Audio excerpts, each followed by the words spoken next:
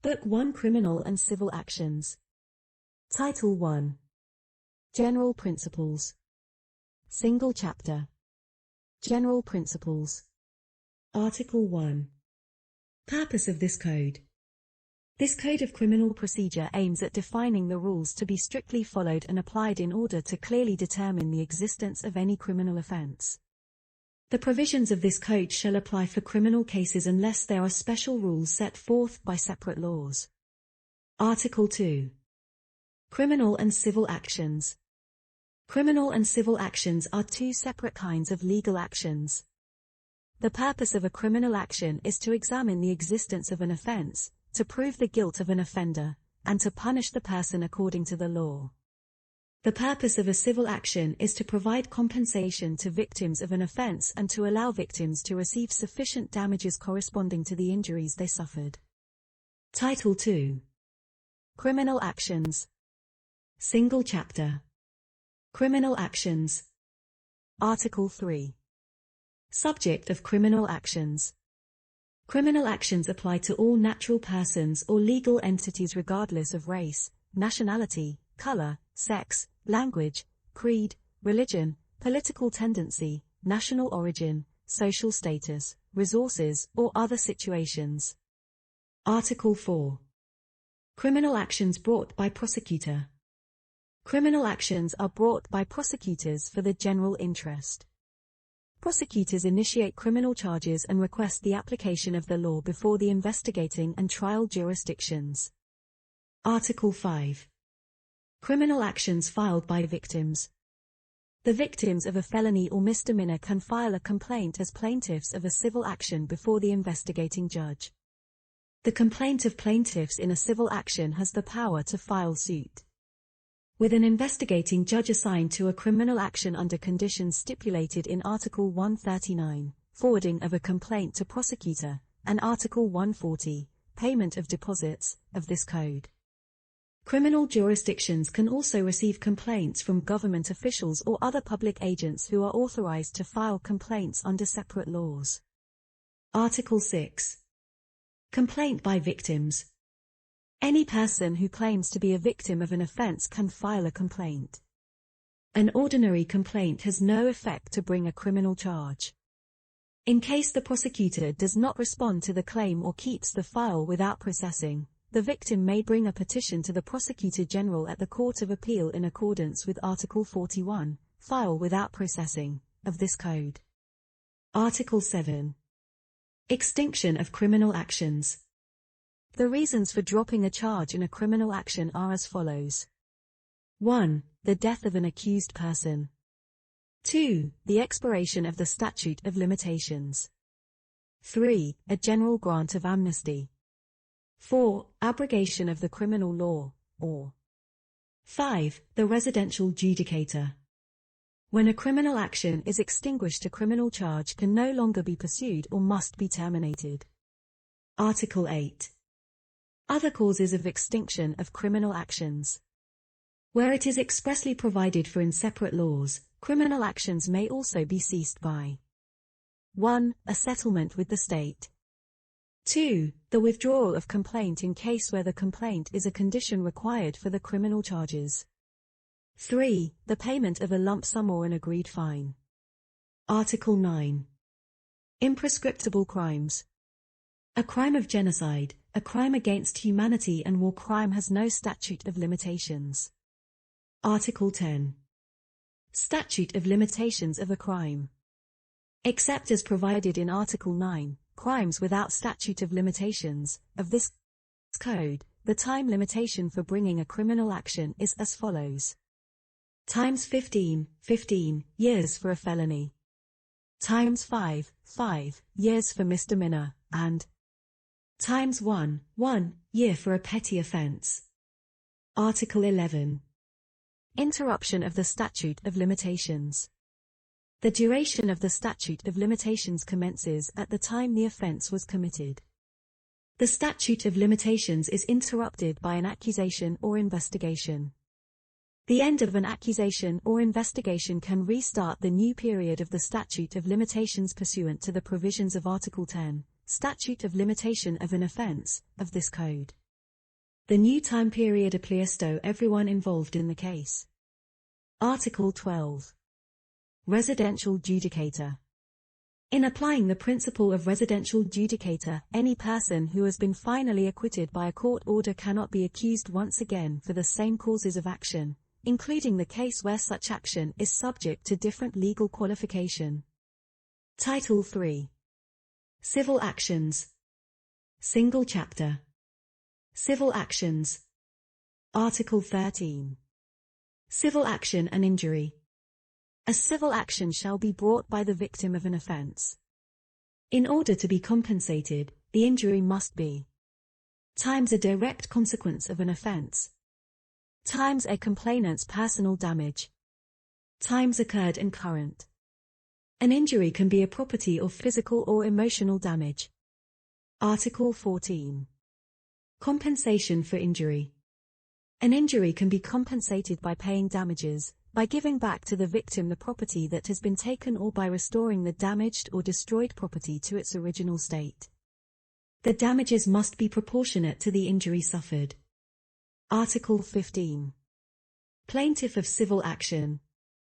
A civil action can be filed on behalf of a victim by his/her guardian if the victim is a minor or an adult under legal guardianship. Article 16. Civil action of a victim's successor. In case of death of the victim, a civil action can be started or continued by his or her successor. Article 17. Associations for eliminating all acts of sexual violence, domestic violence or violence against children. Any association, which has made a valid declaration within 3 years before the date of occurrence of an offence that is subject of its governing statutes is a struggle against sexual violence or domestic violence or violence against children, has a recognized right to be a plaintiff in a civil action for the following offences. Times intentional threat against life. Times harassment against a person's integrity. Times sexual harassment. Article 18. Associations for eliminating all acts of kidnapping, human trafficking and sexual exploitation. Any association, which has made a valid declaration within 3 years before the date of an offence that is subject of its governing statutes is a struggle against kidnapping, trafficking of persons or sexual exploitation, has the recognized right to be a plaintiff in a civil action for an offence regulated by law on the suppression of kidnapping, human trafficking, and sexual exploitation. Article 19. Association for eliminating all acts of racism and discrimination.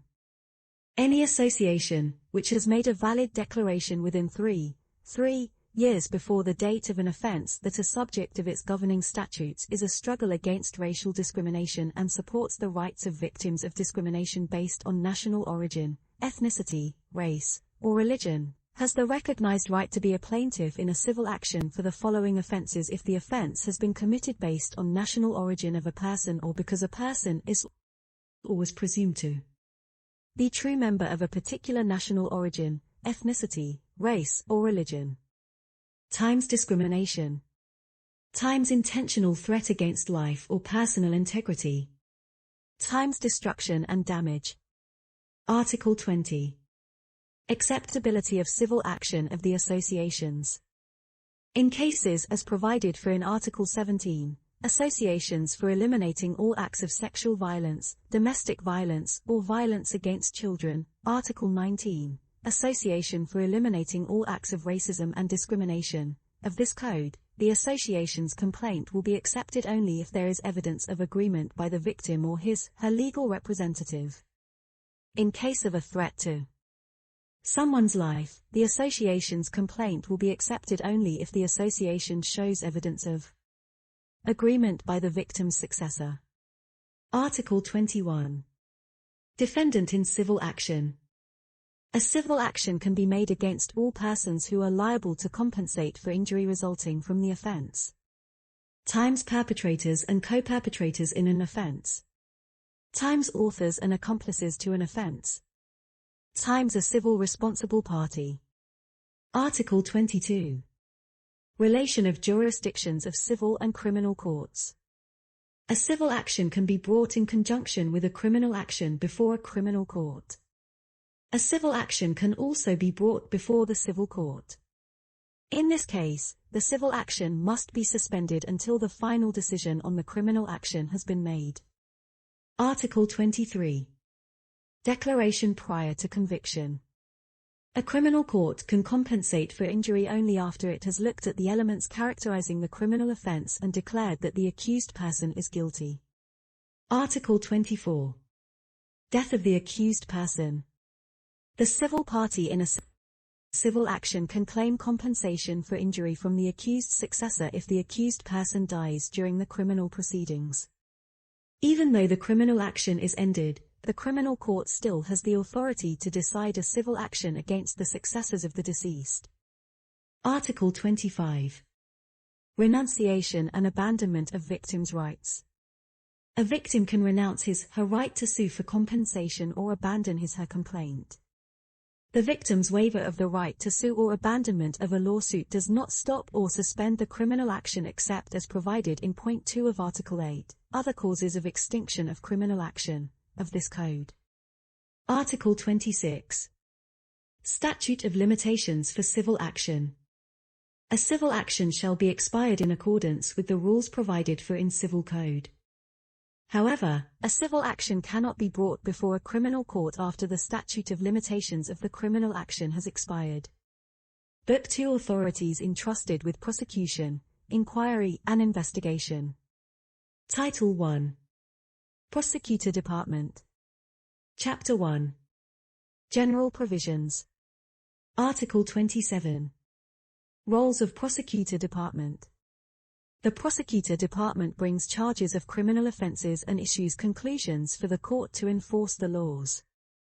Prosecutor Department is responsible for the implementation of decisions on criminal offences, and ensures that arrest warrants are disseminated. In performing his/her duties, a prosecutor has the right to directly mobilize public forces. A prosecutor must attend all criminal case hearings. Article 28. The prosecutors. The prosecutors include 1. Prosecutor General, Deputy Prosecutor Generals and prosecutors at the Supreme Court. 2. Prosecutor General, Deputy Prosecutor Generals and prosecutors at the Court of Appeal. 3. Prosecutors and Deputy Prosecutors at the Court of the First Instance. Article 29. Hierarchy of Prosecutor Department. The Minister of Justice may file a complaint to the Prosecutor General of the Court of Appeal or prosecutors of the Court of the First Instance for any offence that the Minister has knowledge of, issue written injunction which is included in the case file for the Prosecutor General or prosecutor to bring charges or make any conclusion which the Minister considers appropriate. The Minister of Justice cannot issue any injunction to the Prosecutor General or prosecutor to keep any criminal case without processing. The Prosecutor General of the Court of Appeal has power over all prosecutors, who are under their territorial authority. The Prosecutor General may issue an injunction to bring charges or order to bring charges or make conclusions that he or she considers appropriate. The prosecutor has power over prosecutors who are under their territorial authority. The prosecutor may issue an injunction to prosecutors to bring charges or order to bring charges or make conclusions that he or she considers appropriate. Article 30. Oral statements. Every prosecutor must obey the injunctions of his/her higher-ranking persons according to the established hierarchy. However, during the hearing, the prosecutor freely provides oral remarks according to his or her conscience. No disciplinary charge can be brought against a prosecutor on the basis of his or her remarks made during the hearing. Chapter 2. Functions of Prosecutor General of the Supreme Court. Article 31. Representation of Prosecutor General of the Supreme Court. Prosecutor General, Deputy Prosecutor Generals and prosecutors at the Supreme Court represent Prosecutor Department at this court. Article 32. Roles of Prosecutor General at the Supreme Court. The Prosecutor General at the Supreme Court takes part in the request for compliance of the law when there is any appeal, review, and complaint to the Supreme Court. Chapter 3. The functions of Prosecutor General at the Court of Appeal. Article 33. Representation of Prosecutor Department at the Court of Appeal. Prosecutor General, Deputy Prosecutor General and prosecutors at the Court of Appeal represent the Prosecutor Department at this court. Article 34. Roles of Prosecutor General at the Court of Appeal. Prosecutor General at the Court of Appeal controls the application of the law within the territorial authority of the Court of Appeal. Prosecutor General can conduct inspections at Prosecutor Department under his/her territorial jurisdictions. Justice. In case of a serious offense, Prosecutor General shall make a report to the Minister of. Article 35. Powers of Prosecutor General at the Court of Appeal. Prosecutor General at the Court of Appeal supervises and controls judicial police officers. Prosecutor General at the Court of Appeal can invite the person in charge of a judicial police unit to discuss issues related to the functioning of the unit.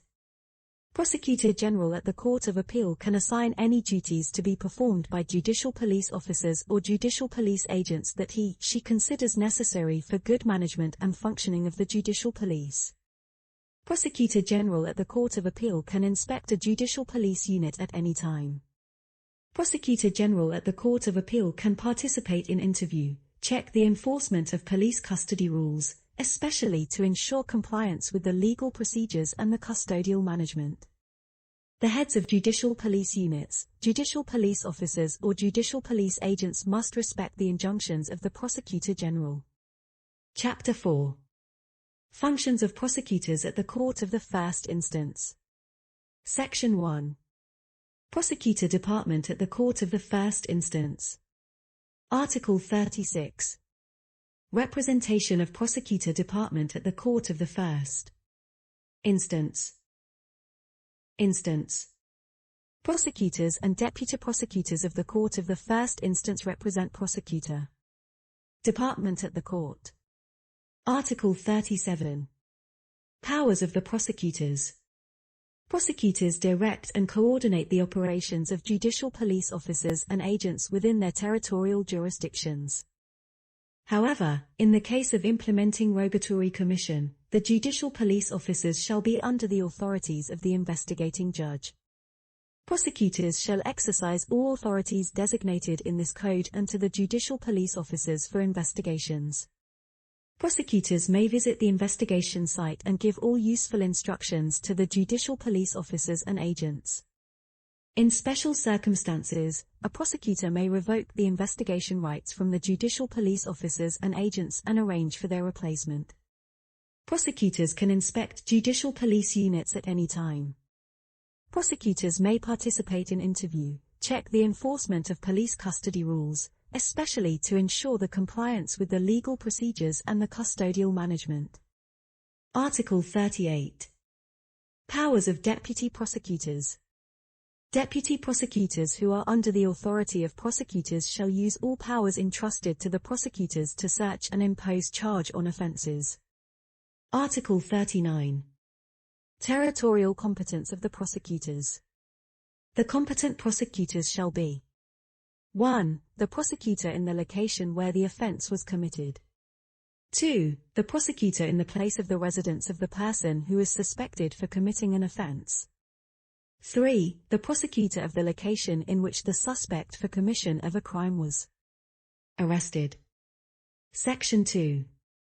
Implementation of criminal actions. Article 40.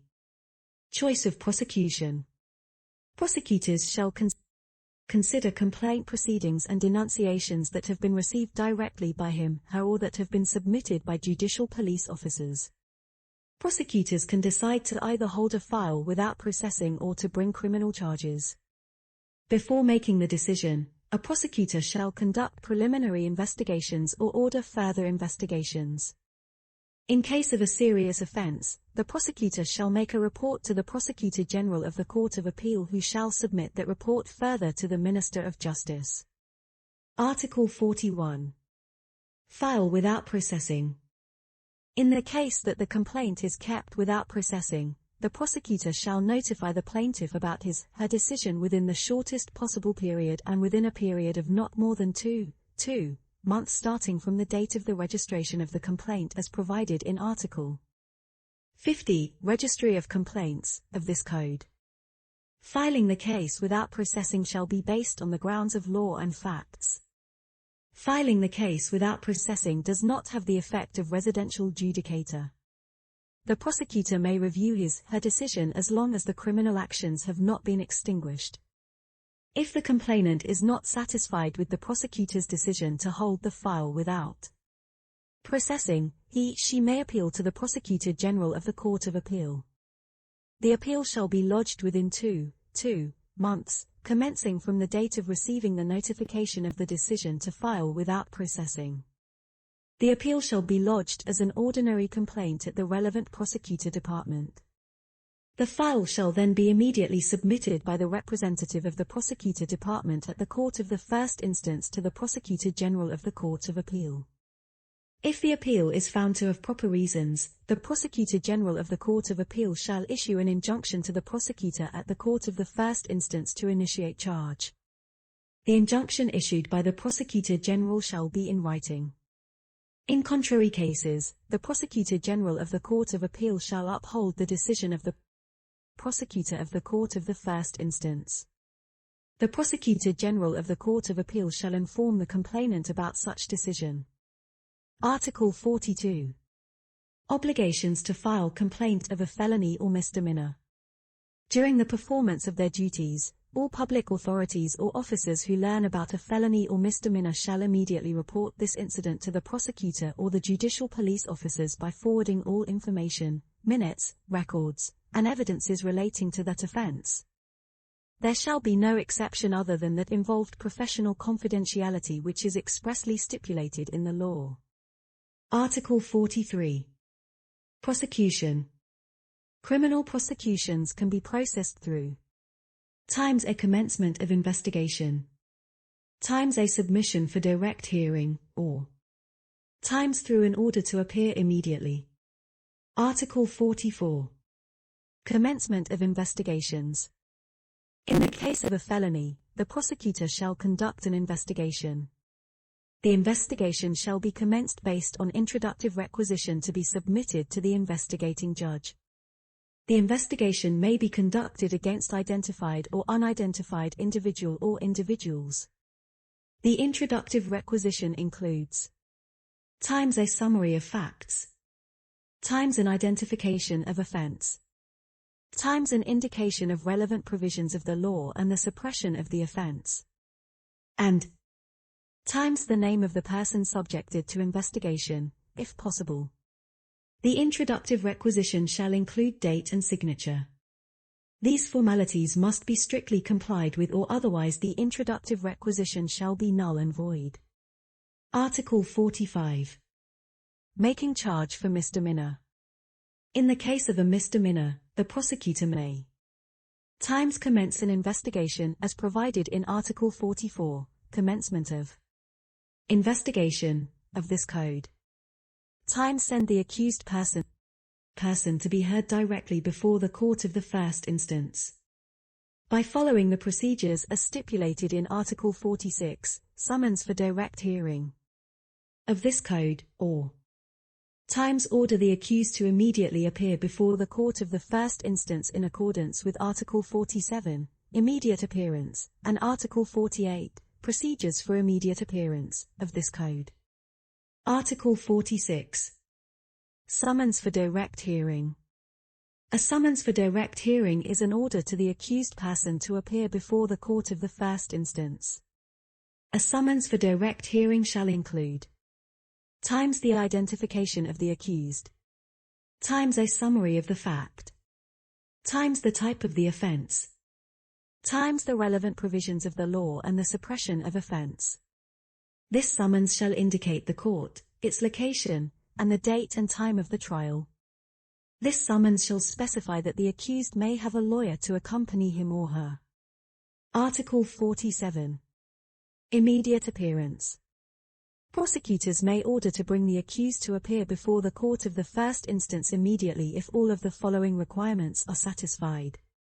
Times the offense is a flagrant delicto in accordance with the provisions of Article 86, definition of flagrant felony or misdemeanor, and Article 88, considering as flagrant felony or misdemeanor, of this code.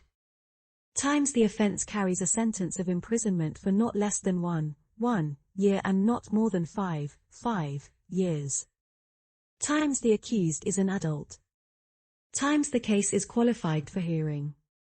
Article 48. Procedures for immediate appearance. When deciding to apply the procedures for immediate appearance, the prosecutor shall times check the personal identification of the person brought to him/her. Times inform the person about the charge and the type of the offense. Times receive the statement of the person if he/she wants to make. Times make record on the order to appear immediately.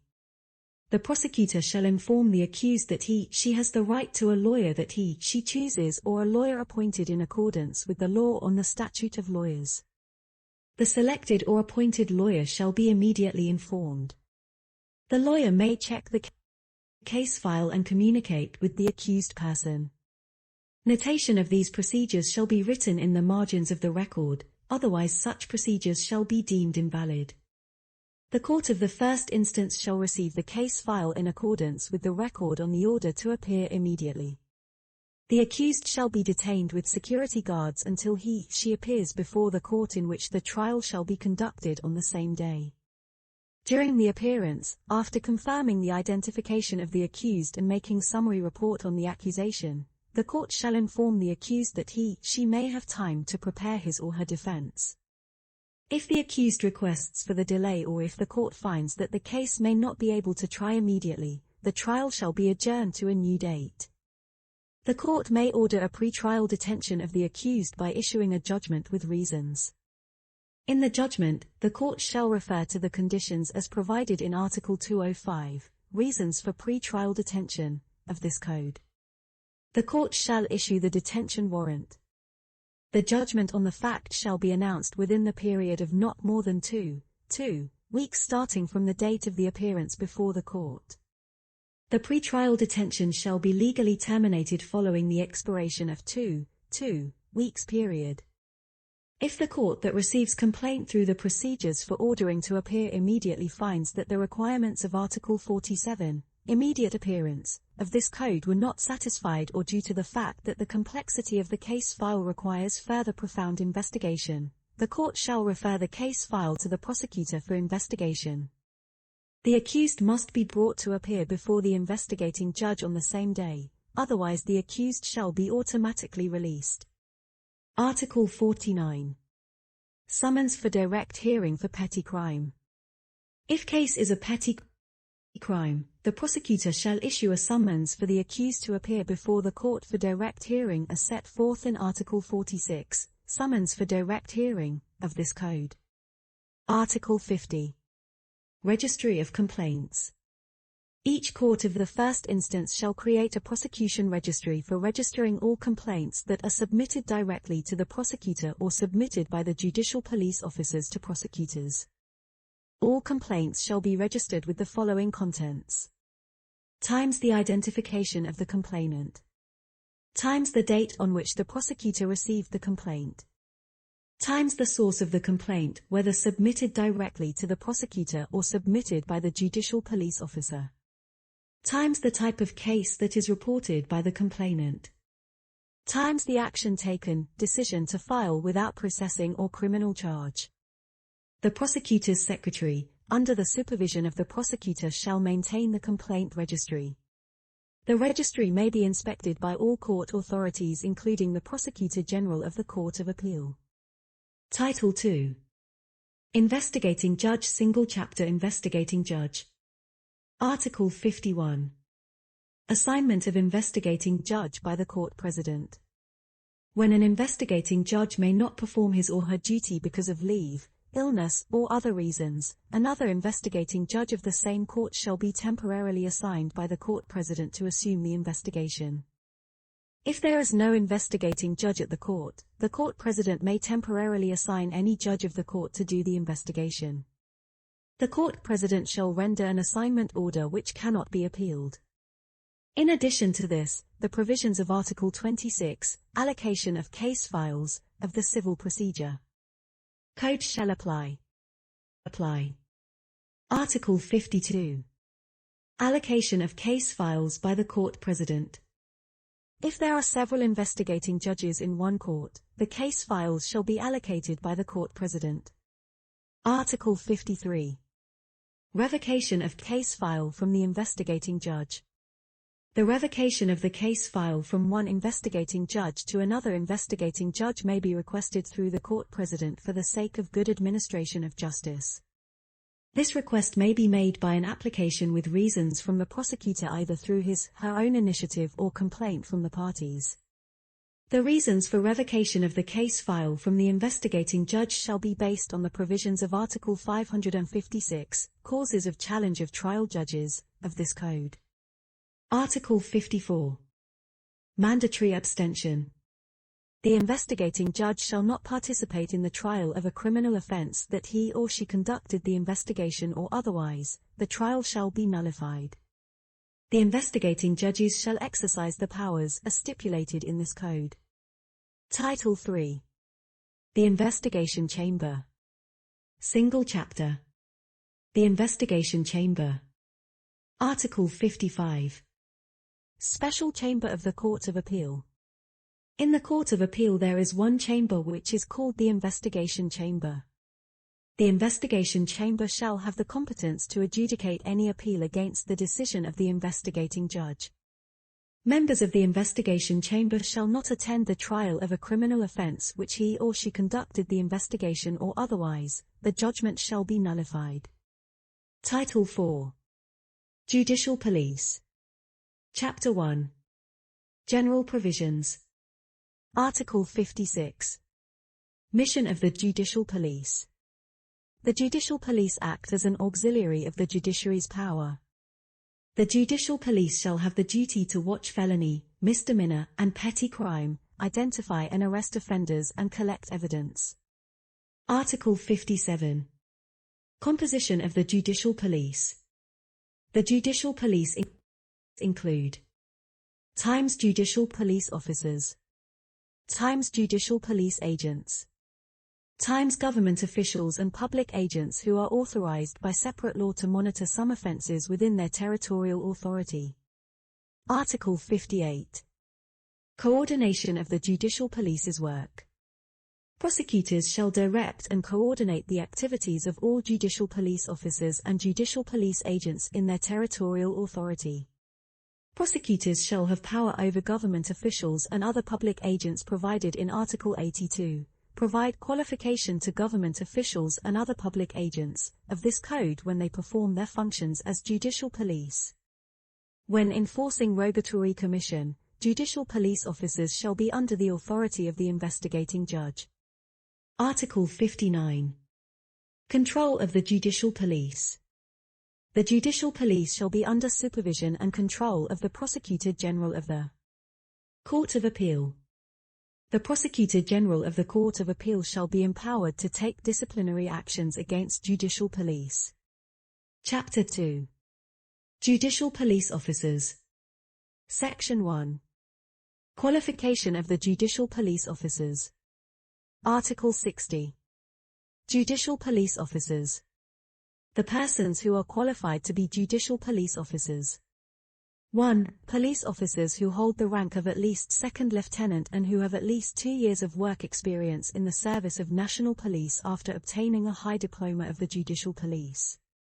2. Military officers of the Royal Gendarmerie who have at least 2 years of work experience in the service of Royal Gendarmeries after obtaining a high diploma of the judicial police. 3. Other persons who have the following ranks and functions.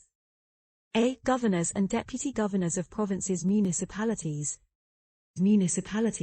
Governors and Deputy Governors of District Khan, and Chiefs of Commune Sankat. B. Director and Deputy Director of the Central Department of Judicial Police, Director and Deputy Director of the Central Department of Security, and Director and Deputy Director of the Central Department of Public Order of the National Police. C. Directors and Deputy Directors of Department, Chief and Vice Chief of Offices, Chief and Vice Chief of Sections that are in charge of criminal affairs and that are under the authority of the Central Department of Judicial Police, the Central Department of Security and Central Department of Public Order. D. Director and Deputy Director of Departments, Chiefs and Vice Chiefs of Offices, Chiefs and Vice Chiefs of Sections of Times Department of Border Police for Cross-Border Crimes. Times Anti-Drug Department. Times Department of Tourist Police. Times Special Commissariat on Heritage Protection. E. Commissioners and Deputy Commissioners of Provincial Municipal Police. F. Chiefs and Vice Chiefs of Offices, Chiefs and Vice Chiefs of Sections that are in charge of criminal affairs under the Provincial and Municipal Police Commissariat such as Times Office of Penal Police for Serious Crimes and Office of Penal Police for Minor Crimes. Times Office of Anti-Human Trafficking and Juvenile Protection. Times Office of Economic Police. Times Office of Criminal Scientific and Technical Police. Times Office of Anti-Drug. Times Office of Anti-Terrorism, and Times Office of Immigration. G. Inspectors and Deputy Inspectors, and Chiefs and Vice Chiefs of Criminal Sections of District Khan Police Inspectorate. H. Chiefs and Vice Chiefs of Traffic Police Offices, Chiefs and Vice Chiefs of Traffic Police Sections for Traffic Offences, Chief and Vice Chief of Office of Weapon and Explosive Control, and Chief and Vice Chief of Sections of Office Weapon and Explosive Control for Weapon and Explosive Offence, Chiefs and Vice Chiefs of Units, Chiefs and Vice Chiefs of Office of Tourist Police, and Chiefs and Vice Chiefs of Section of Tourist Police. I. Chief and Vice Chiefs of Commune Sankat Administrative Police Post for Criminal Offence. J. Commanders and Deputy Commanders of the Royal Gendarmeries in charge of criminal affairs. K. Commanders and Deputy Commanders of the Provincial Municipal Royal Gendarmeries in charge of the criminal affairs. L. Commanders and Deputy Commanders of the District Khan Royal Gendarmeries in charge of criminal affairs. M. Chiefs and Vice Chiefs of Offices, Chiefs and Vice Chiefs of Sections of the Royal Gendarmeries in charge of criminal affairs. N. Chief and Vice Chiefs of other units in charge of investigating criminal offences which will be established as necessary. The ministers who have supervising authority over different police and military officers of the Royal Gendarmeries mentioned in paragraphs 1, 2, and 3 of this article shall appoint those police and military officers of the Royal Gendarmeries to perform their duties as the judicial police officers by joint prakas with the Minister of Justice. Article 61. High Diploma of Judicial Police. The High Diploma of Judicial Police shall be delivered to those who have passed the professional examination which comprises the following basic examination subjects. A. Criminal law. B. Criminal procedure. C. Deontology as provided in the Code of Ethics of the United Nations. This diploma shall be co-signed by the Minister of Justice and all relevant ministers and affix their seals. Article 62. Jury for examination. The jury for examination shall be headed by the Prosecutor General of the Supreme Court or by any prosecutor of the Supreme Court who has been assigned to undertake this work. 1. For the examination of police officers, the jury shall be composed of times an investigating judge appointed by the President of the Supreme Court, times a prosecutor appointed by the Prosecutor General of the Supreme Court, times 2 representatives of the Ministry of Interior. 2. For military officers of the Royal Gendarmeries, the jury shall be composed of times an investigating judge appointed by the President of the Supreme Court, times a prosecutor appointed by the Prosecutor General of the Supreme Court, times 2 representatives of the Ministry of National Defence. Formalities for issuance of diploma shall be determined by joint prakas of the relevant ministers. Article 63. The Oath of Judicial Police Officers. Each judicial police officer shall make an oath that he or she shall honestly perform his/her duties The oath shall be made before the Court of Appeal. The swearing-in is not required again when he or she has a legal qualification as judicial police officer afterward. The procedure for making an oath shall be determined by prakas of the Ministry of Justice. Section 2. Misconducts committed during the performance of duty. Article 64. Disciplinary procedure. Any misconduct committed by judicial police officer during the performance of his or her duty, the prosecutor or investigating judge shall report it to the Prosecutor General of the Court of Appeal.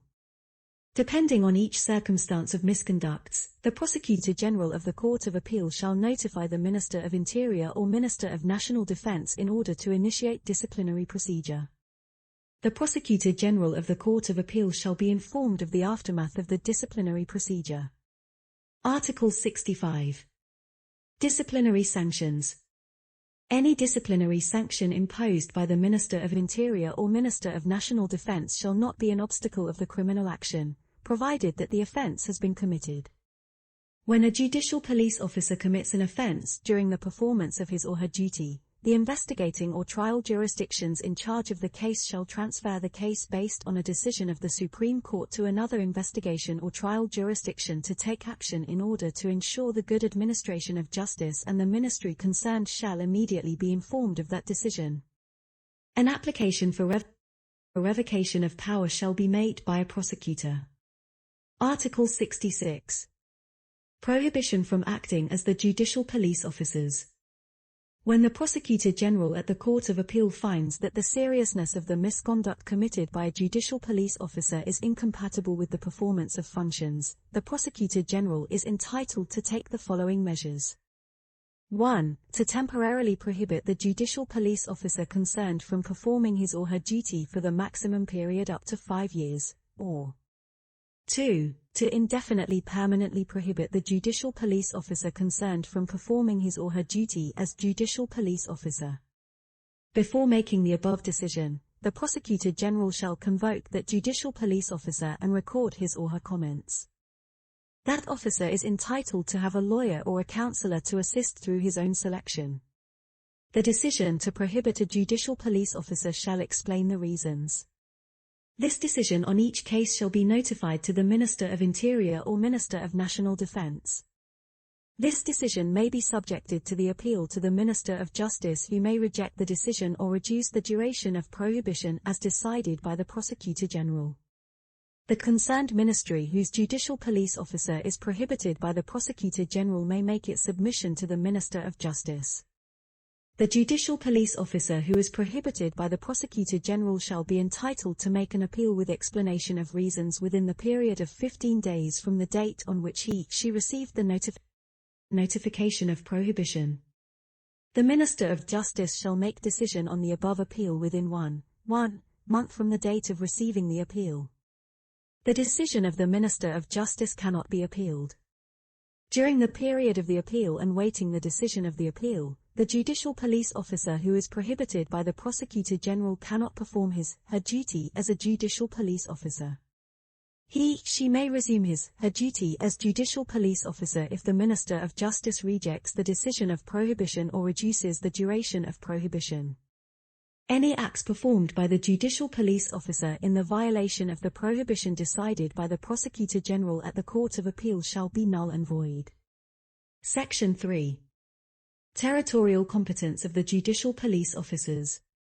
Article 67. Scope of administrative jurisdictions. Each judicial police officer shall have jurisdictions within the territorial boundaries of the unit to which they are assigned. In Phnom Penh, judicial police officers shall have the jurisdiction over the whole capital without consideration of the unit to which they are assigned. All decisions to assign judicial police officers shall state the territorial jurisdiction of the unit to which they are assigned. These decisions must be notified to the Prosecutor General of the Court of Appeal. Article 68. Extension of territorial jurisdiction. In the case of flagrant felony or misdemeanor as defined by Article 86, definition of flagrant felony or misdemeanor, and Article 87, arrest in the case of flagrant felony or misdemeanor, of This code, and under an urgent circumstance, the prosecutor may authorize judicial police officers to operate throughout the national territory. The authorization may be made orally, but it shall be mentioned in the investigation report. Within the scope of investigation, when the investigating judge issues a rogatory commission under an urgent circumstance, the investigating judge may authorize judicial police officers to operate throughout the national territory. When operating outside their territorial authority, judicial police officers shall request assistance from judicial police officers within the territorial jurisdictions.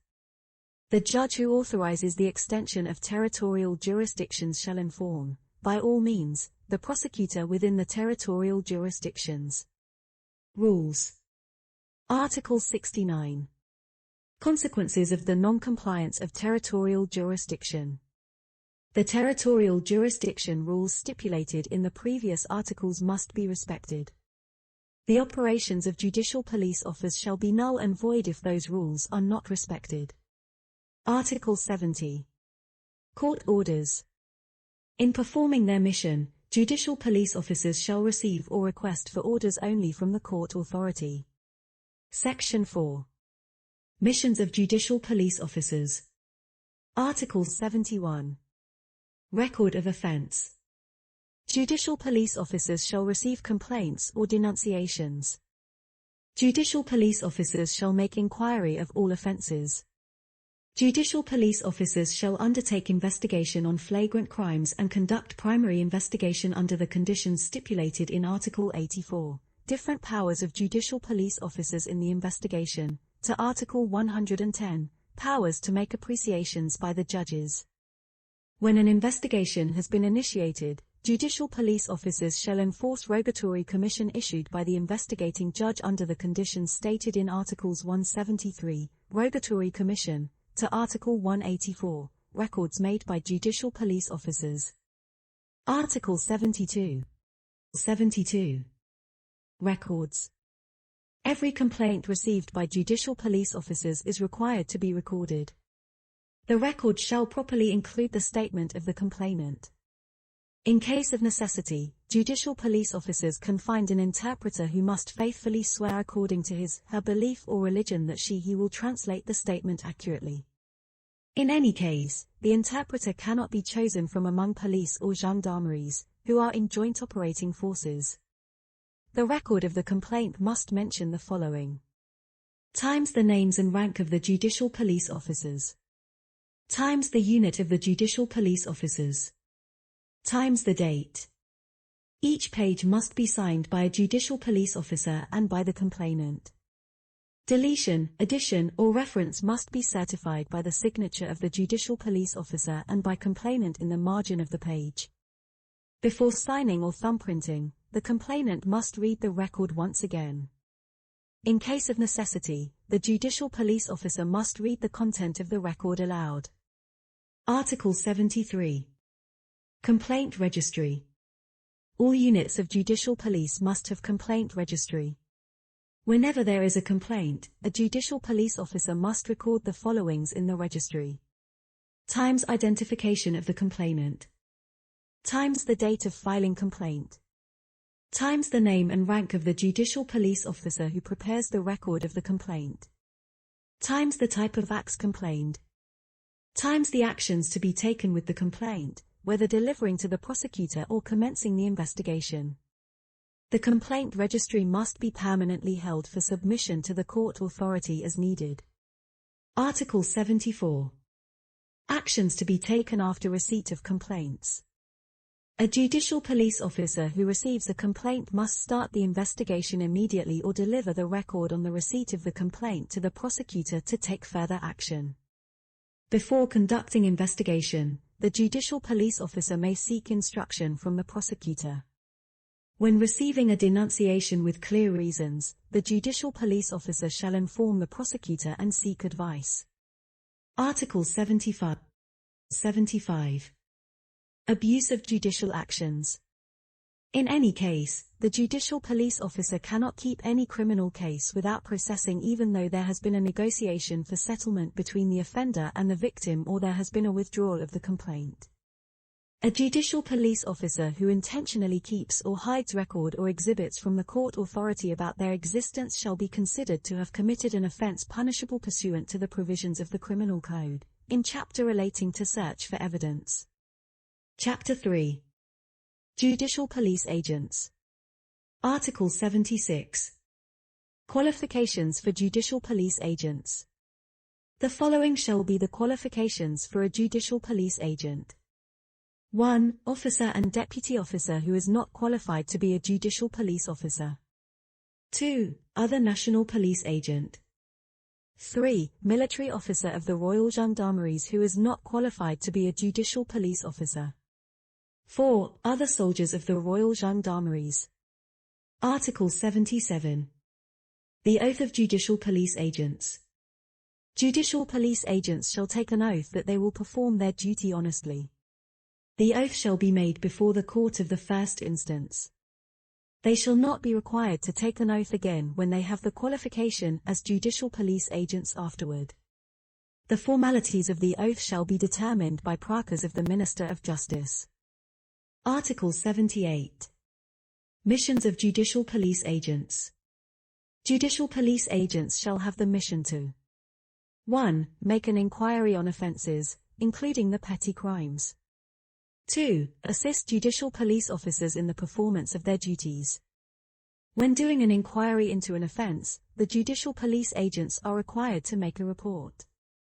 Their reports will be for information only. In all cases, judicial police agents shall not perform duties reserved for the judicial police officers.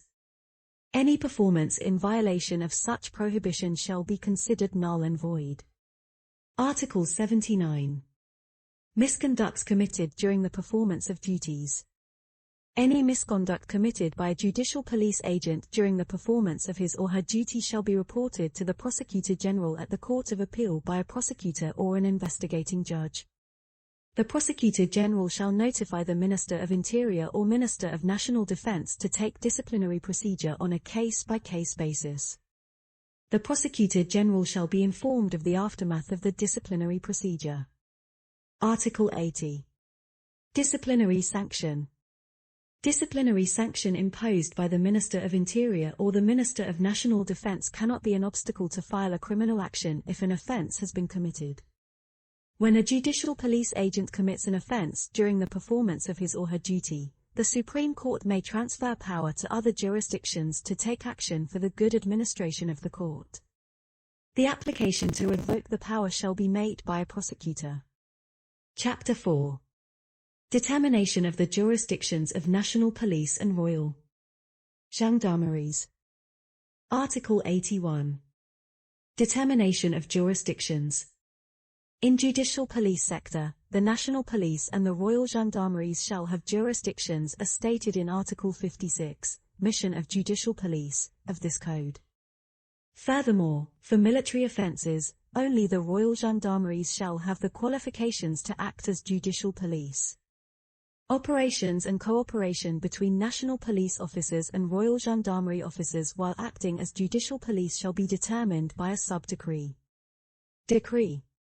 Judicial police units which have jurisdictions nationally may be established by a royal. Chapter 5. Civil servants and other public agents who have special qualifications to inquire into certain offences. Article 82. Qualifications of certain civil servants and public agents. All other civil servants and public agents who have been authorized by separate laws to do an inquiry into offences shall be placed under the authority of a prosecutor while performing such duties. The formalities and procedures for providing qualifications shall be determined by joint prakas of the Ministry of Justice and the concerned ministry. Those civil servants and public agents shall take an oath that they will perform their duties honestly. The oath shall be taken before the court of the first instance. The formalities for taking the oath shall be determined by prakas of the Ministry of Justice. When doing an inquiry into offences, the civil servants and public agents are required to make reports. The reports shall have the value as normal information only. All misconducts committed by the civil servants and public agents during the performance of their duties shall be reported to the Prosecutor General of the Court of Appeal by a prosecutor or an investigating judge. The Prosecutor General shall inform the Minister in charge of the civil servant or public agent to initiate disciplinary procedures. The Prosecutor General shall be informed of the aftermath of disciplinary procedures. A disciplinary sanction shall not be an obstacle for a criminal action, if an offence has been committed. Book 3 The Investigations. Title 1. General Provisions. Single Chapter. General Provisions. Article 83. Confidentiality of investigations. The investigation must be confidential.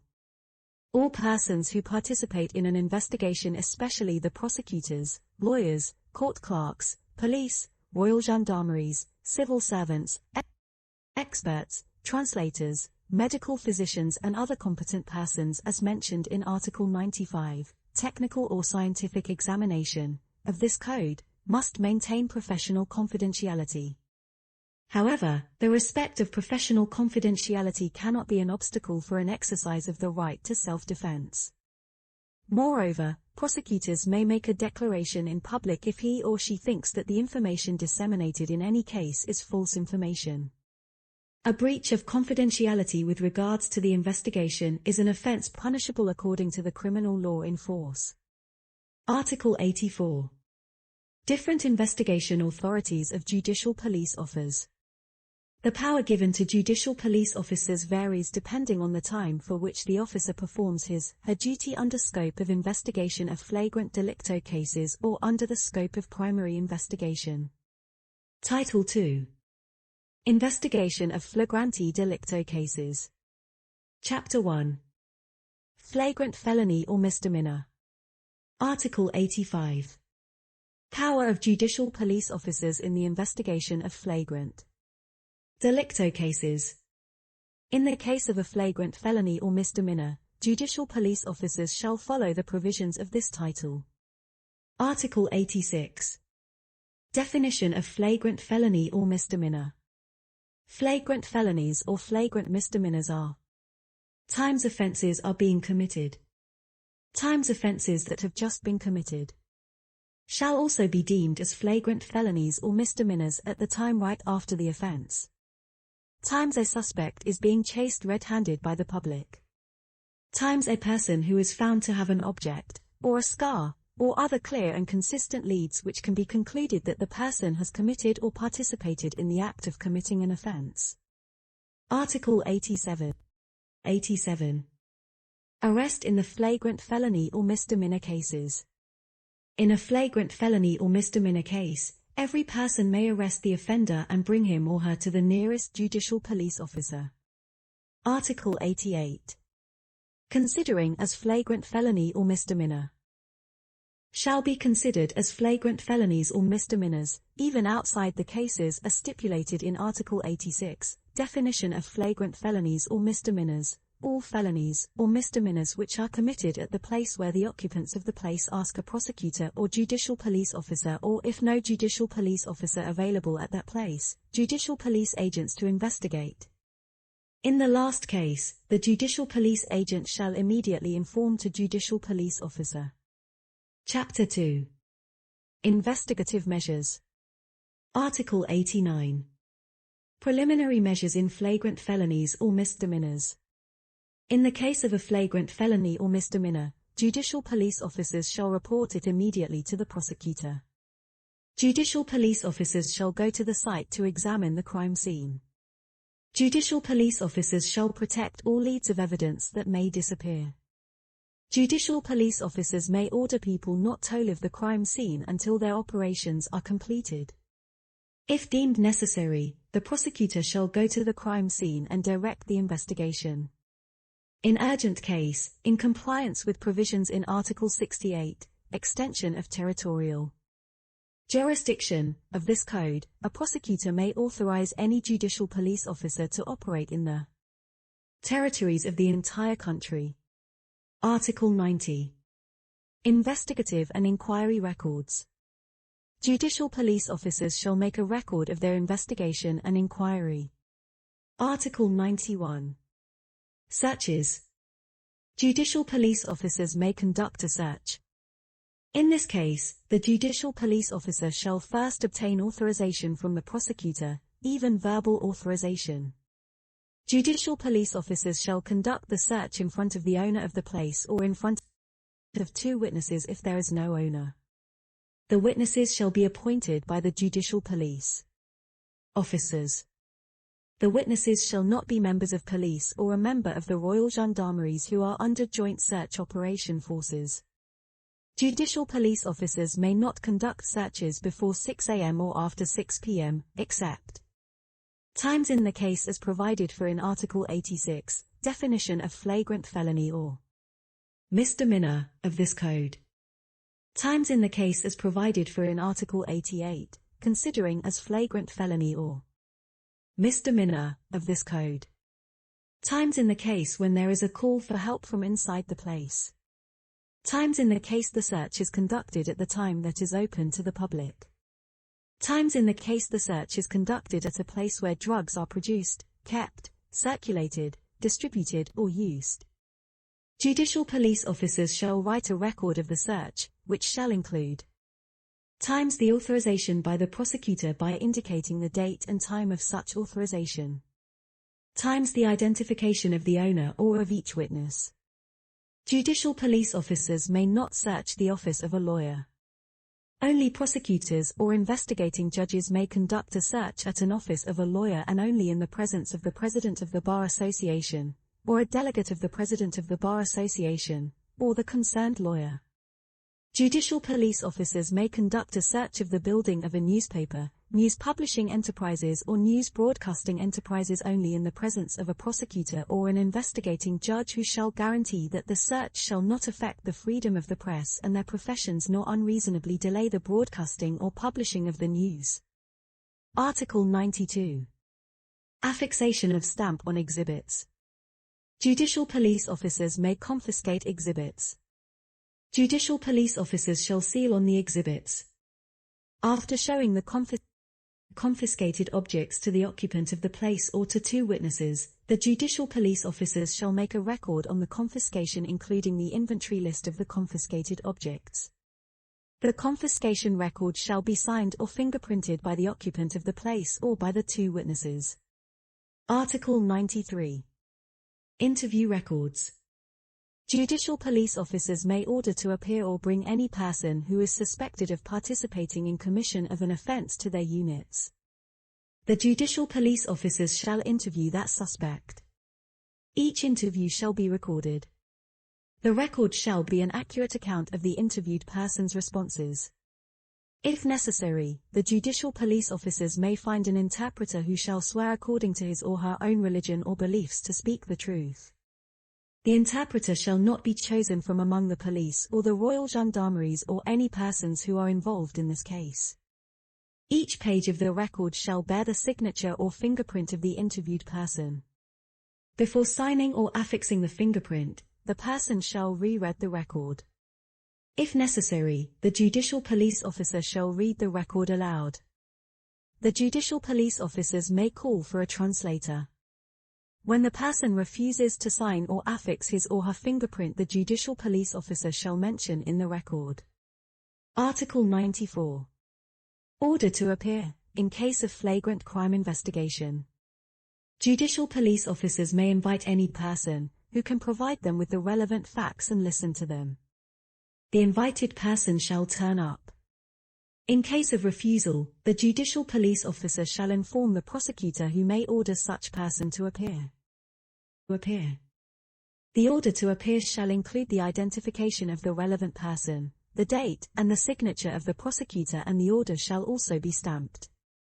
The order to appear allows the judicial police officers to use public forces to compel the person to appear. Paragraphs 2 to 5 of Article 93, Interview Records, of this Code shall be applied. Article 95. Technical or scientific examination. If a technical or scientific examination is urgently needed, judicial police officers may ask for help from any person who has the required skills. If the name of such individual is not yet registered in the list of experts according to Article 163, National List of Experts, of this Code, such individual shall swear in accordance with her own beliefs or religion that he or she will assist the court honestly. Chapter 3. Police Custody. Article 96. Police Custody. In responding to the needs of an investigation, judicial police officers may detain any person who is suspected of involving in an offense. Judicial police officers may also detain any person who may provide them with relevant facts if the following conditions are met. Times the person who may be able to provide relevant facts but refuses to provide such information. Times written authorization from the prosecutor for such detention. Judicial police officers shall immediately report to the prosecutor and shall provide all relevant evidence required for such detention. The duration in police custody shall be 48 hours. The duration shall commence from the time when the detained person arrives at the police or Royal Gendarmeries unit. In the case of a felony, when there is a lead which shows that the detained person is guilty, the judicial police officers may extend the duration of the police custody if such a measure is necessary to conduct the investigation properly. Such an extension shall be submitted to the prosecutor who shall confirm the merits. The motive and written permission for an extension of the duration of the police custody shall be included into the case file. The extension of the duration of the police custody is a special action. Such an extension shall not be longer than 24 hours, excluding the time necessary for the transportation of the detained persons. Minor. An extension of the duration of police custody is not permitted if the detained person is a. In case of felony, a minor aged between 14 years old and less than 16 years old cannot be placed under police custody for more than 36 hours. In case of misdemeanor, a minor aged between 14 years old and less than 16 years old cannot be placed under police custody for more than 24 hours. In case of felony, a minor aged between 16 years old and less than 18 years old cannot be placed under police custody for more than 48 hours. In case of misdemeanor, a minor aged between 16 years old and less than 18 years old cannot be placed under police custody for more than 36 hours. A minor whose age is less than 14 years old cannot be placed under police custody. Article 97. Record of police custody. When a person is detained in police custody, judicial police officers shall notify immediately to the detainee indicating the reasons for such a decision. Judicial police officers shall also inform the detainee about the rights provided in Article 98, assistance from a lawyer during police custody, of this Code. If necessary, a judiciary police officer may call for an interpreter. The judicial police officer shall write a record of the police custody immediately. The record shall include the following information. Times the name and rank of the judicial police officer who ordered the detention. Times the identification of the detained person. Times the reasons for the detention. Times the starting date and time of the detention. Times the notification of the rights provided for in Article 98, assistance from a lawyer during police custody, of this Code. Times eventually the name of the interpreter. This record shall be signed or fingerprinted by the detainee after he has already read it, or if the detainee is illiterate, the judicial police officer shall read this record for him or her. If the detainee refuses to sign or affix fingerprint on the record, a judicial police officer shall mention it. The record shall be attached to the file. Article 98. Assistance of a lawyer during police custody. Where the period of 24 hours from the starting of the police custody has been lapsed, the detainee may request to talk with a lawyer or other person who is selected by him/her, provided that the selected person is not involved in the offense.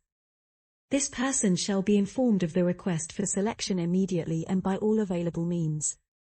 On condition of guaranteeing confidentiality of the discussion, the selected person may enter into the custodial cell and talk with the detained person for 30 minutes.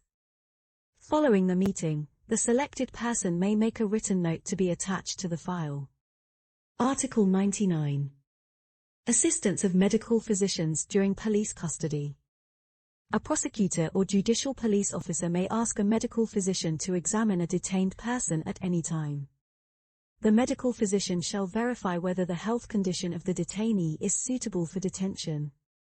If the medical physician finds that the arrested person's health condition is not suitable for detention, the judicial police officer shall immediately notify the prosecutor about it. The medical physician shall issue a health certificate which shall be attached to the file. The judicial police officer shall write down the name of the medical physicians, and the date and time of the examination in the record.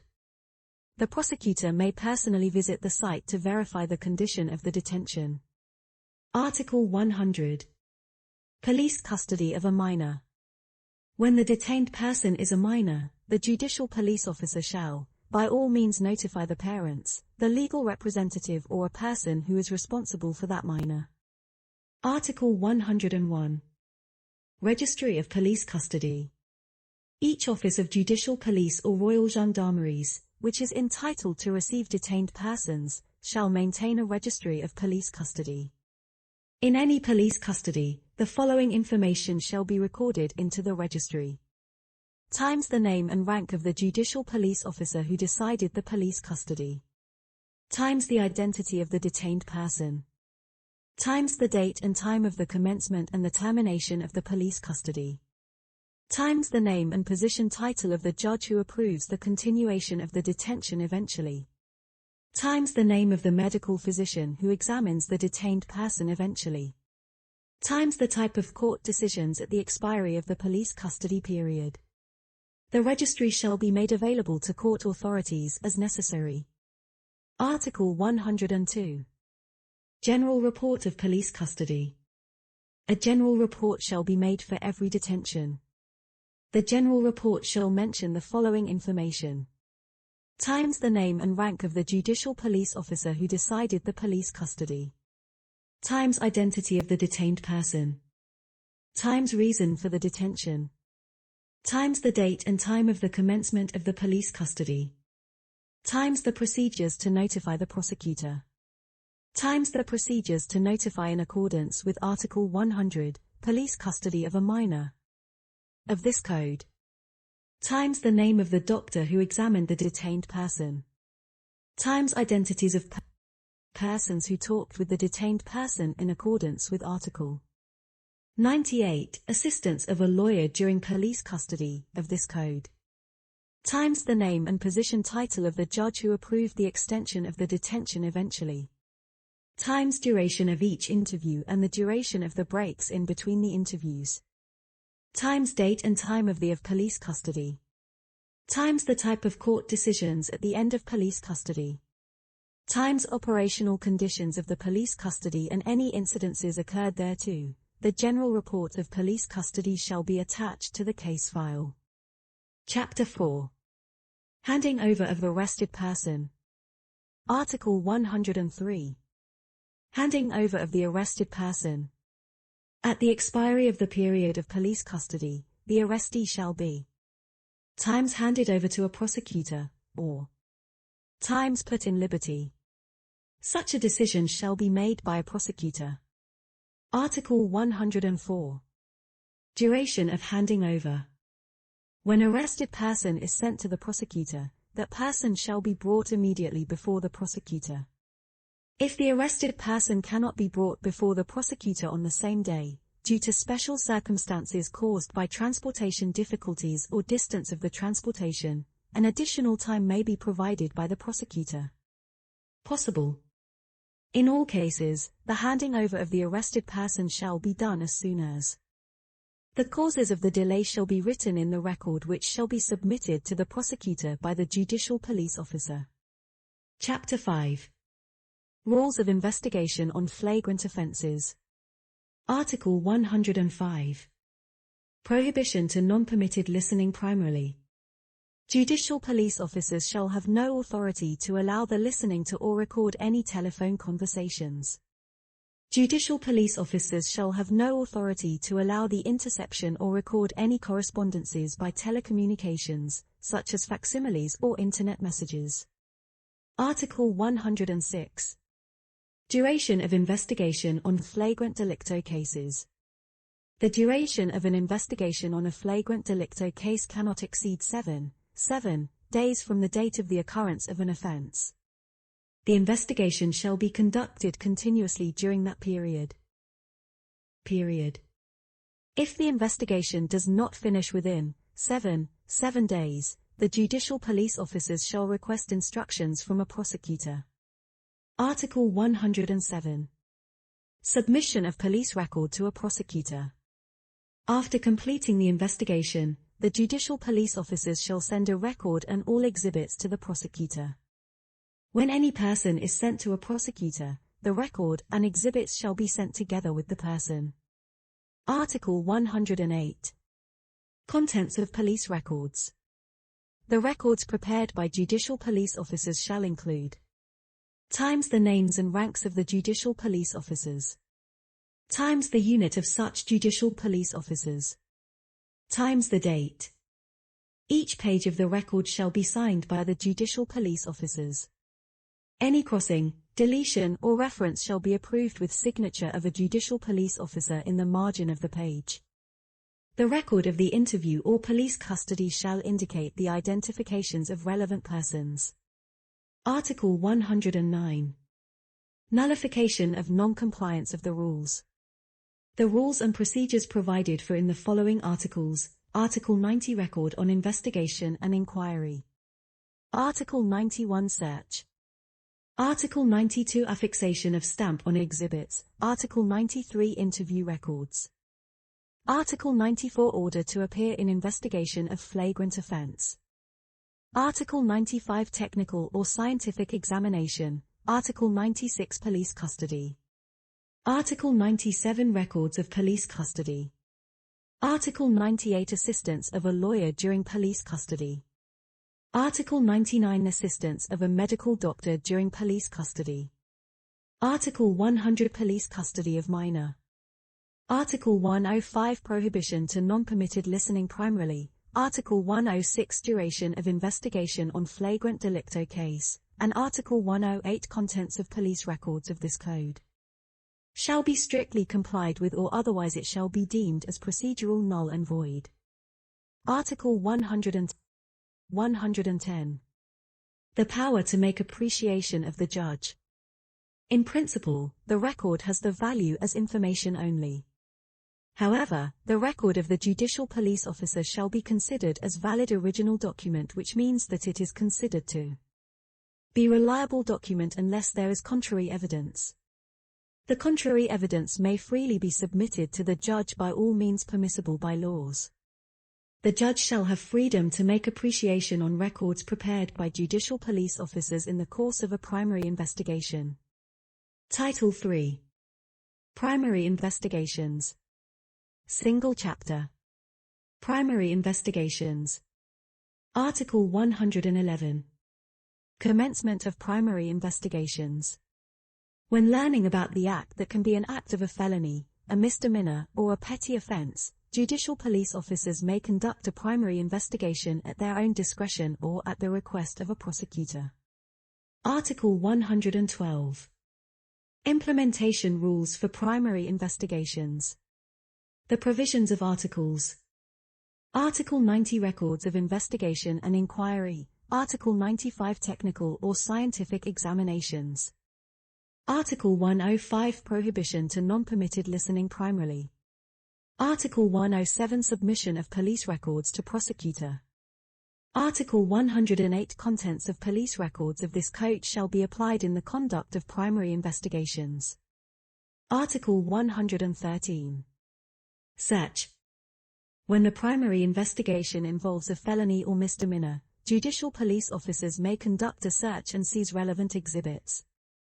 Judicial police officers shall seek an expressed and real consent from the owner of the premises. The consent shall be handwritten by the owner of the premises. If the owner is illiterate, the judicial police officer shall state clearly in the record that the owner of the premises is illiterate and approves the search. Where the owner of the premises is absent or denies the search, the President of the Court of the First Instance, who has territorial jurisdiction, may issue authorized search order upon request from the prosecutor. The prosecutor shall personally direct the search. The search shall be conducted with the presence of the owner of the premises, or with the presence of 2 witnesses if the owner is absent. The witnesses shall be selected by the prosecutor. The witnesses cannot be judicial police or royal gendarmeries who are in the joint operating forces in the search. The search cannot be conducted before 6 o'clock in the morning and after 6 o'clock in the evening.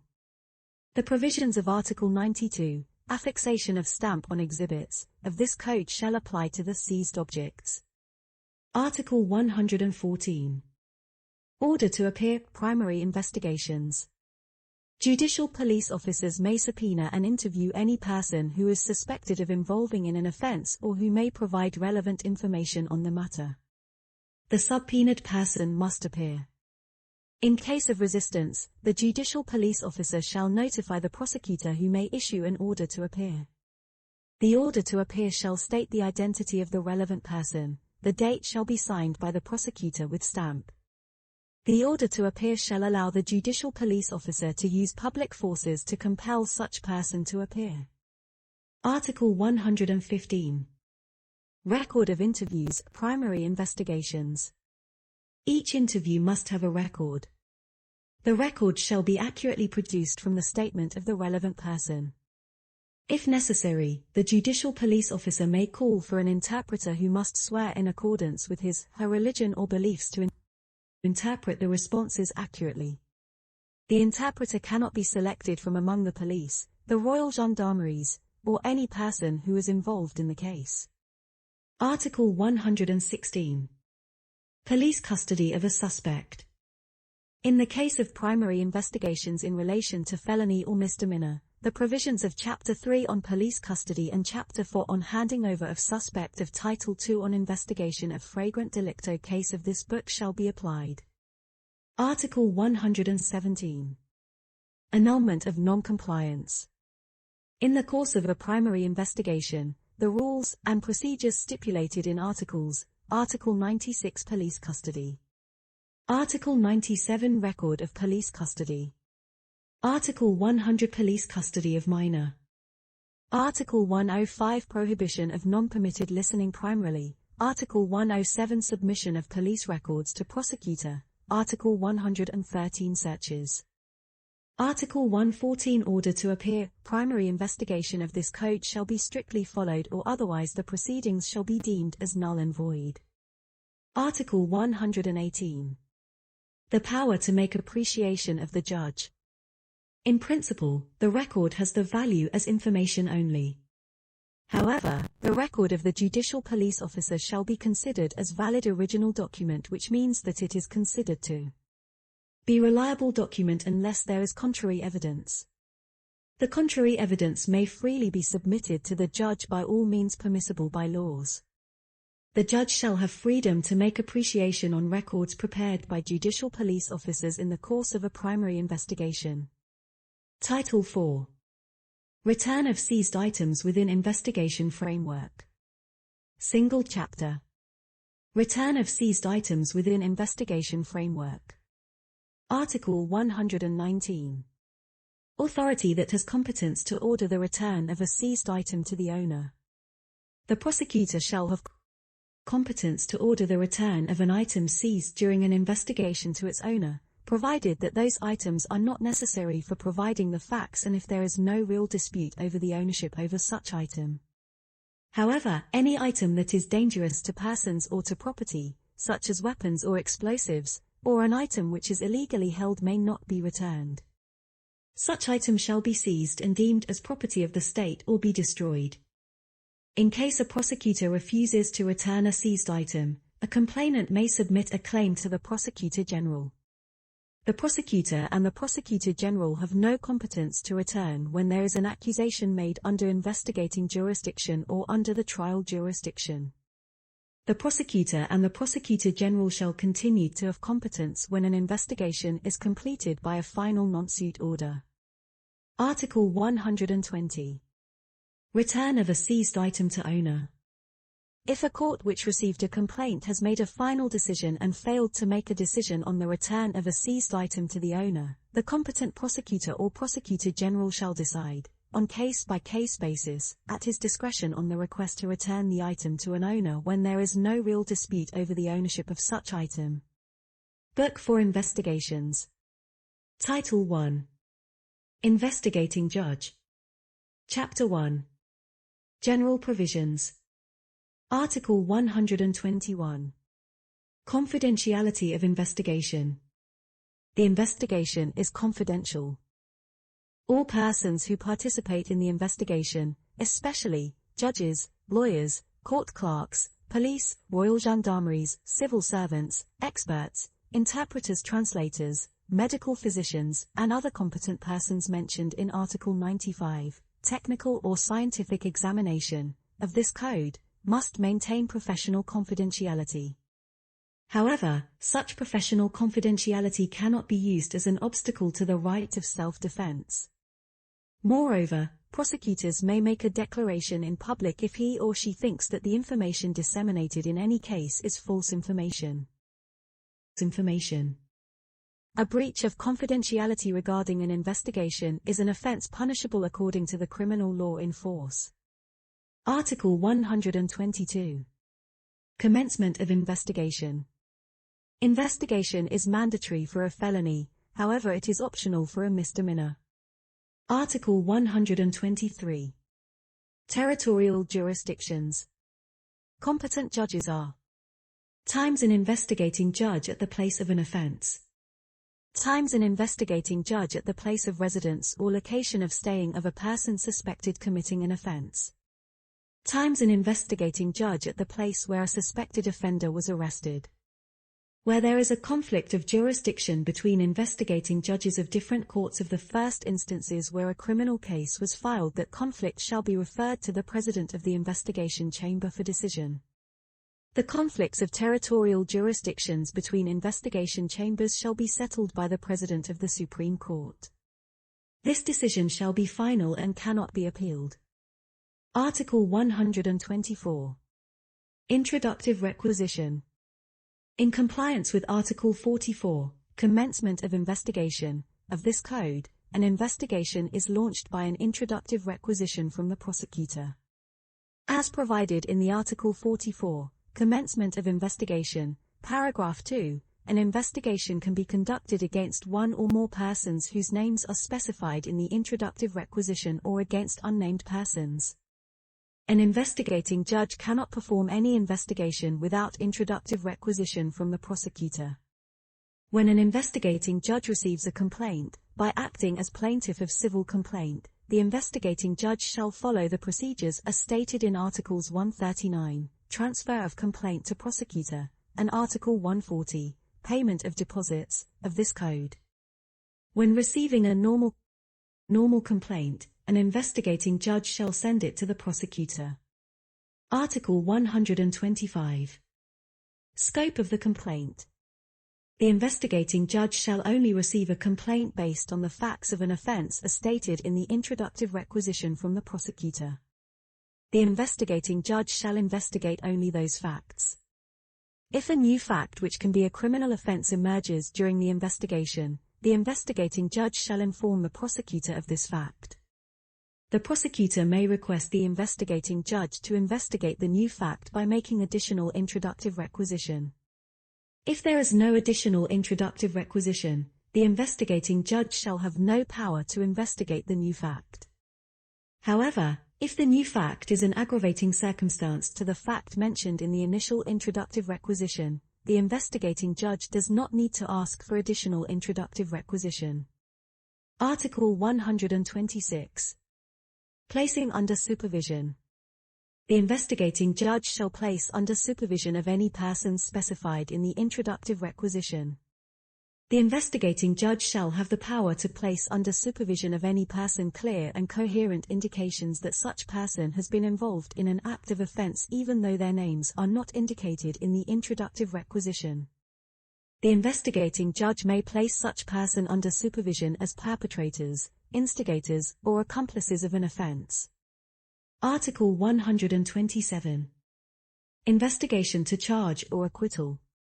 An investigating judge, in accordance with the law, shall perform all investigations that are useful to ascertaining the facts. An investigating judge shall have the obligation to investigate for charging or acquitting. Article 128. Assistance of court clerks. An investigating judge shall have one clerk. In any case, the clerk cannot perform the duties as the competencies of the investigating judge. Article 129. 129. Roles of court clerks. The clerk must keep a record of the investigation. The court clerk shall make copies of each record to the possible extent. The copies shall be certified as true copies of the original records by the court clerks. The copies shall be kept as a reserved file.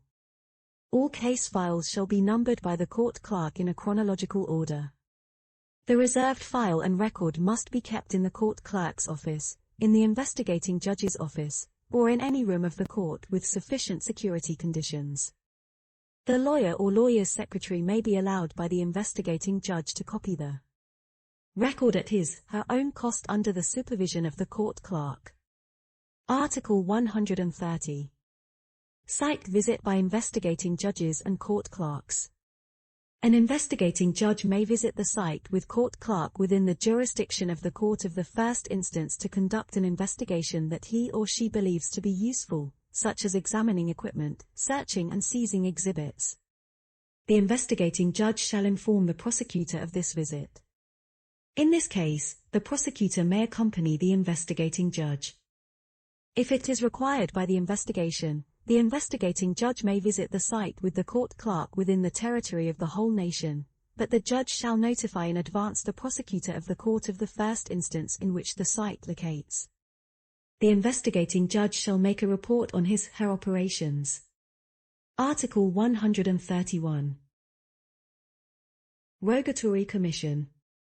An investigating judge may request another judge, a judicial police officer or any unit of the judicial police to undertake certain activities through a rogatory commission under the conditions stated in Article 173, Rogatory Commission, to Article 184, Records prepared by judicial police officer, of this Code. Article 132. Request to act by prosecutor. At any time during an investigation, the prosecutor can request the investigating judge to conduct an investigation that he or she believes to be useful. If the investigating judge does not agree to follow the prosecutor's request, he or she shall write a rejection order within 15 days. This order shall state the factual reasons for the refusal and the prosecutor shall be immediately notified of this order. If the investigating judge fails to do so within 15 days, the prosecutor can directly file a complaint through his or her request to the investigating chamber to make decision instead of the investigating judge. Article 133. Request to act by the accused person. At any time during an investigation, the accused person can request the investigating judge to interview him or her, to hear the statement of the plaintiff of a civil party or witness, to cross-examination or go to the site. The request must be in writing with a statement of factual reasons. If the investigating judge does not grant the request, that investigating judge shall write the rejection order within one month after receiving the request. This order shall state the factual reasons and the prosecutor and the accused person shall immediately be notified of the order. If the investigating judge does not decide within one month, the accused person can directly file a complaint through his or her request to the investigation chamber to make decision instead of the investigating judge. Article 134. Request to act by civil party. At any time during an investigation, a civil party can request the investigating judge to interview him/her, interview witnesses, interview the accused person, cross-examination, or go to the site. The request must be in writing with a statement of factual reasons. If the investigating judge does not grant the request, that investigating judge must write a rejection order within one month after receiving the request. The order shall state the factual reasons, and the prosecutor and the civil party shall immediately be notified of the order. If the investigating judge does not decide within one month, the civil party can directly file a complaint through his or her request to the investigation chamber to make decision instead of the investigating judge. Article 135. Delivery of case file to prosecutors. At any time, the prosecutor can examine the case file of investigation or request to bring the case file for examination, but shall have the obligation to return the case file within 24 hours. Article 136. Presence of prosecutor during investigation. The prosecutor can be present at any investigation, especially in the interview of the accused, the confrontation, and taking statement. Article 137. Engagement of civil party by way of intervention. When the commencement of an investigation, any person who claims to be victim of the offense may, at any time, act as plaintiff of a civil party to an investigating judge. No specific form of petition shall be required for the engagement of civil party by way of intervention. When a person acts as civil party through a proxy, the proxy shall be attached to the case file. When the proxy is made orally, the investigating judge shall make a record of it. The investigating judge shall notify the prosecutor and the accused person about the engagement of civil party. Article 138. Petition by engagement of civil party. A victim of a felony or misdemeanor can file a petition with the investigating judge by acting as plaintiff of a civil party. The petition may be lodged by a lawyer on behalf of a victim. Article 139. Delivery of petition to prosecutor. An investigating judge shall write his/her remarks on the petition of a civil party through an order. The investigating judge shall submit this petition to the prosecutor. After seeing the petition by the civil party, the prosecutor shall file the investigating judge through an introductive requisition. This introductive requisition can be made against an unknown person, even though the civil party charges one or more persons. The prosecutor may request the investigating judge not to conduct an investigation if the criminal action is extinguished or if that action is not a criminal offense.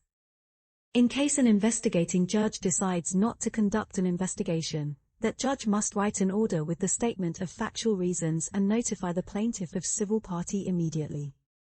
In case the investigating judge still decides to conduct an investigation, the investigating judge must write an order with a statement of factual reasons and notify the prosecutor immediately.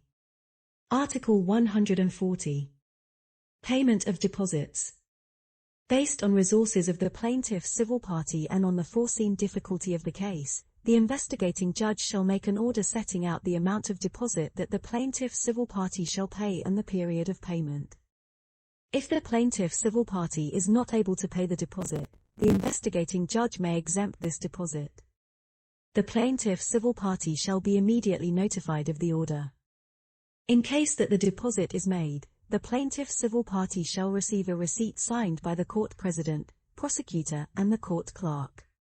If the deposit has not been paid within the period set out by the investigating judge, the petition by the engagement of the civil party shall be declared inadmissible by the investigating judge.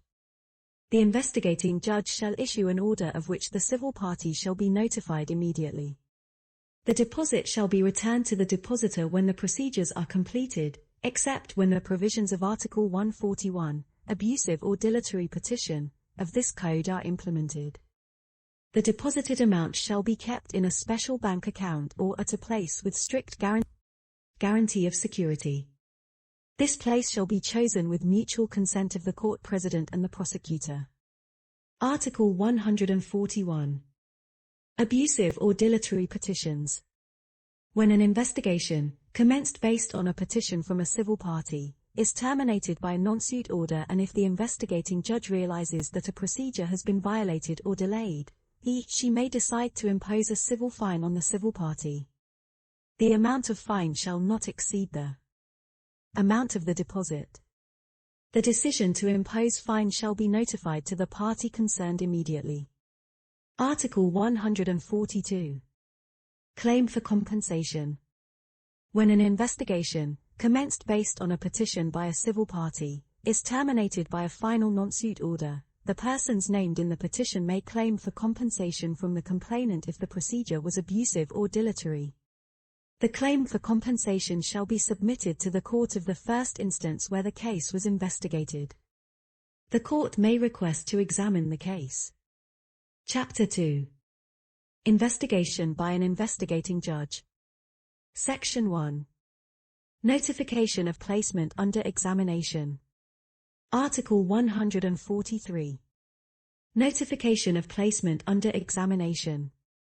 When an accused person appears for the first time, the investigating judge shall check his/her identity, inform him/her of the act which has been charged and the type of offense as defined by law. The investigating judge shall tell the accused person that he/she is free whether to answer or not. The notation on the statement shall be written in the record on the first appearance.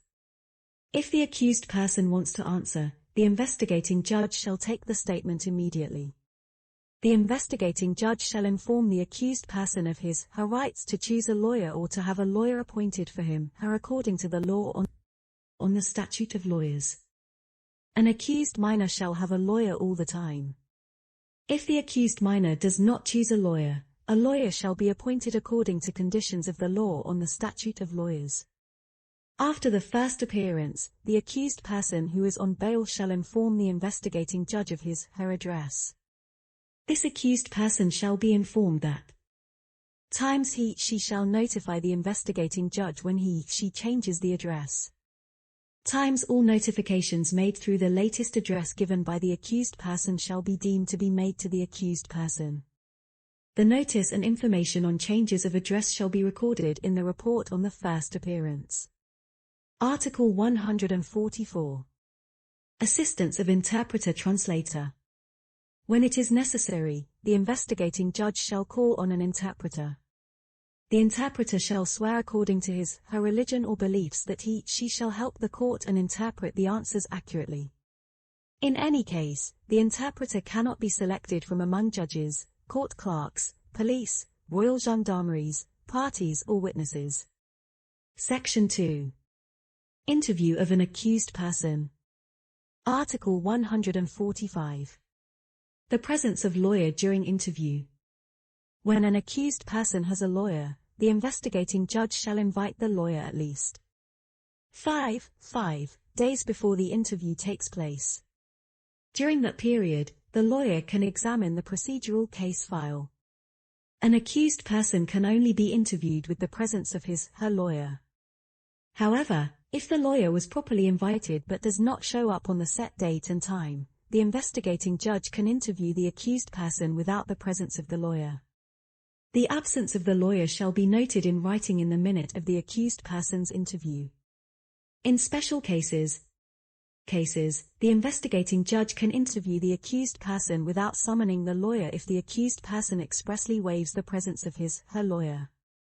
This waiver shall be written in a separate report other than the report on the interview of the accused person and shall be signed by the accused person. In the case of emergency, the investigating judge can also interview the accused person without the presence of the lawyer. This emergency situation shall be caused by the deadly injury or caused by the fear of losing evidence leads. The type of the emergency shall be written as notation in the report. The investigating judge can call on an interpreter as provided in Article 144, assistance of interpreter-translator, of this code. Article 146. Questions authorized by investigating judge. When interviewing an accused person, the prosecutor and lawyer can also ask the questions as authorized by the investigating judge. If the questions are not authorized, they shall be noted in the record. Article 147. Face-to-face interview. The provisions of Article 145, presence of a lawyer during interview, and Article 146, questions authorized by investigating judge, of this code shall be applied with the face-to-face interview of an accused person. Article 148. Minimum period of interview. If the period of 4 months passed from the interview at the first appearance, an accused person has not been interviewed face-to-face or confronted, the investigating judge shall take the statement if there is a request from the accused person.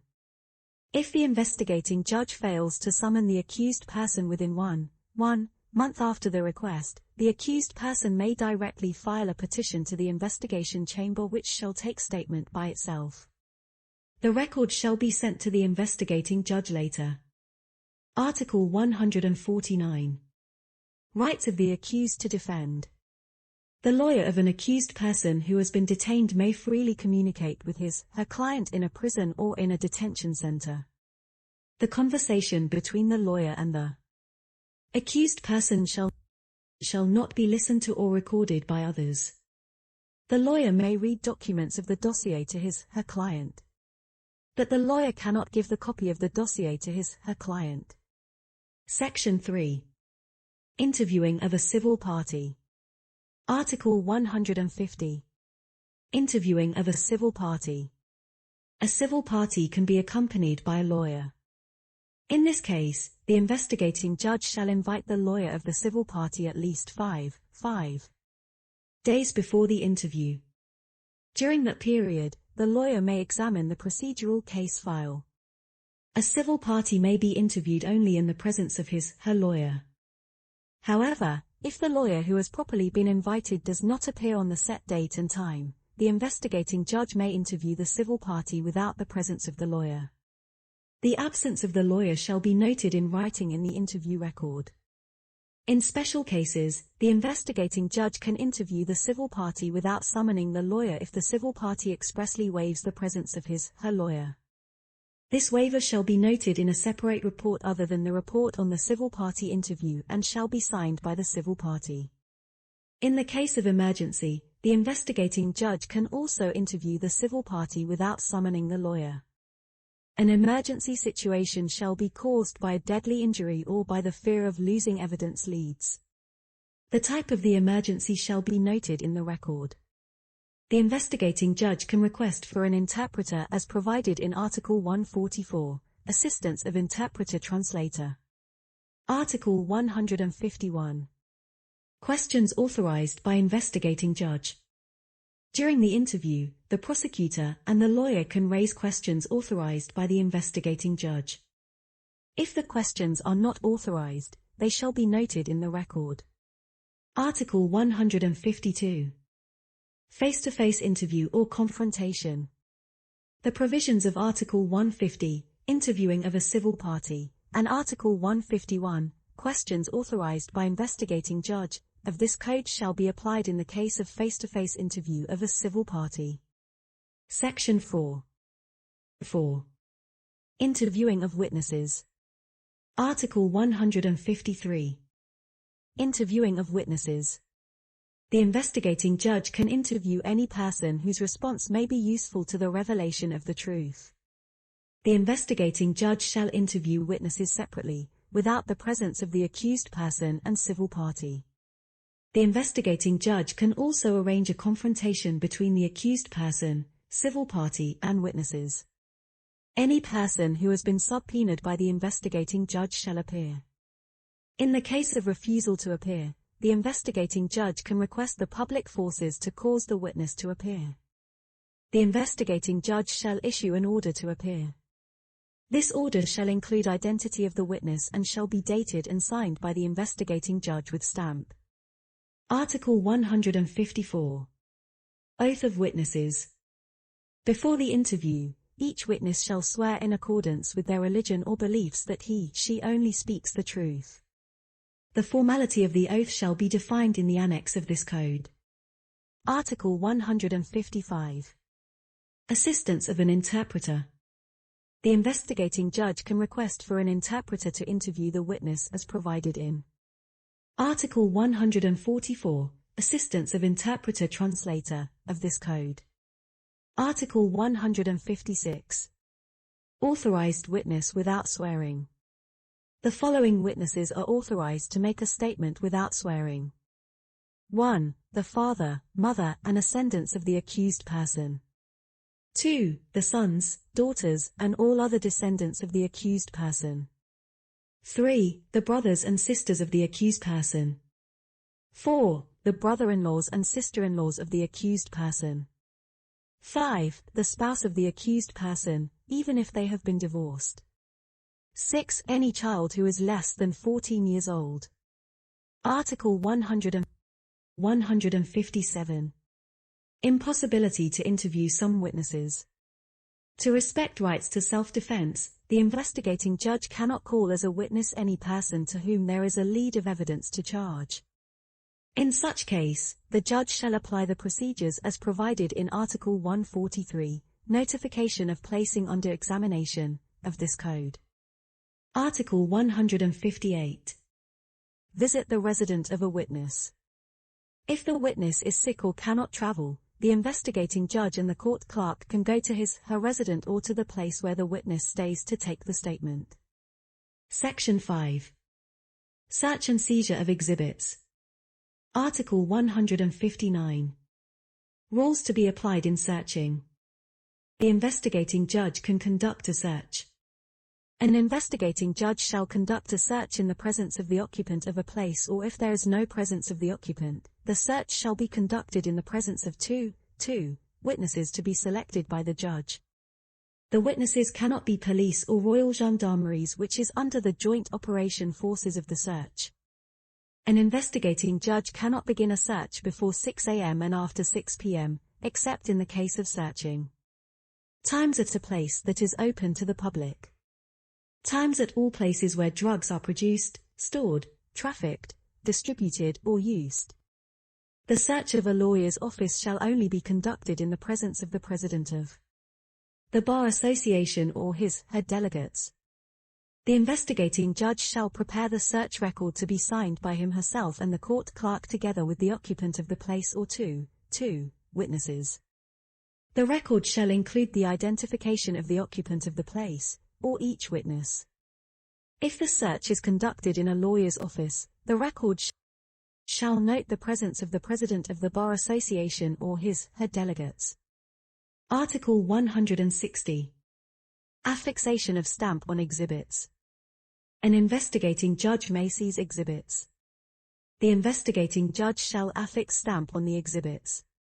After showing the seized exhibits to the occupant of the place or to the two witnesses, the investigating judge shall make a record on the seizure, including an inventory list of the seized exhibits. The record of such seizure shall be signed by the investigating judge and court clerk together with the occupant of the place or two witnesses. The record shall include the identification of the occupant of the place or of each witness. Article 161. Return of seized items to owner by an investigating judge.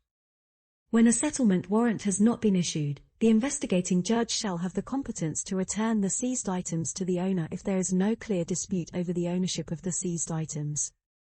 The investigating judge shall make a well-motivated decision after receiving an opinion from the prosecutor. The decision shall be immediately notified to the complainant and his/her appointed lawyer, if any. The items shall not be returned to the requesting person if this measure may create obstacles to ascertaining the truth.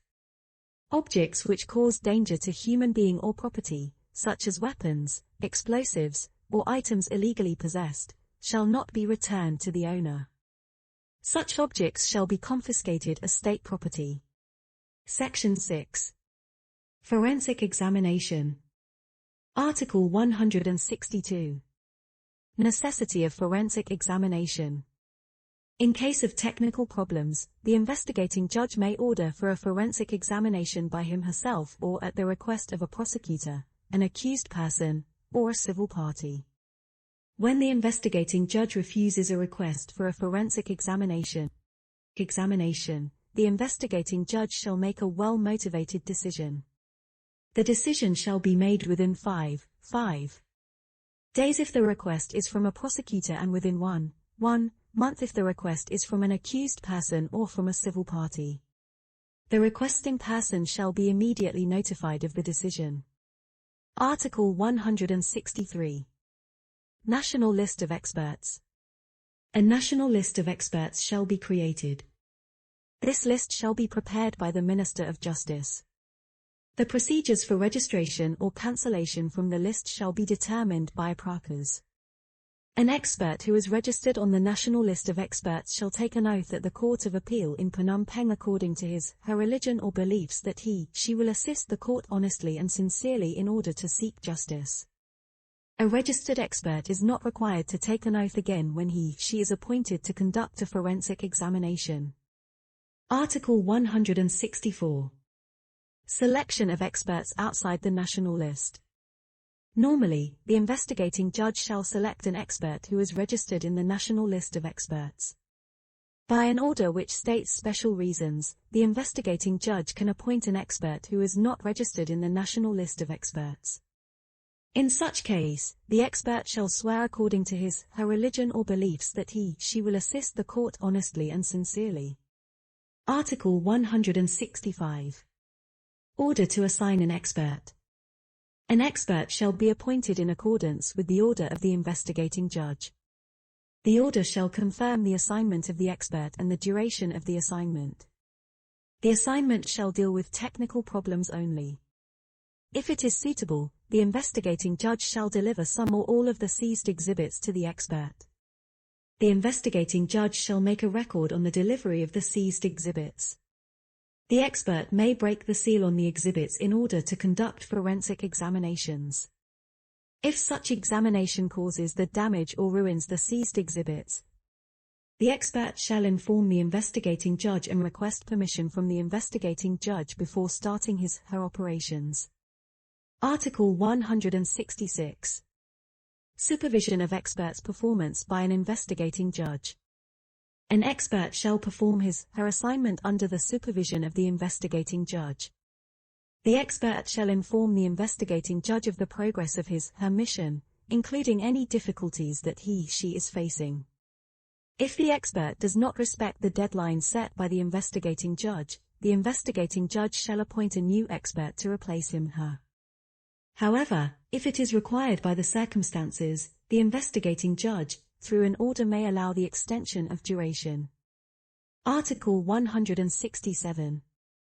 Necessary activities to perform missions by experts. To perform her mission, an expert can interview any person except the accused person. All answers received by the expert shall have the value as normal information only. A person who gives statements to the expert does not need to take an oath. The expert shall seek permission from the investigating judge, if she becomes aware that it is necessary to hear the testimony of an accused person. The accused person may request the expert to get her statement in the presence of her lawyer. However, if the investigating judge appoints a medical physician or a psychologist to examine the accused person, this examination shall take place in the absence of the lawyer. Article 168. Report of expert. Upon completion of an expert's operation, the expert shall make a report which clearly describes her activities and gives conclusions. The expert shall attest that she has performed all activities described in the report by herself. The report shall be dated and signed. When the expert breaks the seal on the seized exhibits for examination, she shall describe this matter in the report. An expert shall submit the report and return all exhibits that she received for examination to the investigating judge. If the seal on exhibits was broken, the investigating judge shall reseal the exhibits. A report on the return of exhibits and eventual reseal shall be made. If the forensic examination causes the damage or ruins the seized exhibits, the expert shall mention in her report on the permission granted by the investigating judge as mentioned in the third phrase, paragraph 3 of Article 165, order to assign an expert, of this code. Judge. If possible, the expert shall make a copy of the report and submit it to the investigating. Article 169. Assignment of several experts. If it is required by circumstances, the investigating judge can appoint several experts. In such case, if the experts have differing opinions, Each expert shall write his/her own opinion or his/her disagreement. Article 170. Notification of the expert conclusions. When the report of an expert has been completed, the investigating judge shall inform the prosecutor of that report. The expert report shall be put in the investigation dossier. The investigating judge shall call in the accused person and his/her lawyer and inform them about the conclusions of the expert. The investigating judge shall call in the civil parties and their lawyers and inform them about the conclusions of the expert. The investigating judge shall set a time limit for a prosecutor, an accused person or a civil party to request for additional forensic examination or cross-forensic examination. This time limit shall not be less than 10 days. During this time, the dossiers that include all reports by experts may be examined by the lawyer. All statements of the additional forensic examination or cross-forensic examination shall be based on reasons and shall be made in writing. If the investigating judge does not agree with the request to conduct additional forensic examination or cross-forensic examination, he/she shall make the decision through an order which shall be based on reasons. The decision shall be made within 5 days if the request was made by a prosecutor and within 1 month if the request was made by an accused person or a civil party. The applicant shall be immediately notified of the order. All applications to conduct additional forensic examination or cross-forensic examination that are submitted after the expiration of the time limit set by the investigating judge shall be put into the dossier.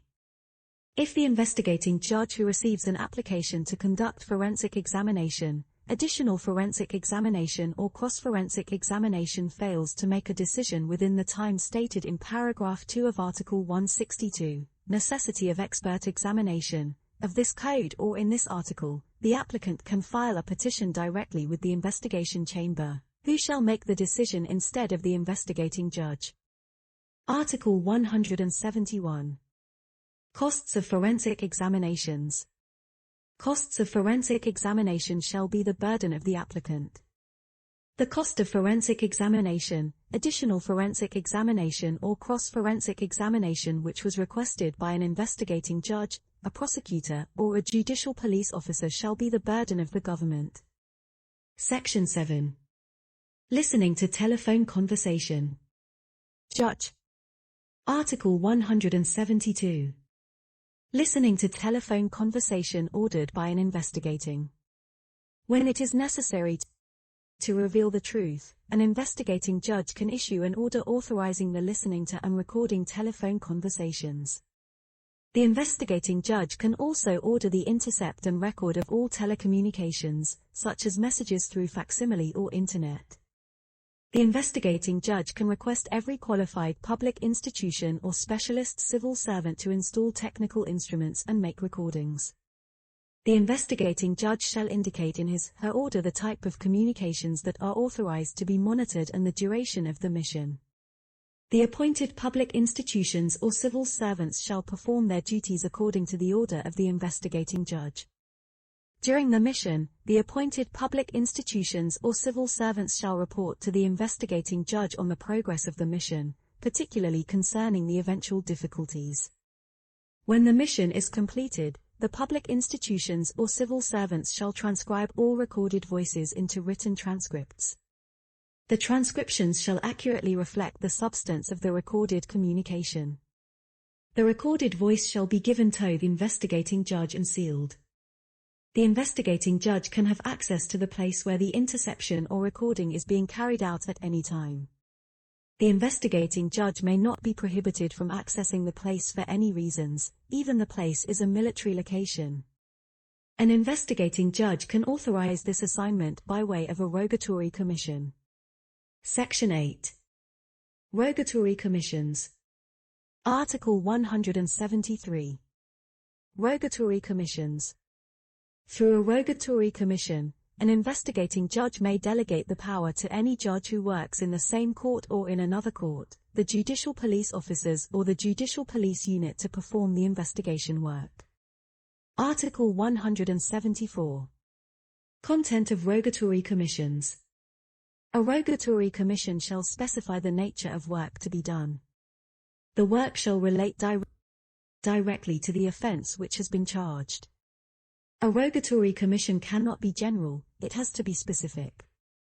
The investigating judge shall set the time for carrying out the rogatory commission. The rogatory commission shall be dated and signed by the investigating judge and shall also be sealed. The investigating judge may withdraw a rogatory commission at any time. Article 175. Rogatory commission issued to another judge. When a rogatory commission is issued to another judge, the assigned judge shall have all powers of the investigating judge. Article 176. Rogatory commission issued to a judicial police officer. When a rogatory commission is issued to a judicial police officer, that officer shall have the power stated in Articles 178, Report on Investigation and Inquiry, to 184, Record of Judicial Police Officer, of this Code. Concerning the enforcement of the rogatory commission, judicial police officers shall be under the supervision of the investigating judge and shall only report to this judge. Article 177. Execution of rogatory commission by a judicial police officer. A judicial police officer shall perform the duties specified in a rogatory commission in their territorial jurisdiction, except as otherwise provided in paragraphs 2 and 3 of Article 68, Extension of Territorial Authority, of this Code. Article 178. Report on Investigation and Inquiry. A judicial police officer shall make a report on his/her investigation and inquiry. Article 179. Rules for interview by a judicial police officer. A judicial police officer can summon and interview witnesses. Before answering any questions, each witness shall swear according to his/her religion or beliefs that they will speak only the truth, except for the witnesses listed in Article 156, authorized witness without swearing, who are exempted from taking an oath. To respect the rights to self-defense, the judicial police officer cannot interview as a witness any person with lead of guilt on that person. If the interview of any witness indicates the potential guilt of that witness, the judicial police officer shall stop the interview and shall report it to the investigating judge. A judicial police officer may call on an interpreter who shall swear according to his or her religion or beliefs that he/she will assist the court by interpreting fairly and accurately. A person who is called for questioning as a witness shall appear. In case of refusal, the judicial police officer shall report to the investigating judge, who can issue a warrant to the witness to appear in which the identification of the witness shall be specified. This warrant shall be dated, signed by the investigating judge and sealed. The warrant to the witness to appear shall authorize the judicial police officers to use public forces for compulsory appearance to the witness. The provisions of paragraphs 2 to 5 of Article 93, Record of Interview, of this Code shall be applied on the record of witness interview. Article 180. Interview that cannot be done by a judicial police officer. Judicial police officers cannot interview an accused person or listen to the statement of a civil party. Article 181. Search and seizure conducted by a judicial police officer. Judicial police officers can search and seize objects according to the provisions of Articles 91, Search, and 92, Affixation of stamp on exhibits, of this Code. However, authorization as stated in the second phrase of paragraph 1 of Article 91, Search, of this Code shall be provided by the investigating judge. Article 182. Police custody under rogatory commission. The provisions of Articles 96, Police Custody, to 102, General Report of Police Custody, concerning police custody shall apply in the enforcement of a rogatory commission. However, powers given by these articles to a prosecutor shall be applied by an investigating judge. For the implementation of Article 103, Transportation of an arrested person, and Article 104, Duration of transportation, of this Code, when the period of police custody expires, the detained person shall be brought to appear before the investigating judge. Article 183. Listening to telephone conversation primarily under rogatory commission. When a rogatory commission allows the listening or recording telephone conversations or monitoring and recording conversations through means of telecommunications such as facsimiles or internet messages, the judicial police officer shall apply the authorities provided to the investigating judge by the second phrase of the paragraph 1 and paragraph 2 of Article 172, listening to telephone conversations ordered by an investigating judge, of this code. Article 184. Records prepared by judicial police officers. The record made by a judicial police officer in relation to the enforcement of a rogatory commission shall be under the provisions of Article 108, Contents of Police Record, of this code. Chapter 3. Safety Measures. Section 1. Warrants. Article 185. Warrant issuance. An investigating judge may issue order to appear, order to bring, arrest or detention warrants. Section 2. Order to appear. Article 186. Order to appear. An investigating judge may issue order to appear. Order to appear is an order to any person to appear before the investigating judge. Order to appear can be issued against the accused person or any person with a lead of guilt. Article 187. Information mentioned in the order to appear. Order to appear shall mention the following information. Times the identity of the concerned person. Times the offense to be charged and legal texts that define and suppress such offense.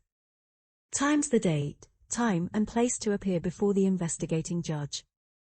Times the name and position title of the judge who issued the warrant. Order to appear shall be dated and signed by the investigating judge and sealed. Article 188. Notification of order to appear. The order to appear shall be delivered to the concerned person by a judicial police officer, a judicial police agent, or a bailiff. The concerned person shall keep a copy of the order to appear and shall sign the original order to appear, which shall then be returned to the investigating judge. The judicial police officer, judicial police agent or the bailiff shall notify the investigating judge of any difficulty in their mission. Section 3. Order to bring. Article 189. Order to bring issued by an investigating judge. An investigating judge shall be entitled to issue order to bring. Article 190. Order to bring. Order to bring is an order to public forces to arrest and bring any person before the investigating judge. Order to bring can be issued against the accused person or any person with a lead of guilt. Article 191. Information mentioned in the order to bring. Order to bring shall mention the following information. Times the identity of the concerned individual. Times the offense to be charged and legal texts that define and suppress such offense. Times the name and position title of the judge who issued the order to bring. Order to bring shall be dated and signed by the investigating judge and sealed. Article 192. Execution of order to bring. Order to bring shall be executed by judicial police officers. In case of emergency, order to bring shall be disseminated by all means to police units or the royal gendarmeries. The original order to bring shall be delivered immediately to the judicial police officers who have the duty to execute it. The judicial police officers cannot enter into the residence of a concerned person before 6 o'clock in the morning and after 6 o'clock in the evening. The judicial police officers shall notify the investigating judge of any difficulty in performing their mission. Article 193. Presentation through an order to bring. If, due to circumstances, the concerned person cannot be brought before the investigating judge after the arrest, that person shall be brought to the police unit or royal gendarmeries unit in a detention center or in prison. That person shall be presented to the investigating judge or to her replacement on the following day at the latest. If presentation cannot be made on the following day, the concerned person shall be put in liberty. Article 194. Inclusion of pretrial duration. When a person who has been arrested in the execution through the order to bring, is detained, this duration shall be included in the duration of the pretrial detention if any. Section 4. Arrest warrants. Article 195. Arrest warrants issued by an investigating judge. An investigating judge shall be entitled to issue an arrest warrant. Article 196. Arrest warrants. Guilt. An arrest warrant may be issued against an accused person or any person with a lead of. An investigating judge will issue an arrest warrant only if times an offense to be charged is a felony or misdemeanor carrying a sentence of imprisonment. Times a concerned person has escaped and is at an unknown location or is staying outside the territory of the Kingdom of Cambodia. The arrest warrant is an order. Times for public forces to search for an arrest and to bring the person to a prison or detention center. Times for the chief of a prison or a detention center to admit and detain that person. Article 197. Arrest warrant and opinion of a prosecutor. Before issuing an arrest warrant, the investigating judge shall receive the opinion of a prosecutor. The investigating judge shall issue the arrest warrant which specifies reasons after obtaining the opinion of a prosecutor. The prosecutor shall guarantee the dissemination of the arrest warrant. Article 198. Information mentioned in an arrest warrant. An arrest warrant shall mention the following information. Times the identity of the concerned person. Times the offense to be charged and legal texts that define and suppress such offense. Times the name and position title of the judge who issued the arrest warrant. An arrest warrant shall be dated and signed by the investigating judge and sealed. Article 199. Execution of an arrest warrant. An arrest warrant shall be executed by judicial police officers. In case of emergency, the arrest warrant shall be disseminated by all means to police units or the Royal Gendarmeries units. The original arrest warrant shall be delivered immediately to the judicial police officers who have the duty to execute the warrant. Judicial police officers cannot enter into the residence of the concerned person before 6 o'clock in the morning and after 6 o'clock in the evening. The judicial police officers shall notify the investigating judge of any difficulty in the performance of their mission. Article 200. Dissemination of arrest warrant internationally. In case of necessity, an arrest warrant can be internationally disseminated through the Ministry of Justice by using Article various 201. mechanisms. Presentation through an arrest warrant. The chief of a prison or a detention center shall admit and detain the accused person who is the subject of an arrest warrant. The chief of the prison or the detention center shall keep the original or the certified copy of the arrest warrant.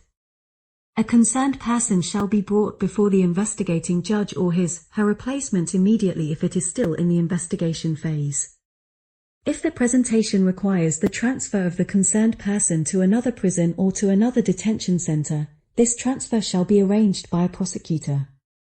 If the concerned person is not brought before the investigating judge or his/her replacement on the day following the arrest, the person shall be interviewed by the prosecutor at the place of the arrest.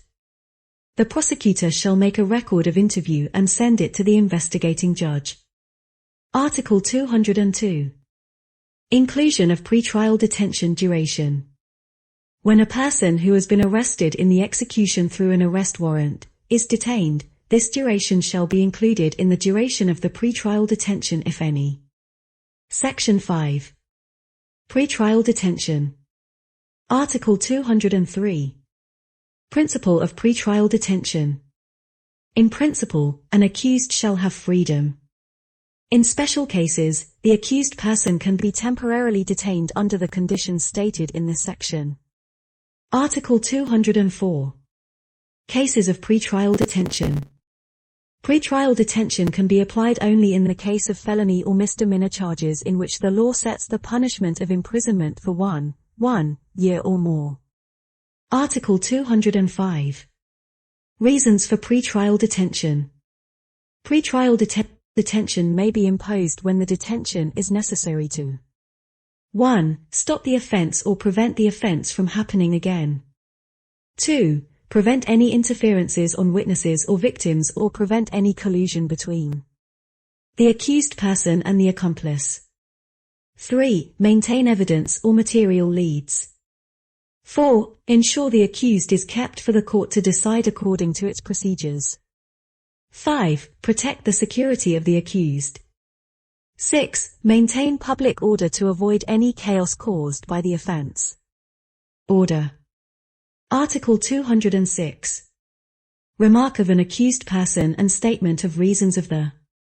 When an investigating judge makes decision of the pretrial detention by his/her own initiative or by the introductive requisition of a prosecutor, he/she shall notify the accused person and shall take statements of the accused person. If the accused person has a lawyer with him/her, the lawyer shall present his/her means of defense. The investigating judge shall make decision of the pretrial detention of an accused person by issuing a warrant which states reasons. In the warrant, the investigating judge shall refer to the provisions of Article 205, Reasons for the Pretrial Detention, of this Code. The prosecutor and the accused shall be immediately notified about a warrant of pretrial detention. The investigating judge shall issue a detention warrant in accordance with the conditions stated in Article 220, Definition of Detention Warrants, Article 221, Information mentioned in detention warrants, and Article 222, Execution of detention warrants, of this Code. Article 207. Order to refuse pretrial detention. When an investigating judge, who receives an introductive charge from a prosecutor requesting pretrial detention of an accused person, refuses the request, he/she shall issue an order to refuse pretrial detention within 5 days without mentioning any reason. The applicant shall be notified of the order immediately. If the investigating judge fails to decide within 5 days, the prosecutor can submit petition to the investigation chamber which will decide instead of the investigating judge. Article 208. Duration of pretrial detention in a felony case. For an adult accused of a felony, the pretrial detention shall not exceed 6 months. However, when this time period ends, the investigating judge can extend the pretrial detention for another 6 months each time, by a clear and well-motivated warrant. The investigating judge can only decide to extend the pretrial detention twice. Article 209. Duration of the pretrial detention in a misdemeanor case. For an adult accused of a misdemeanor, the pretrial detention shall not exceed 4 months. However, when this period of time ends, the investigating judge can extend the pretrial detention only one time not longer than 2 months by a clear and well-motivated warrant. The duration of the above pretrial detention shall not exceed half of the minimum sentence set by a law. Article 210. Duration of the pretrial detention in the case of crime against humanity. In the case of charges for crime against humanity, genocidal crime or war crime, the pretrial detention shall not exceed 1 year for each of these offences. However, when this period ends, the investigating judge can extend pretrial detention for 1 year each time by a clear and well-motivated warrant. The investigating judge can only order the extension of the pretrial detention twice. Article 211. Extension of the pretrial detention. If an investigating judge decides to extend the pretrial detention, the investigating judge shall notify the accused person and take his/her remarks. When the accused has a lawyer with him/her, the lawyer shall present means of defense his/her client. The investigating judge shall extend the pretrial detention by issuing a well-motivated warrant. In the warrant, the investigating judge shall refer to the provisions of Article 205, Reasons for the Pretrial Detention, of this Code. The accused person shall be notified of the warrant immediately. Article 212. Decision in relation to a minor under 14 years old. A minor under 14 years old cannot be put under pretrial detention. The investigating judge may decide to return the minor to his/her parents, guardians, or if there are no guardians, the minor shall be handed over to a temporary education and care center pending the court's decision. Article 213. Duration of the pretrial detention for felonies committed by a minor from 14 to under 18 years old. For a minor whose age is from 14 years to under 18 years and is charged with a felony, the duration of the pretrial detention shall be as follows. 1. The pretrial detention cannot exceed 4 months if the minor is under 16 years old. 2. The pretrial detention cannot exceed 6 months if the minor is aged from 16 years old to under 18 years old. Article 214. Duration of pretrial detention for misdemeanors committed by a minor from 14 to under 18 years old. For a minor whose age is from 14 years to less than 18 years and is charged with misdemeanor, the duration of the pretrial detention shall be as follows.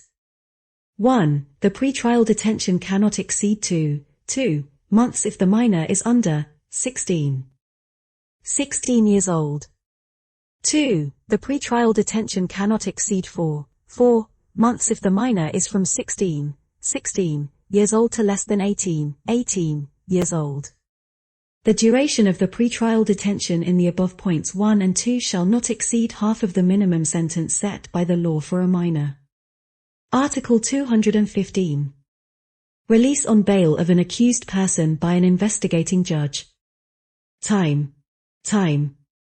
An investigating judge can order the release of an accused person on bail at any.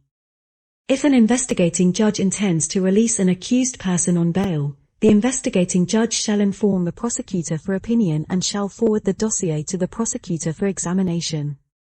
The prosecutor shall provide his/her opinion within the shortest period of time. The investigating judge shall decide within a maximum period of 5 days after forwarding the dossier to the prosecutor. In an urgent case, the investigating judge can order the release of an accused person immediately, without waiting for the prosecutor's opinion. The investigating judge shall indicate the reasons for such urgency in his/her order. Article 216. Release on bail of an accused person upon a request of a prosecutor. A prosecutor can request the release of an accused person at any time. The investigating judge shall decide within the period of 5 days. If the investigating judge does not decide within 5 days, the prosecutor can submit a petition to the investigation chamber which shall decide instead of the investigating judge. An order to refuse the release on bail of the accused person shall state reasons. Article 217. Release on bail upon request of an accused person. An accused person can request for release on bail at any time. The investigating judge shall immediately send the request to the prosecutor for opinion and shall forward the dossier to the prosecutor for examination. The prosecutor shall provide opinion within the shortest period of time. The investigating judge shall make a decision within the maximum period of 5 days after forwarding the dossier to the prosecutor. The accused person can resubmit a request for release on bail to the investigating judge or to the investigation chamber within 1 month after there is a decision refusing the previous request. The investigating judge or the investigation chamber shall decide the re-request within 5 days from the date of receiving the re-request. The warrant refusing the release on bail shall state the reasons. If the investigating judge does not decide within 5 days, the accused person can submit a petition directly to the investigation chamber which shall decide instead of the investigating judge. Article 218. Notification of release warrant. The prosecutor and the chief of prison or detention center shall be notified immediately of the release warrant. The provisions of Article 276, release of an accused person, of this code shall be applied. the prosecutor and the accused person shall be notified immediately of a warrant refusing the release on bail. If an investigating judge decides to release an accused person on bail, the judge can place the accused person under the control of the court as provided in Article 223, Obligations of Judicial Control, to Article 230, Escape of an accused person from obligations of judicial control, of this Code. Section 6. Detention warrants. Article 219. A detention warrant issued by an investigating judge. An investigation judge can issue a detention warrant. Article 220. Definition of a detention warrant. A detention warrant is an order to the chief of a prison or a detention center to admit and detain an accused person.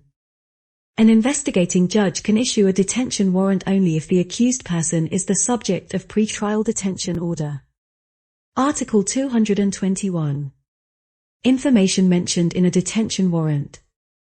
A detention warrant shall mention the following information. Times the identity of the accused person. Times the type of offense to be charged and legal texts that define and suppress the offense. Times name and position title of the judge who issued the detention warrant.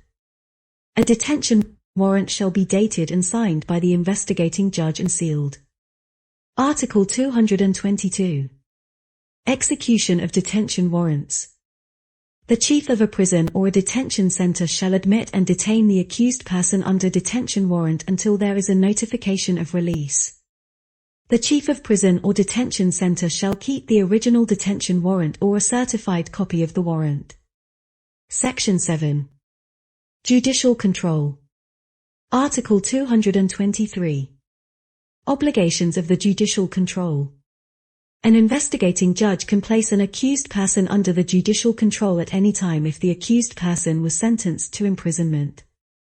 The judicial control shall have the effect to order the accused person who has been released on bail to respect one or more of the following obligations. 1. Cannot go outside the territorial boundaries determined by the investigating judge. 2. Cannot change residence without the permission of the investigating judge. 3. Cannot go to certain places determined by the investigating judge. 4. Shall show up on fixed dates and times at the police or gendarmerie's unit assigned by the investigating judge. 5. Shall respond to a summon from any person assigned by the investigating judge. 6. Shall provide all identification documents to the court clerk's office. 7. Shall not drive motor vehicles. 8. Shall not receive or meet certain people identified by the investigating judge. 9. Shall deposit bail in an amount and for a duration determined by the investigating judge based on the wealth of the accused person. 10. Shall not hold or possess any weapon and shall turn in all weapons to a court clerk's office. 11. Shall turn up for medical examination and or eventually be placed under treatment in hospital. 12. Shall not do certain specified professional activities. In the implementation of point 12 above, the investigating judge cannot prohibit the performance of an election mandate or union activities. Years. Article 224. Non-application of judicial control on a minor under 14. A minor whose age is less than 14 years old cannot be put under judicial control. Article 225. Receipt of documents. In the cases described in point 6, 9, and 10 of Article 223, Obligations of Judicial Control, an accused person shall receive a receipt for the delivery of identification document, bail or weapons. The receipt of identification document shall be signed by the court clerk. A receipt of bail or weapons shall be jointly signed by the court president, the prosecutor, and the court clerk. Bail shall be deposited in a special bank account or kept at a place where there is strict guarantee of security. This place shall be chosen with the agreement of the court president and the prosecutor. Weapons shall be kept at the above-mentioned place. Article 226 Order to place under judicial control. On his/her own initiative or by a general introductive requisition from the prosecutor, an investigating judge can issue an order to put an accused person under the judicial control. The investigating judge shall specify the obligations to be performed by the accused person in the order. The prosecutor and the accused person shall be notified of an order to place under the judicial control at the shortest period of time. If an investigating judge who receives an introductive requisition from the prosecutor requesting to place an accused person under the judicial control does not approve the request, she shall issue an order of rejection of that request within 5 days. The prosecutor shall be notified of the rejection within the shortest period of time. If the investigating judge does not decide within 5 days, the prosecutor can submit petition to the investigation chamber which will make the decision instead of the investigating judge. Article 227. Modification of judicial control by an investigating judge. An investigating judge can modify the contents of the obligations, delete or add new obligations at any time. An investigating judge also can terminate the judicial control. The prosecutor and the accused person shall be notified of the investigating judge's decisions at the shortest period of time. Article 228. Request by a prosecutor to modify judicial control. A prosecutor can request to drop or modify judicial control at any time.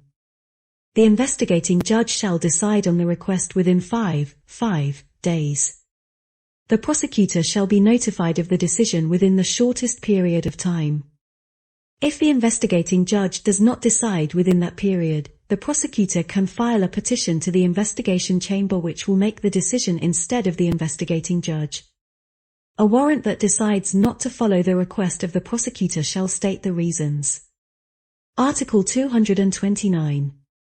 Request by an accused person to modify judicial control. An accused person can request to drop or modify the judicial control at any time. The investigating judge shall immediately send that request to the prosecutor for an opinion and shall forward the dossier to the prosecutor for examination. The investigating judge shall decide no later than 5 days from the date the dossier was forwarded to the prosecutor. The prosecutor and the accused person shall be notified of the decision at the shortest period of time. When a request to drop or modify the judicial control is resubmitted before the investigating judge or the investigation chamber decides on the previous request, the period of 5 days shall start from the date on which the decision was made on the previous request. A warrant that decides not to follow the request shall state the reasons. If the investigating judge does not decide within 5 days, the accused person can file a petition to the investigation chamber which will make the decision instead of the investigation judge. Article 230. Escape by an accused person from the obligations of the judicial control. If an accused person intentionally escapes from the obligations of the judicial control, an investigating judge can decide to temporarily detain the accused person regardless of the prescribed term of imprisonment, and the accused person has been temporarily detained for the maximum period of time as stated in Articles 208, duration of the pretrial detention in the case of felony, to Article 210, duration of pretrial detention in the case of crime against humanity, Article 213, duration of pretrial detention in the case of felony committed by minor from 14 years down to 18 years, and Article 214, duration of the pretrial detention in the case of misdemeanor committed by minor from 14 years to under 18 years, of this code. When the investigating judge decides to temporarily detain an accused person based on the above reason, she shall notify the accused person and shall receive his or her remarks.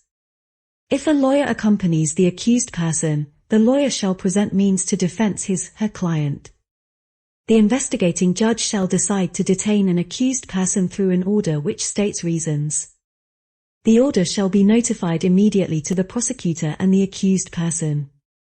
A decision on pre-trial detention through this article cannot be longer than 4 months for an adult and 2 months for a minor.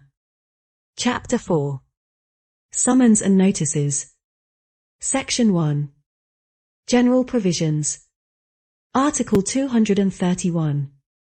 Common Period of Time. All periods of time stipulated in this book to complete any activity or procedure shall be ended on the last day at 24 o'clock. The time period which normally ends on Saturday, Sunday, or public holiday shall be extended to the following first working day. Where the signature of a person is required on a document, the signature may be replaced by a thumbprint when the person does not know how to sign. Article 232. Method of summons. An accused person who stays outside custody, civil party and witnesses shall be summoned by postal or administrative means, or via a police or Royal Gendarmeries unit. A summon of an accused person shall be sent to his/her latest declared address as stated in Article 143, Notification of Placement under Examination, of this Code. In the case of necessity, the summon may be made by any means. Article 233. Summons of an accused person who is under detention. An accused person who is under detention shall be summoned through the Chief of Prison or Detention Center. Article 230 for summons of a lawyer. A lawyer shall be summoned by postal or administrative means. In the case of necessity, the summon may be made by any means. Article 235. Inscription of summons in a case file. The method of summon and its date shall be recorded in the case file by the court clerk. Article 236. Notification of a warrant to a lawyer. When an accused person is notified of a warrant, the investigating judge shall also notify his/her lawyer, if the accused person has a lawyer. When a civil party is notified of a warrant, the investigating judge shall also notify his/her lawyer, if the civil party has a lawyer. Article 237. Notification of a warrant to a prosecutor. A prosecutor may be verbally notified of a warrant issued by an investigating judge. A court clerk shall register the date of notification on the margin of the warrant page. The prosecutor shall sign the court clerk's notation on the warrant. The prosecutor shall inform the Prosecutor General, according to the formalities as determined by the Prosecutor General, of a warrant issued by the investigating judge. Article 238. Notification of a warrant to an accused person. A warrant issued by an investigating judge shall be notified to an accused person who is under detention through the following ways. Times orally, or times through the chief of a prison or a detention center. A warrant issued by an investigating judge shall be notified to the accused person who stays outside custody, to a civil party and to a lawyer through the following formalities. Times orally. Times by administrative procedures, or times by a police or gendarmeries unit. When notification is given orally, the court clerk shall mention of the notification on the margin of the warrant page. The accused person, the civil party shall sign the court clerk's notation in the page margin. In other cases, the notification shall be made by giving a copy of the warrant to the recipient with his/her acknowledgement of receipt. Article 239. Delivery of summons or other warrants. All civil servants, administrative authorities, police or royal gendarmeries who are requested to deliver summons or other warrants by the investigating judge, shall execute this request. Individuals, institutions or authorities that are designated by the investigating judge shall deliver the summons or other warrants to the persons concerned with his/her acknowledgement of receipt. The summons or warrant with acknowledgement of receipt shall be returned to the investigating judge within the shortest period of time. Section 2. Particular rules. Article 240. Information to be obligatorily mentioned in records of an investigating judge. All records of an investigating judge shall mention the following information. Times the name of the investigating judge. Times the name of the court clerk. Times the number and date of the case file. Times the date of the introductive requisition. Times the type of the offense described in the introductive requisition. Times the dates of making records. The investigating judge and the court clerk shall sign every page of the records. There shall be no empty spaces or lines in the records. Deletions, crossings, or references shall be confirmed by the signature of the investigating judge and the court clerk in the margin of the page. Article 241. Signing the first appearance record. Each page of the first appearance record, as stated in Article 143, notification of placement under examination, of this code shall be signed by the investigating judge, the court clerk and the concerned person on the margin of the page. If the accused person makes any statement, this statement shall be accurately recorded in writing in the records. Article 242. Rules for writing records. Every questioning, interview, or confrontation shall be recorded. The records shall accurately state the questions, answers, and spontaneous statements. Each page of the record on interviewing the accused person shall be signed by the accused person and eventually by the translator. Each page of the record on interviewing the civil party shall be signed by the civil party and eventually by the translator. Each page of the record on interviewing the witness shall be signed by the witness and eventually by a translator. Each page of the record on confrontation interview shall be signed by every confronting person and eventually by the translator. Before signing the record, the accused person, the civil party and the witness shall read through the record again. If any person cannot read, the court clerk shall read the record aloud. The translator shall translate it. If any person refuses to sign the record, the investigating judge shall note down the refusal in the record. Article 243. Information to be obligatorily mentioned in a warrant of an investigating judge. All warrants issued by an investigating judge shall mention the following information. Times the name of the investigating judge. Times the name of the court clerk. Times the number and date of the case file. Times the date of the introductive requisition. Times the type of offense stated in the introductive requisition. Times the identification, date of birth, place of birth, and address of the accused person if the guilt is declared. Times the number and date of the warrant. The investigating judge and the court clerk shall sign every page of a warrant. There should be no empty spaces or lines in a warrant. Deletions, crossings and references shall be confirmed by the signatures of the investigating judge and the court clerk in the margin of the page. Article 244. Order of discovery. When an investigating judge sends any letter of the case file to a prosecutor for examination, the investigating judge shall issue a warrant sent for letter. When an investigating judge sends the case file to a prosecutor for examination, the investigating judge shall issue an order of discovery. The provisions of Article 243, information to be obligatorily mentioned in a warrant of an investigating judge, of this code shall be applied to the order of discovery. Article 245. Request by a lawyer. Every time the provisions of this code allow the accused person to make a request to the investigating judge, such request may be made by his/her lawyer. Every time the provisions of this code allow a civil party to make a request to an investigating judge, such request may be made by his/her lawyer. All requests to return any items seized from persons outside the investigation may be made by lawyers. Chapter 5. Termination of investigations. Article 246. Introductive requisition from prosecutor. If an investigating judge realizes that the investigation shall be terminated, he/she shall notify the prosecutor, accused persons, civil parties, and lawyers. 2 days later, the investigating judge shall send the dossier to the prosecutor for examination. If the prosecutor realizes that further investigation is needed, he/she shall apply Article 132, request by a prosecutor to act, of this code. Within 15 days, if an accused person is detained, and within one month if the accused person is not detained, the prosecutor shall return the dossier to the investigating judge with the introductive requisition attached.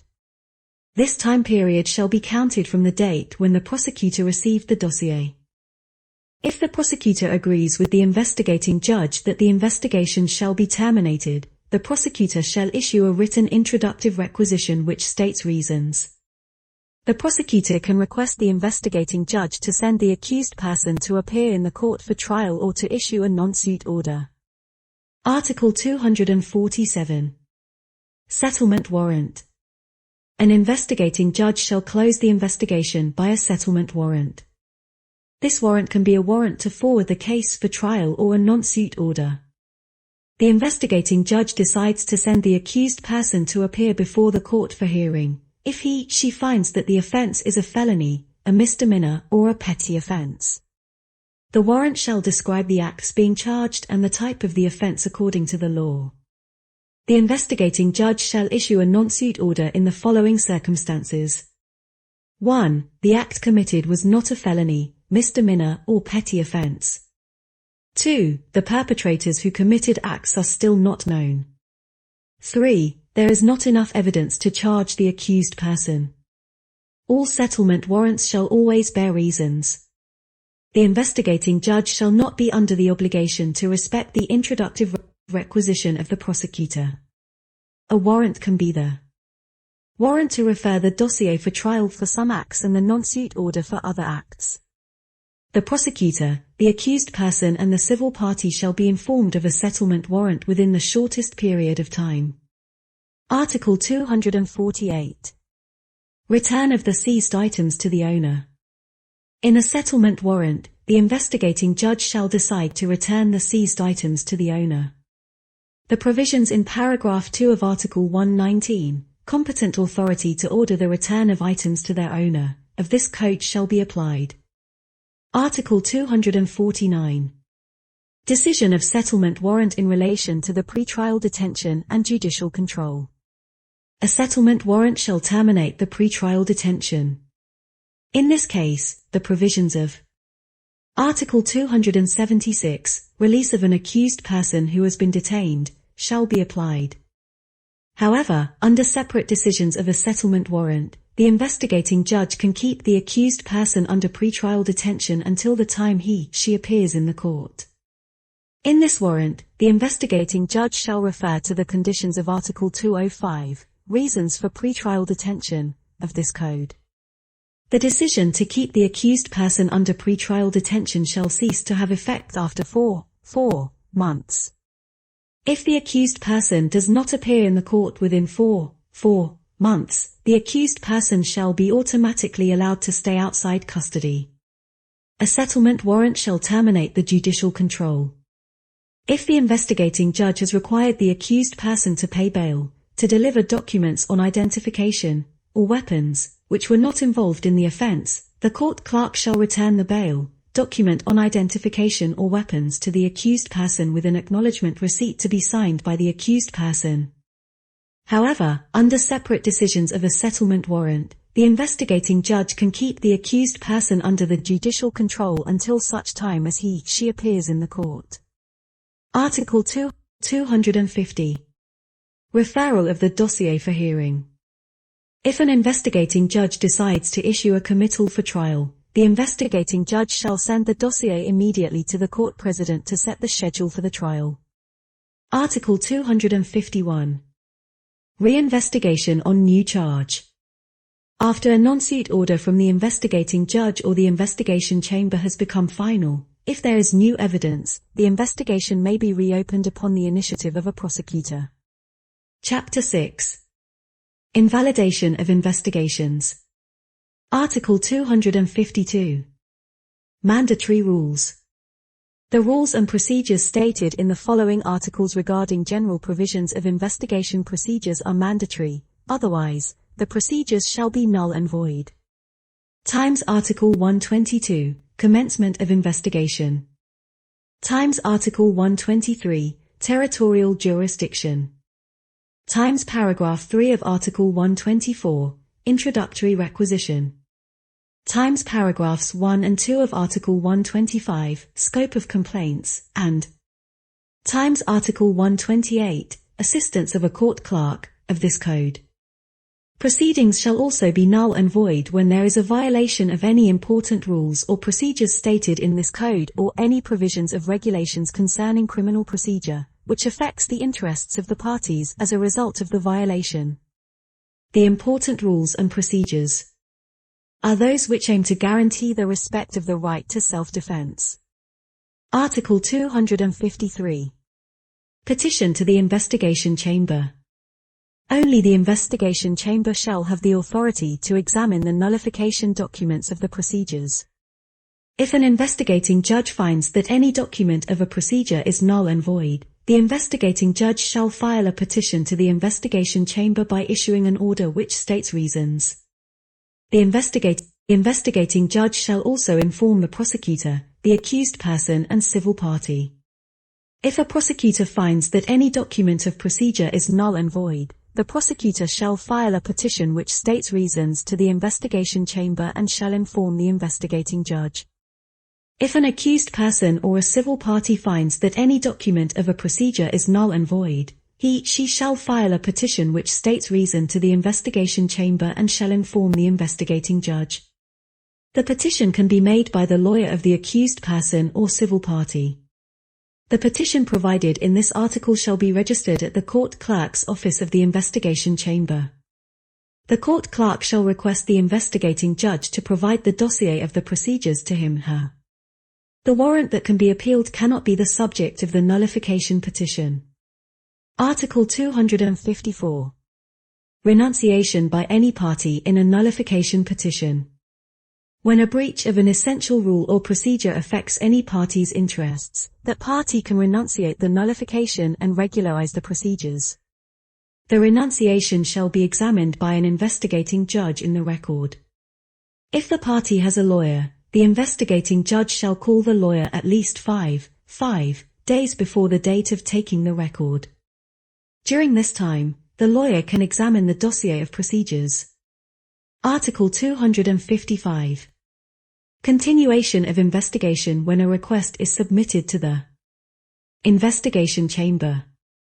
If the investigation chamber receives a request for nullification, the investigating judge can continue his/her investigation, unless it is decided otherwise by the president of the investigation chamber. This decision cannot be appealed. Article 256.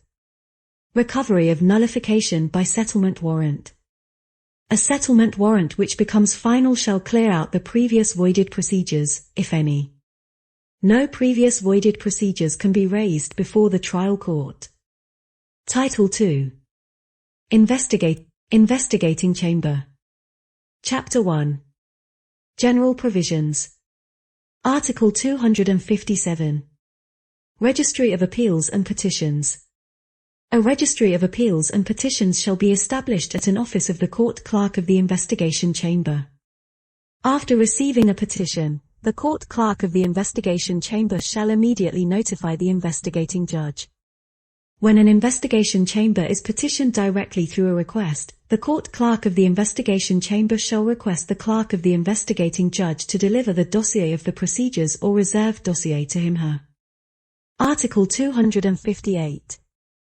Notification of a hearing date.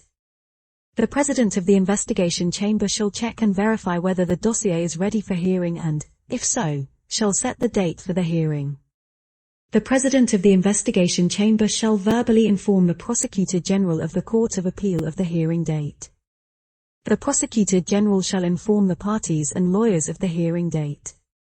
Notification to the accused person who is under detention shall be made as followed. Times orally, or times through the chief of prison or detention center. Notification to the accused persons who stay outside custody, the civil parties and the lawyers shall be made as followed. Times orally. Times through administrative means or times through a police or gendarmeries unit. When the notification is made orally, the court clerk shall mention the date of the notification in the margin of the warrant. The accused person, the civil party or the lawyer shall sign the warrant. In other cases, the notification shall be made through the delivery of copy of warrant with acknowledgement of receipt. Article 259. Access to dossiers and briefs. The Prosecutor General of the Court of Appeal and lawyers may examine a dossier until the time of trial. The Prosecutor General of the Court of Appeal shall provide a written introductive requisition to the court clerk at least one day before the trial. The parties and lawyers may submit their briefs to the court clerk. The written introductive requisition and the brief shall be granted a visa with date by the court clerk and shall be included in the dossier immediately. Trial. The parties and their lawyers shall be permitted to submit briefs until the beginning of the Article 260. Conduct of a confrontation. A confrontation shall take place in a discussion room. After the President of the Investigation Chamber has made her report, the Prosecutor General of the Court of Appeal and lawyers of the parties shall make their summary remarks.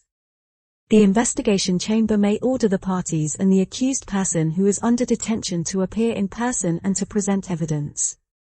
When the confrontation is finished, the Investigation Chamber shall discuss the matter to make decision without the presence of the Prosecutor General of the Court of Appeal, the parties, and the lawyers. The judgment shall be announced at the closed-door hearing on the same day or at the later trial. The judgment shall state reasons and contain elements essential for the examination by the Supreme Court. The judgment shall be signed by the President of the Investigation Chamber. The Prosecutor General of the Court of Appeal shall be orally informed of the judgment within the shortest period of time. The court clerk shall write a notation of the date of notification on the page margin of the judgment. The Prosecutor General of the Court of Appeal shall sign and certify that she has received such notification. The parties and the lawyers shall be also notified of the judgment as provided in Article 238, notifying an accused person of a warrant, of this code. Article 261. Examination of regularity of the procedure. When receiving any complaint, the Investigation Chamber shall examine the regularity of the procedures and the good conduct of the proceedings. If a reason for annulling is found, the Investigation Chamber may discretionarily nullify the whole or parts of such proceedings. The Investigation Chamber shall act in compliance with Article 280, effect of annulment, of this code. Article 262. Undertaking further investigation. The Investigation Chamber may order a further investigation as it deems useful. To undertake this further investigation, the Investigation Chamber shall appoint one of its own members or an investigating judge who is authorized by the Investigation Chamber. The judge who is obligated to conduct further investigation shall exercise the power of an investigating judge within the scope of power determined by the Investigation Chamber. When the investigation is completed, the dossier of the procedures shall be filed with the office of the court clerk of the Investigation Chamber. The President of the Investigation Chamber shall set a date for the new hearing. In such case, the provisions of Article 259, access to dossiers and briefs, of this code shall be applied. Article 263. Extension of placement under control for other connected offences. The Investigation Chamber itself or through the introductive requisition from the Prosecutor General of the Court of Appeal may order an extension of placement under control against an offence connected with the offence as indicated by the investigating judge when such offence emerges from the dossier of the procedures. Connected offences are times offences committed at the same time by a group of people. Times offences committed by different individuals following an agreement among themselves, even though the crime was committed at a different time or place, or times when stolen or fraudulent goods or goods obtained through the act of committing an offence were hidden by other persons. Article 264. Extension of place under control to other persons. The Investigation Chamber may issue an order to charge another person who was not designated by the investigating judge, except where the provisions of Article 12, Residential Judicator, of this code shall be applied. Article 265. Restart of an investigation on new charges. Where there is a new charge after a warrant or a non-suit order comes into effect, the investigation may be restarted with the initiative of the prosecutor. Chapter 2. Appeal against warrant of investigating judges. Article 266. Appeal by the Prosecutor General of the Court of Appeal and a prosecutor against a warrant of an investigating judge. The Prosecutor General of the Court of Appeal or a prosecutor may appeal against all warrants issued by investigating judges. Article 267. Appeal by an accused person against warrant of investigating judge. An accused person may appeal against the following warrants. Times a warrant refusing an application for investigation as stated in paragraph 2 of Article 133, request by an accused person to act. Times a warrant refusing the return of seized items to the owner as stated in Article 161, return of items seized to the owner by an investigating judge, and Article 248, return of seized items to the owner. Times a warrant refusing application for forensic examination as stated in paragraph 2 of Article 162, necessity of forensic examination. Times a warrant refusing the application for additional forensic examination or cross-forensic examination as stated in paragraph 7 of Article 170, notification of expert conclusion, and times a warrant on pretrial detention or judicial control as provided in Section 5, pretrial detention, and Section 7, judicial control, of Chapter 3, safety measure, of Title 1 of this book and of Article 249. Contents of settlement warrant in relation to pretrial detention and judicial control, of this Code. Article 268. Appeal by a civil party against warrants of an investigating judge. A civil party may appeal against the following warrants. Times a warrant refusing an application for investigation as stated in paragraph 2 of Article 134, request by a civil party to act. Times a warrant not to investigate as stated in paragraph 4 of Article 139, forwarding. Petition to prosecutor.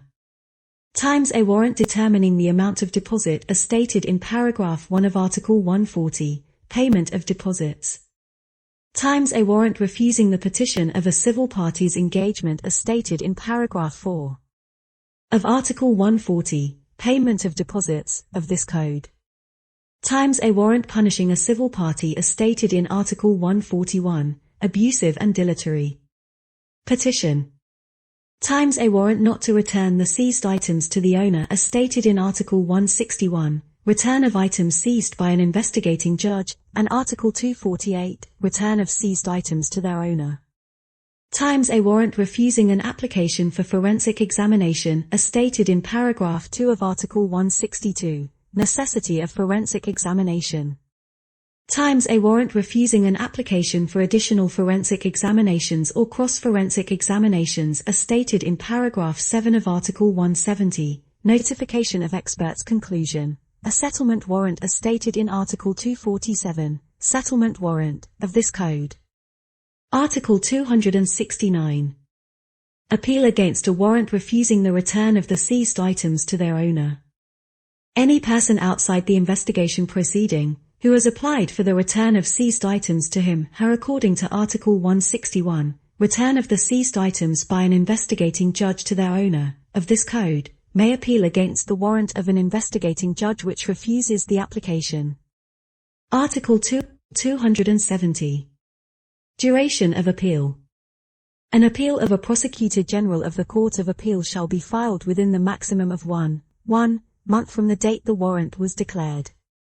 An appeal of a prosecutor shall be filed within 5 days from the date of the notification of the warrant. An appeal of an accused person, a civil party or any person mentioned in Article 269, appeal against warrant refusing the return of the seized items to their owner, of this Code shall be filed within 5 days from the date of the notification of the warrant. If the notification was made by delivery of a copy of the warrant with acknowledgement of receipt, the time period for appealing is counted from the date of such receipt. Article 271. Competence of the investigating chamber. An appeal shall be sent to the investigation chamber of the Court of Appeal. Article 272. Formality for filing an appeal. An appeal may be made by filing a petition with a clerk of the court of the first instance. The appeal shall be registered in the Registry of Appeals of the court. An appeal can be filed by the lawyer of an accused person, a civil party or any person designated in Article 269, appeal against a warrant refusing the return of the seized items to their owner, of this code. Appeals of an accused person who is under detention shall be made by filing a petition with the chief of a prison or a detention center. The chief of prison or detention center shall immediately forward a copy of the appeal letter to the clerk of the court of the first instance. The letter shall be registered in the Registry of Appeals. Article 273. Referral of a dossier to the investigating chamber. When receiving an appeal, the clerk of the court of the first instance shall inform the investigating judge immediately. The court clerk of the investigating judge shall prepare the dossier and submit it to the investigation chamber with a copy of the appeal letter attached. The copy shall be made by the clerk of the court of the first instance after he has seen the statement entered in the appeal registry. This case file shall be forwarded to the office of court clerk of the investigation chamber within 5 days upon receiving the appeal application except under an insurmountable circumstance. Article 274. Backup case file. When a backup dossier is established in accordance with Article 129, functions of a court clerk, of this code, the investigating judge shall keep the original documents of dossier. A backup dossier shall be sent to the investigation chamber.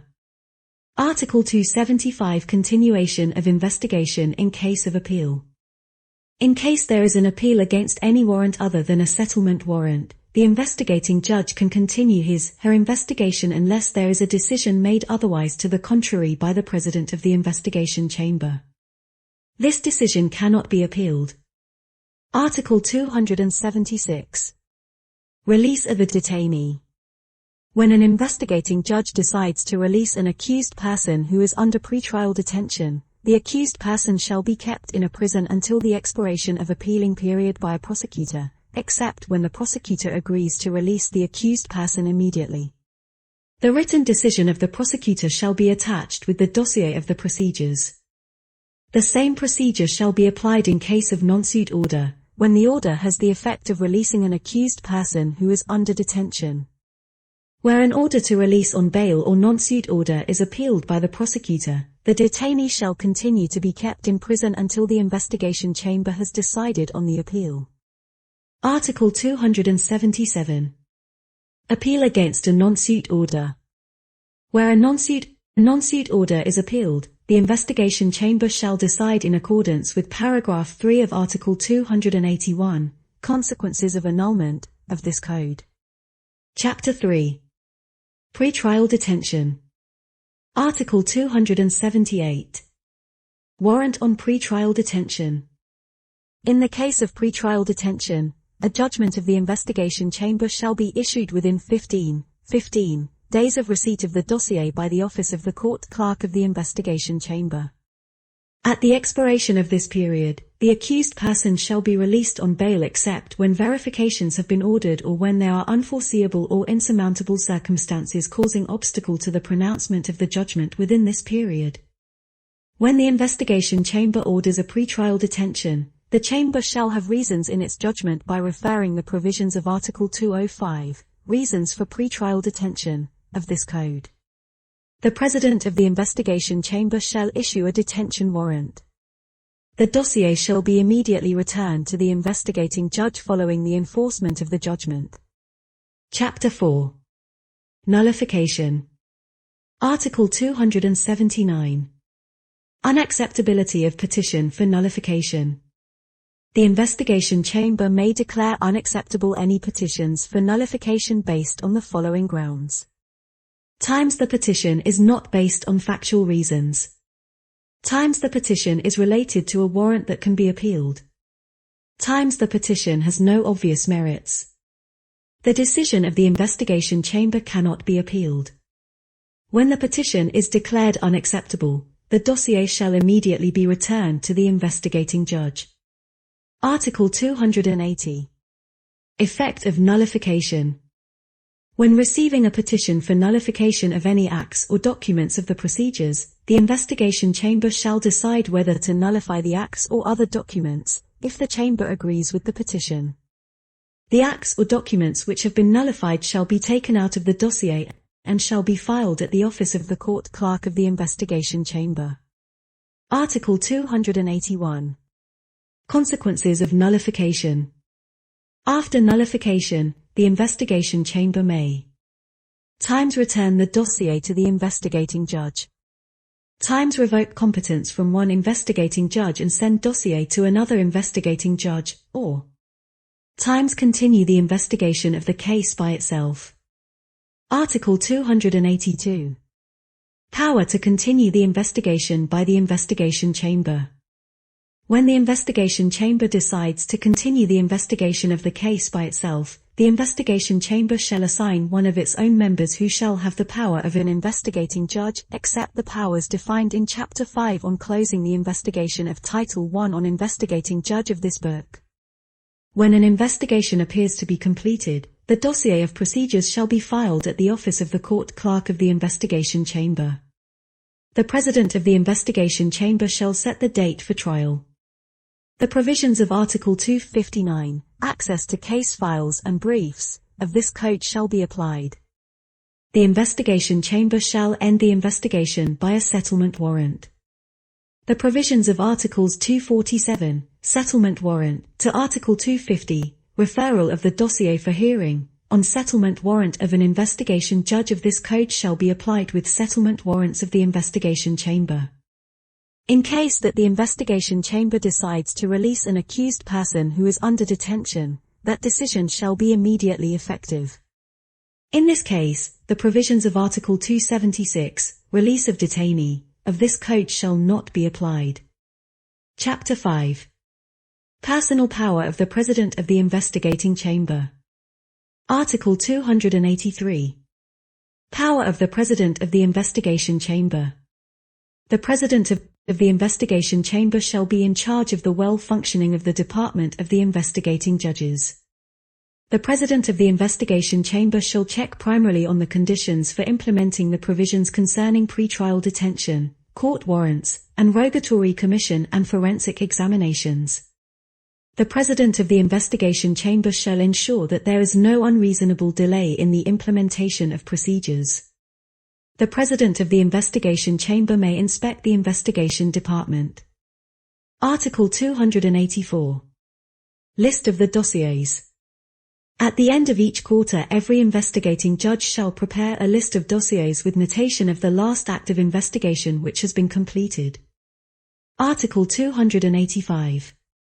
Inspection of the investigation department. All inspections by the President of the Investigation Chamber in the investigation department shall be reported to the President of the Court of Appeal. Article 286. Request to close the dossiers. At the expiration of one year period after a charge was made, the accused person may request the investigating judge to close the investigation. The investigating judge shall decide within 1 month after receiving the request.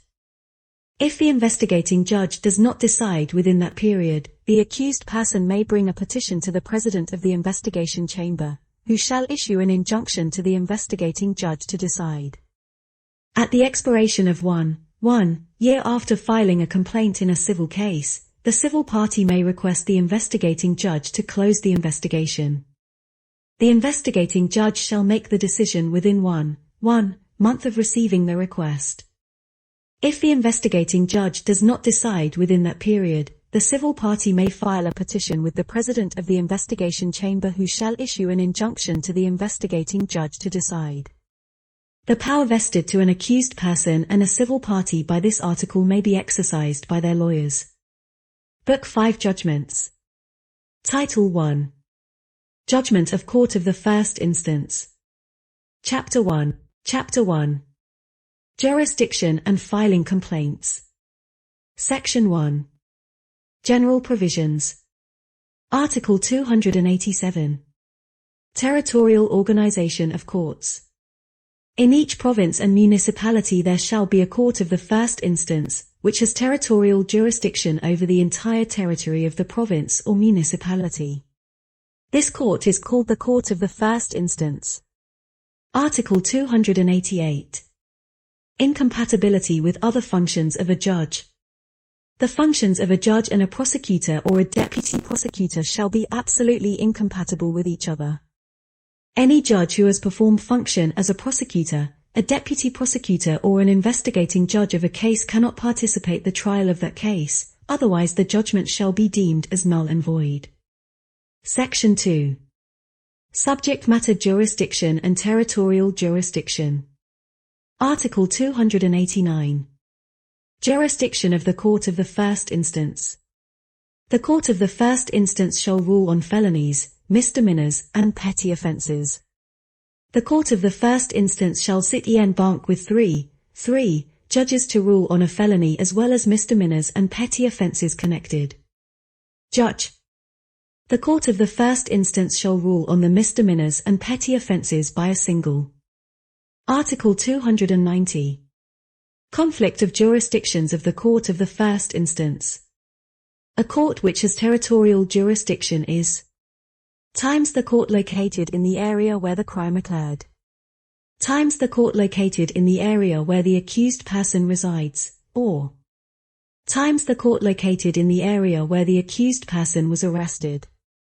In case two or several courts under the same jurisdiction of the Court of Appeal were filed with the same case, the President of the Court of Appeal shall assign the case to a court to be in charge of the dossier.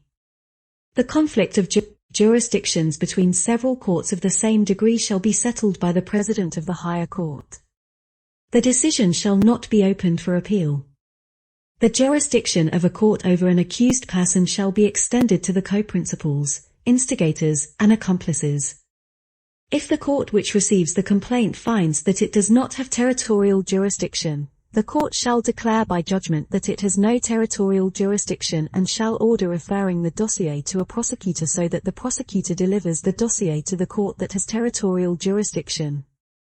Eventually, the court shall decide to continue detaining or placing under judicial control the accused person. Section 3. Filing complaints with a court. Article 291. Methods of filing. In a criminal case, the Court of the First Instance shall receive the complaint through times referral order of the investigating judge or the referral judgment of the investigation chamber, times order for direct hearing of the prosecutor, or times record on immediate appearance submitted by the prosecutor. Any person who is brought before the court through any of the above-mentioned procedures is known as an accused person. Victim of an offense can complain as a civil party before the court if she has not done so before the investigating judge. In compliance with a law, civil responsible persons are those who shall be liable for compensation for damages caused to the victim of an offense. Article 292. Setting the date for trial. Except for the procedure for immediate appearance, the date of the trial shall be set by the President of the court. In a case where the court receives the complaint submitted directly through the referral order of the investigating judge or through the referral order of the investigation chamber to refer the dossier for trial, the President of the court shall set the date of trial by considering the time limits provided in Article 57, time limits to be followed between summon, order for direct hearing and citation, and Article 66, time limits to be followed between summons and citation, of this code. The prosecutor shall be verbally informed of the trial date. Article 293. Common time limits. All time limits provided for in this code to perform any act or implement any proceeding shall expire at 12 o'clock midnight on the last day. Normally, if the last day occurs on a Saturday, Sunday, or public holiday, the time limit shall be extended to the first next working day. In cases where the signature of an individual on a document is required, the signature may be substituted by a fingerprint if the individual does not know how to sign. Article 294. Summons of parties to a hearing by referral order or referral judgment. In case that the court receives a complaint through a referral order of an investigating judge or through a referral judgment of the investigation chamber, the prosecutor shall summon the following persons to attend the hearing. Times an accused person. Times a civil party. Times a victim. When the victim have not yet been named as a civil party before the investigating judge. Times witnesses. times experts, times translators, times a civilly responsible person as identified by an accused person or a civil party. The summons to attend the hearing shall be made according to the provisions as provided for in Title II, Book 7 of this Code. A copy of the investigating judge's referral order or the investigation chamber's referral judgment shall be attached to the summons when they are delivered to the accused person. Article 295. Summons of a party by an order for direct hearing. When the court receives a dossier by an order for direct hearing, the prosecutor shall summon the following persons to attend the hearing. Times the victims, times witnesses, times translators, times a civilly responsible person as identified by an accused person or a civil party. The summons to attend the hearing shall be made according to the provisions as provided for in Title I, Book 7 of this Code. Article 296. Summons of parties in the case of immediate appearance. In a case under the procedure for immediate appearance, the prosecutor shall summon the following persons to attend the hearing. Times victims, times witnesses, times translators, times a civilly responsible person as identified by an accused person or a civil party. The summons to attend the hearing shall be made according to the provisions as provided for in Title I, Book 7 of this Code. However, in the case of emergency, the prosecutor may summon the victims, witnesses, translators, and civilly responsible person by any means, including verbal summons. Article 297. Summons of witness. A charging witness who has not yet been questioned by confronting the accused person shall be summoned to attend the hearing. Article 298. Summons of a witness by an accused person and a civil party. An accused person and civil party who pay the cost of witnesses may bring in witnesses who are not summoned by the prosecutor. The summons shall be made according to the procedures stated in Title III, Book 7 of this Code. Article 299. Consolidation of procedures. When the court receives several procedures of many connected facts, it may order to consolidate all procedures. Chapter 2. Appearance of the parties. Section 1. Appearance of the accused person. Article 300. Appearance of an accused person. An accused person shall appear during hearing of the court directly. The accused person may be assisted by a lawyer chosen by him herself. The accused may also request to have a lawyer appointed for him/her in accordance with the law on statute of lawyers. Article 301. Assistance of lawyers. The assistance of a lawyer is compulsory in the following cases. Times felony. Times the accused person is a minor. If the accused person has not selected a lawyer, the lawyer shall be appointed upon the initiative of the court president in accordance with the law on statute of lawyers. Article 302. Free appearance of an accused person. In case of order for direct hearing, the accused person shall appear by him herself during the hearing. Article 303. Appearance with escort of an accused person. In case of procedures for immediate appearance, the accused person shall be escorted by security guards until he/she appears before the court. The court may decide to put the accused person under pretrial detention according to Article 48, Procedures for Immediate Appearance, of this Code. A judgment on the merits shall be announced not later than 2 weeks starting from the date the accused person appeared in the court. A pretrial detention shall be legally terminated at the expiration of the 2-week period. Article 304. Procedures for immediate appearance. When deciding to apply the procedures for immediate appearance, the prosecutor shall times check the identification of the person who has been referred to him/her.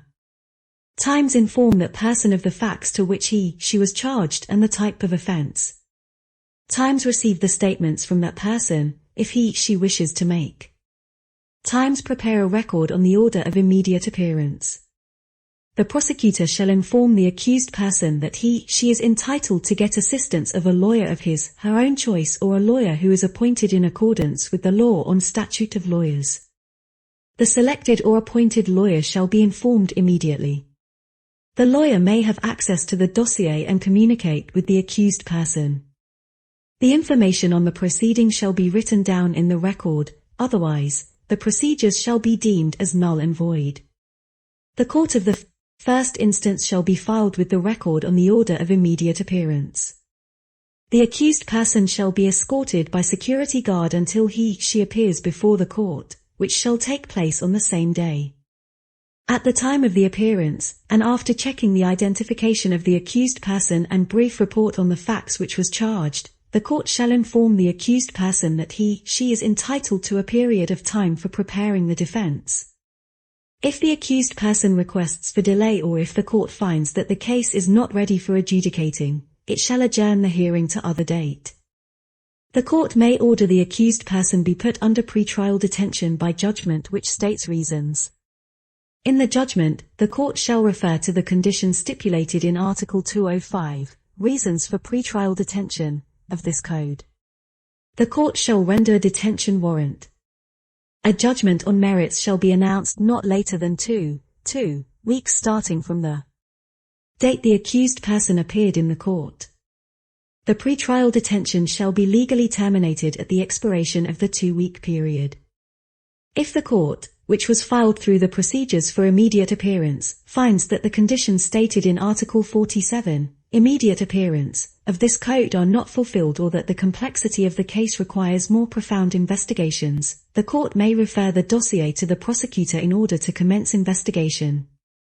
The accused person shall be brought to appear before an investigating judge on the same day, otherwise the accused person shall be automatically released. Article 305. Appearance of an accused person by referral order or referral. Judgment.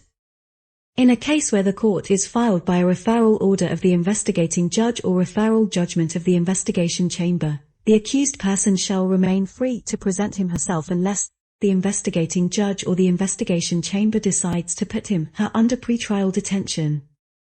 The prosecutor shall take necessary measures to have public forces bring an accused person who is under detention to the trial. According to Article 249, Decision of Settlement Warrant concerning pretrial detention or judicial control, of this Code, the decision to keep the accused person under pretrial detention shall expire after 4 months.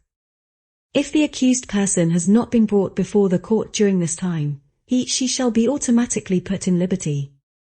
A judgment on the merits shall be made within a reasonable time period. An accused person who appears during trial as an accused person shall remain detained until the judgment on the merits is rendered, except when the court orders the release. Article 306. Automatic release of an accused person who is under detention. At any time, the court may order an accused person who is under detention be put in liberty or continuation of the detention according to Article 205, Reasons for Pretrial Detention, of this Code. The court may decide after hearing the accused person, the lawyer and the prosecutor. Article 307. Application for release of an accused person who is under detention. An accused person who is under detention can make verbal request to the court to release him/her during the trial or by a written letter submitted to the court clerk. An application for release from detention can be made verbally by a lawyer of the accused person who is under detention during the trial or by a written letter submitted to the court clerk. If the request for release is made verbally, the court clerk shall note it in the trial record. If the request is made in writing, the court clerk shall note the date of receiving the letter and shall send it immediately to the court president. The court shall decide after hearing the accused person, the lawyer and the prosecutor. The court shall decide within the shortest period of time, and not later than 10 days after receiving a verbal or written request. Article 308. Continuation of detention until after the expiration of the period of an appeal by a prosecutor. If the court orders the release, an accused person who has been detained, shall be remained in a prison until the expiration of the period of appeal by the prosecutor, except when the judge agrees to release the accused person under detention immediately. The written agreement or disagreement of the prosecutor shall be put in the dossier of procedures. If there is an appeal by the prosecutor against the order to release an accused person under detention, the accused person shall be remained in a prison until the Court of Appeal decides the appeal. Article 309. Accused person who cannot appear before the court. If due to health reasons or serious reasons prevent the accused person from appearing before the court, the chairman of hearing may order the questioning of the accused person at his/her place of residence. The court shall decide the date of the questioning. The questioning shall be conducted by in the presence of the prosecutor, the court clerk, and the lawyer of the accused person, unless the accused person expressly waived the presence of his/her lawyer. That questioning shall be recorded. Article 310. Order to bring issued by the court. In a misdemeanor or felony case, if the accused person fails to appear before the court may issue an order to postpone the case and issue order to bring. The court shall set the date for the new trial. Times order to bring shall include the following. Times the identification of the accused person. Times the offences charged and the legal texts that determine and suppress the offence. Times the name and the status of the judge who issued the order. The order to bring shall be dated and signed by the chairman of hearing and sealed. The provisions of Article 192, execution of the order to bring, shall be applied. The accused person shall be brought to a police unit or the Royal Gendarmeries unit, the detention centre or prison until the accused person appears in the court. The accused person may request the prosecutor to hear his/her statement. The prosecutor shall make a report on this hearing. Section 2. The appearance of civil party. Article 311. Engagement as a civil party during trial. During the trial, engagement as a civil party shall be through an ordinary declaration before the court clerk. The declaration shall be mentioned in the record of the hearing. A civil party engagement shall not be accepted after the prosecutor made introductive requisition on the merits of the case. A victim who has already been engaged as a civil party during the investigation needs not to fill the proceeding again before the court. Article 312. Incompatibility between the status as a civil party and the status as a witness. A civil party cannot be interviewed as a witness. Article 313. Assistance and representation of a civil party. A civil party may be accompanied by a lawyer who is selected by him/herself. A civil party may also be represented by a lawyer, his/her spouse, or by a direct consanguinity. A representative who is not a lawyer shall have written power of attorney. Section 3. The appearance of civilly responsible person. Article 314. Appearance of civilly responsible person. A civilly responsible person may be accompanied by a lawyer. The civilly responsible person may also be represented by a lawyer, by his/her spouse, or by a relative of a direct consanguinity. A representative who is not a lawyer shall have written power of attorney. Section 4. The appearance of witnesses. Article 315. Appearance of witnesses. Witnesses shall appear before the court in accordance with the summons. The court may use public forces in order to make the witnesses to appear. Chapter 3. Confrontations. Section 1. Publicity of confrontations and conduct of hearings. Article 316. Publicity of confrontations and confidentiality of confrontations. Confrontations shall be conducted in public hearings. However, if the court finds that publicity poses danger to public order or customs, the court, based on a decision with reasons, may order the whole or part of the confrontations be conducted confidentially. The court shall decide by a judgment different from a judgment on the merits or by a special arrangement of the judgment on the merits. The decision of the court to conduct the confidential confrontations cannot be appealed. Article 317. Announcement of a judgment. In all cases, judgments shall be announced at the public hearing. Article 318. Policing the hearing. The chairman of hearing shall lead the confrontations. The chief shall guarantee the free exercise of the rights to defense. However, the chief may expel from confrontation what intends to uselessly delay the hearing and not conducive to ascertaining the truth. The chairman of hearing shall ensure the maintenance of good order during the trial. The chairman of hearing can prohibit some or all minors from entering the hearing room. The chairman of hearing can order the dismissal of any person who causes disorder of debates. In the performance of his duties, the chairman of hearing can use public forces. Article 319. Access to dossiers.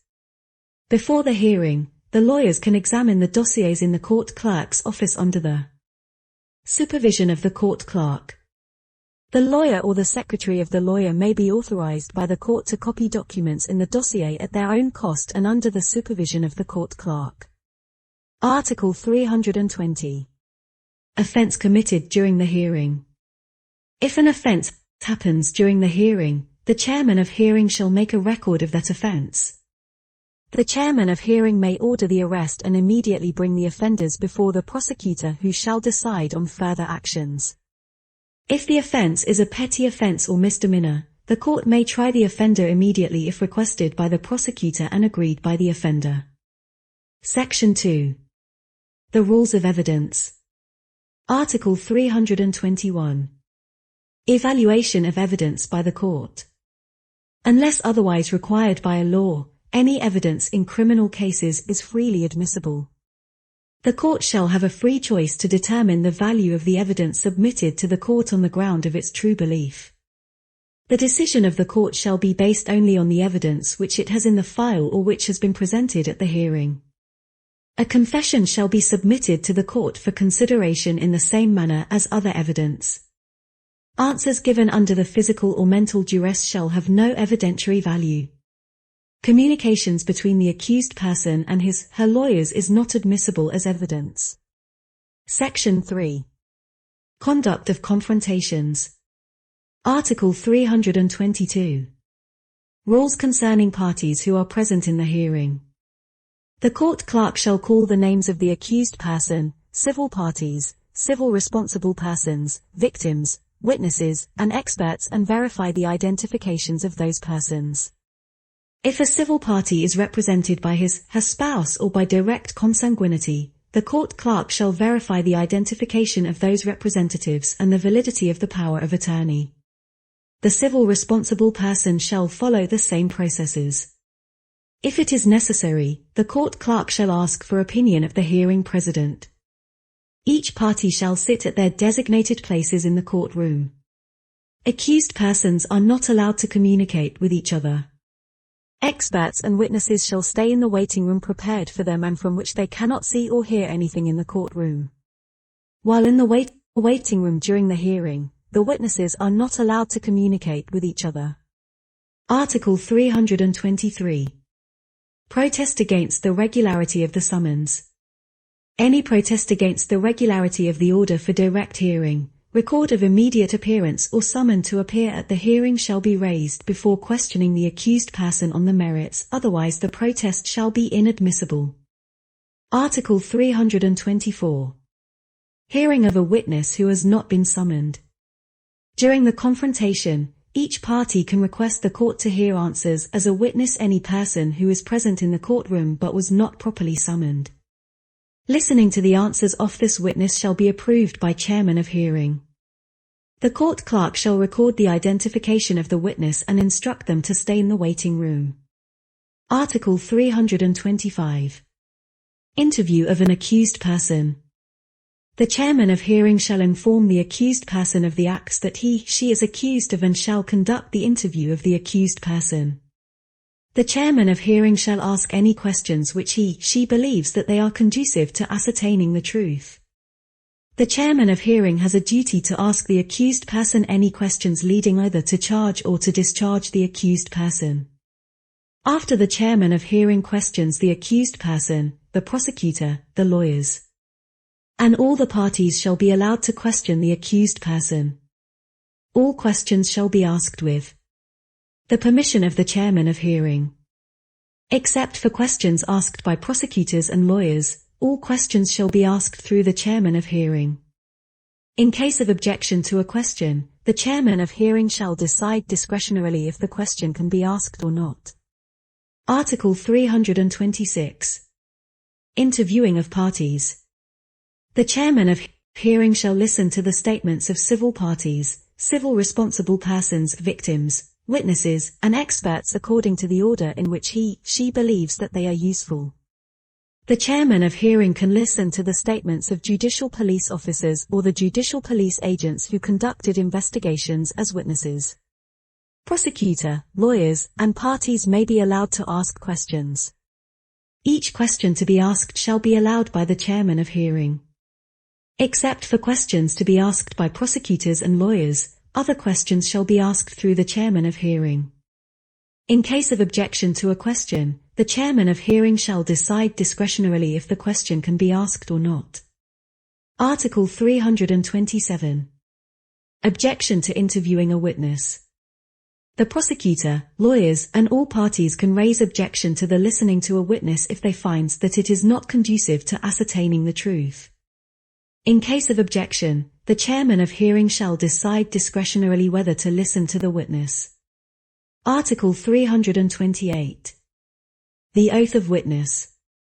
The chairman of hearing shall question each witness to see whether she is a direct consanguinity or alliance of the accused person, a civil party, or a civil responsible person or serviceman of those people. Before answering the questions, each witness shall swear according to their religion or believe that she shall only speak the truth. After being questioned, each witness shall be kept on call as the court needs. The court may allow the witness to withdraw if her presence is no longer needed. The provisions of Article 156, witness without swearing, of this code shall also be applied. Article 329. Denunciatus. The denunciator who has been rewarded for her denunciation may also be listened to by the court for information. Article 330. Assistance and oath of a translator. If necessary, the chairman of hearing can seek a translator. The translator shall swear according to her belief or religion that she will assist the court and translate the answers honestly. In no circumstances can the translator be chosen from amongst judges, court clerks, police, gendarmeries, parties or witnesses. The provisions of Article 156, witness without swearing, of this code shall also be applied. Article 331.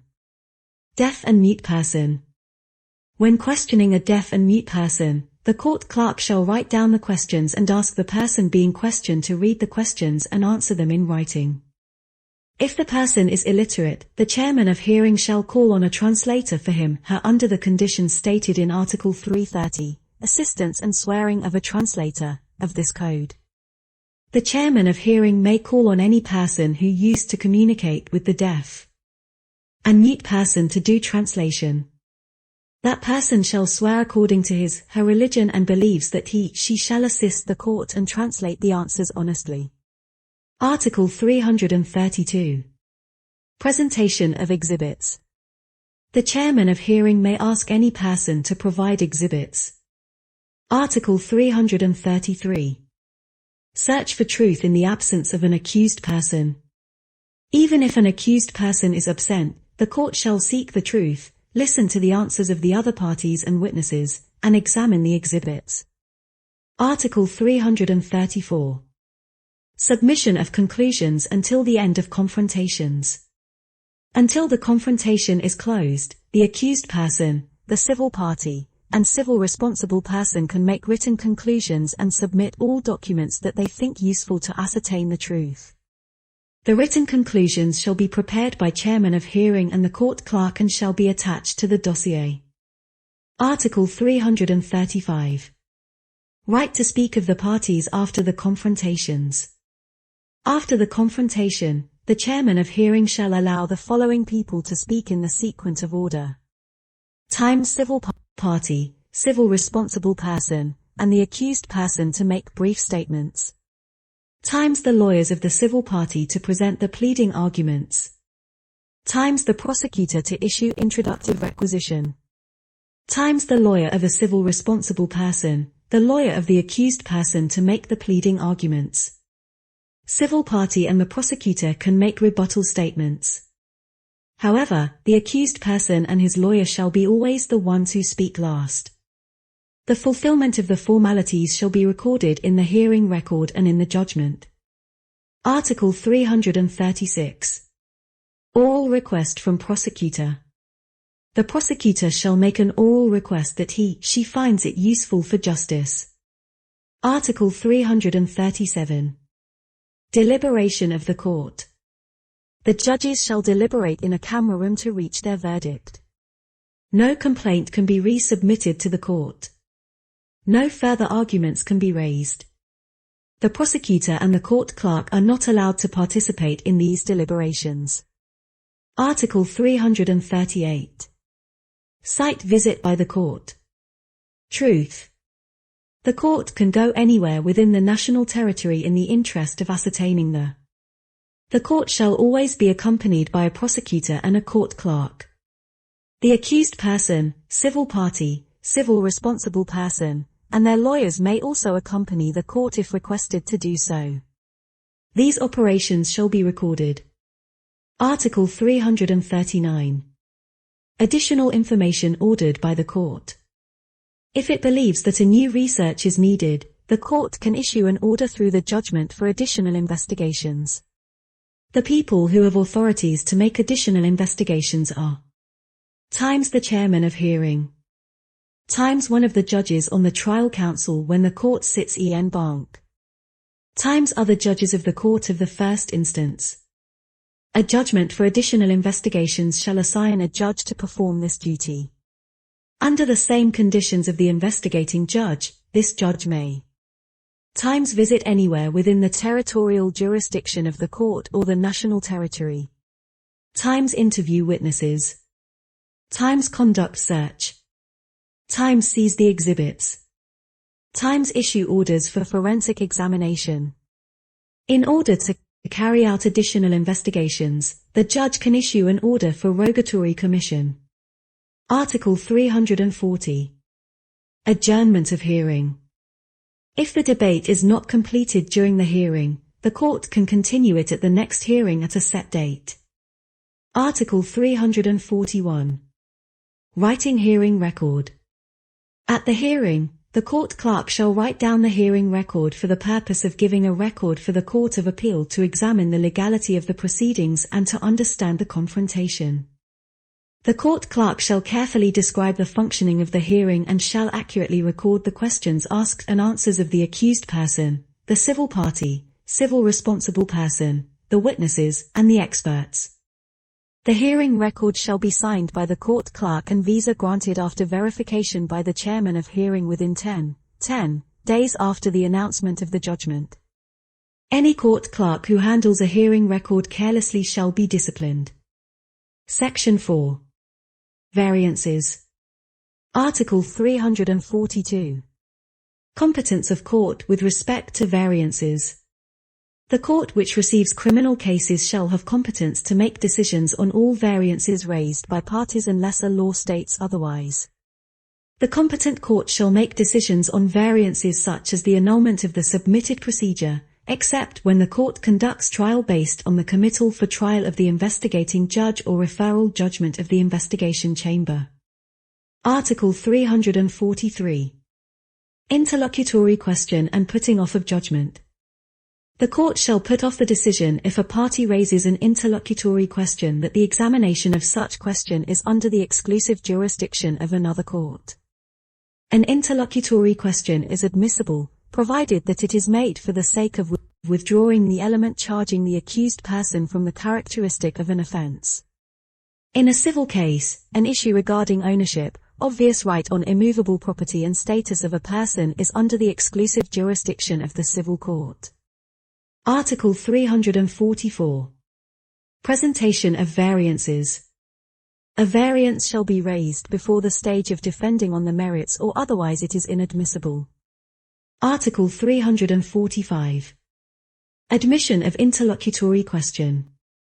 The court may declare that inadmissibility of an interlocutory question is only done through a well-motived judgment. If a variance is dismissed, the confrontation shall continue. If an interlocutory question is raised and admitted by the court shall put off judgment and set the period for the concerned party to file a lawsuit with the competent court.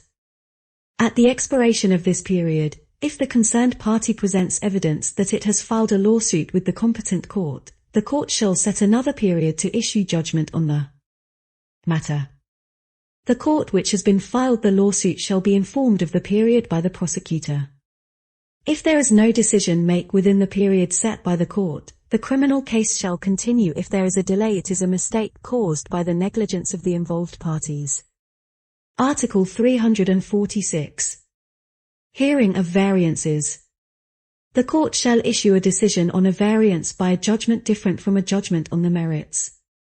But the court may also include a statement of facts on the merits and issue one judgment which includes the variances and the merits. Chapter 4. Decisions. Section 1. Announcement of judgment. Article 347. Announcement of judgment. The judgment shall be decided at a hearing where there is confrontation or in the next hearing.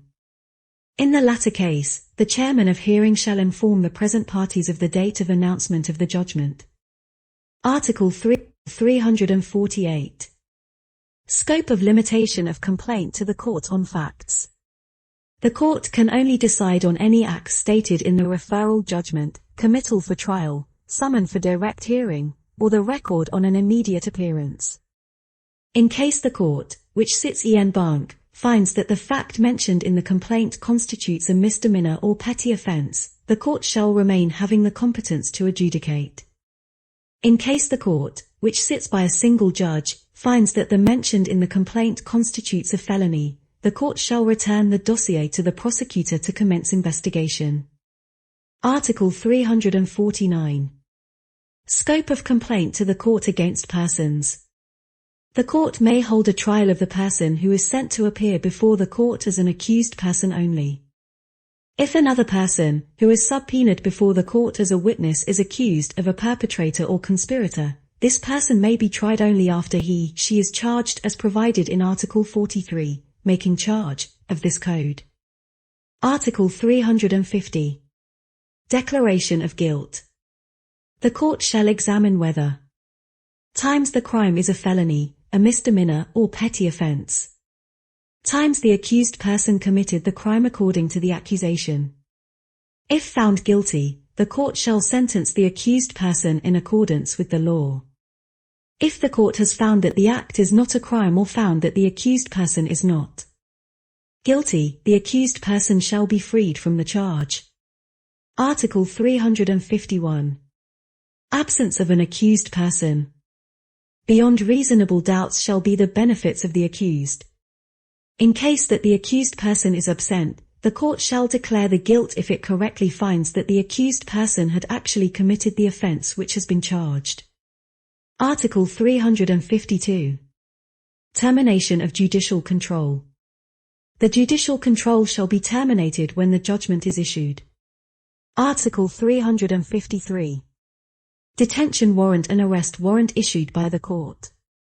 If the court declares the punishment to at least 1 year imprisonment without suspension, the court by a special decision with reasons, may issue during the hearing.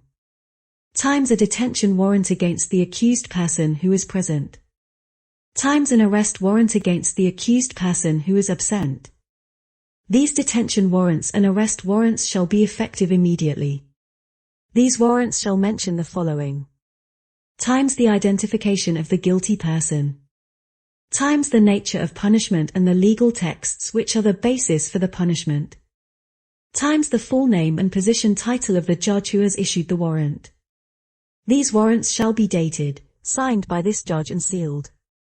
The guilty person who is arrested by the execution of arrest warrant shall be presented within the shortest period of time in front of a prosecutor at the place where she has been arrested, and the person concerned shall then be informed of the warrant and detained. If a judgment is issued by default, the guilty person who wishes to appeal against this judgment shall appear before the court that has issued the judgment within the shortest period of time. The guilty person may apply for bail. The court shall make a decision in accordance with Article 307, Application for Release of an Accused Person who is under detention, of this Code. Article 354. Return of seized items. The competent court shall decide on the return of seized items. Article 355. Judgment on civil remedy. In the same judgment of the criminal case, the court shall decide the civil remedy. The court shall judge the acceptability of the civil party and shall make decision on lawsuit of the civil party against the accused person and the civil responsible person. When the court has not decided on civil remedy, it may put it off to a later hearing and may decide on the tentative payment. Persons who are punished in the same offence shall be jointly responsible for remedy. Article 356. Absence of a civil party at a hearing. If a civil party who requested compensation before the trial was held but she was absent during the hearing, and if the accused person was declared guilty by the court shall make a decision to order compensation according to the contents of the dossier. Article 357. Writing of judgment, the ground and enacting term of judgment. Every judgment shall have two parts. Times the ground means the arguments of facts and laws which lead the court to make decision. Times the enacting term means decision of the court. The facts shall be clear and beyond a reasonable doubt. The court shall examine all charges and arguments raised during the hearing. In the ground judgment, the court shall respond to written conclusions of the parties. In the enacting term judgment, the court shall note the offence committed by an accused person which is not permissible by an applicable legal texts and any civil remedy. Article 358. Information mentioned in judgment. A judgment shall be signed by the chairman of hearing and the court clerk. The judgment shall mention the following. Times the date of the hearing, s. Times the date of the issuance of the judgment. Times the full name and position title of the judge who conducted the trial. Times the full name and position title of the prosecutor's representative. Times the full name and position title of the court clerk.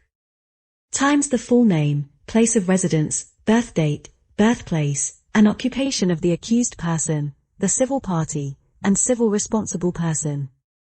Times the names of the lawyers. After being signed by the chairman of hearing and the court clerk, the original judgment shall be kept at the office of the court clerk not later than 8 days after the declaration of the judgment. The office of court clerk shall permanently maintain the original judgment. In the case of appeal, the court clerk can deliver a copy of the judgment. Article 359. Announcement of judgment in public hearing. All judgments shall be issued and announced during a public hearing. The enacting term of judgment shall be read aloud by the chairman of hearing. Section 2. Nature of judgments. Article 360. Non-default judgment. If an accused person appears at the trial, a judgment shall be a non-default judgment. The accused person need not be notified of the non-default judgment. An appeal may be filed against the non-default judgment. A judgment is still non-default even if the accused person leaves the courtroom. A judgment shall become non-default when the accused person was questioned under the conditions provided in Article 309, accused person who cannot appear before the court, of this Code. Article 361. Judgment deemed to be non-default. If an accused person does not appear for trial but she had the knowledge that a committal for direct hearing or a summons was issued, the judgment shall be deemed as non-default. The accused person shall be notified of the non-default judgment. An appeal can be filed against the judgment. When an accused person was absent with an excuse accepted by the court, The court may adjourn the case to the next hearing. Article 362. Default judgment.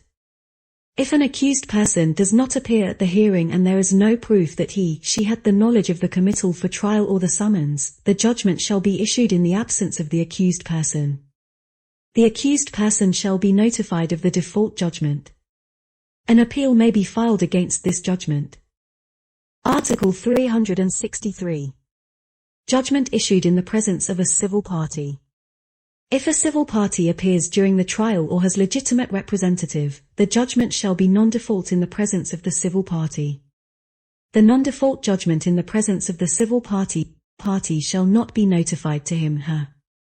An appeal may be filed against such judgment. If a civil party or his/her legitimate representative was not present during the hearing, the judgment shall be issued in the absence of the civil party. The civil party shall be notified of this default judgment. An appeal may be filed against such judgment. Article 364. Judgment issued in the presence of a civil responsible person. If a person who was summoned as a civil responsible person appears at a hearing or is legitimately represented, the judgment shall be a non-default judgment in the presence of the civil responsible person. The civil responsible person shall not be notified of the non-default judgment. An appeal may be filed against this judgment. If a person who was summoned as a civil responsible person does not appear at a hearing or is not legitimately represented, the judgment shall be issued in the absence of the civil responsible person. The civil responsible person shall be notified of the default judgment. An appeal may be filed against such judgment. Section 3. Opposition against a default judgment. Article 365. Opposition against a default judgment. The guilty person can file an opposition against a judgment declared in his/her absence. Article 366. Formality and admissibility of an opposition. An opposition shall be filed by writing.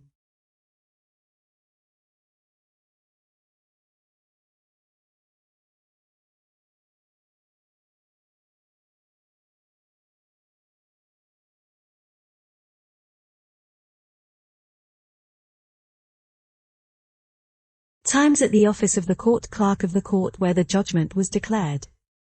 Times in the presence of a prosecutor, police or gendarmeries unit or a chief of a prison or a detention center. The guilty person may be represented by a lawyer. The lawyer shall have the power of attorney authorizing him/her to file an opposition. However, a guilty person, who is a minor, may be represented by parents or guardians. In this case, the representative does not need to have the power of attorney. When receiving an opposition application, the prosecutor, police or gendarmeries unit, or chief of prison or detention center shall refer the application immediately to the court clerk of the court where the judgment was declared. When the opposition applicant does not know how to sign, he/she shall be fingerprinted. Article 367. Registry of oppositions. The court clerk shall keep a registry of oppositions. The parties and lawyers may have free access to this registry.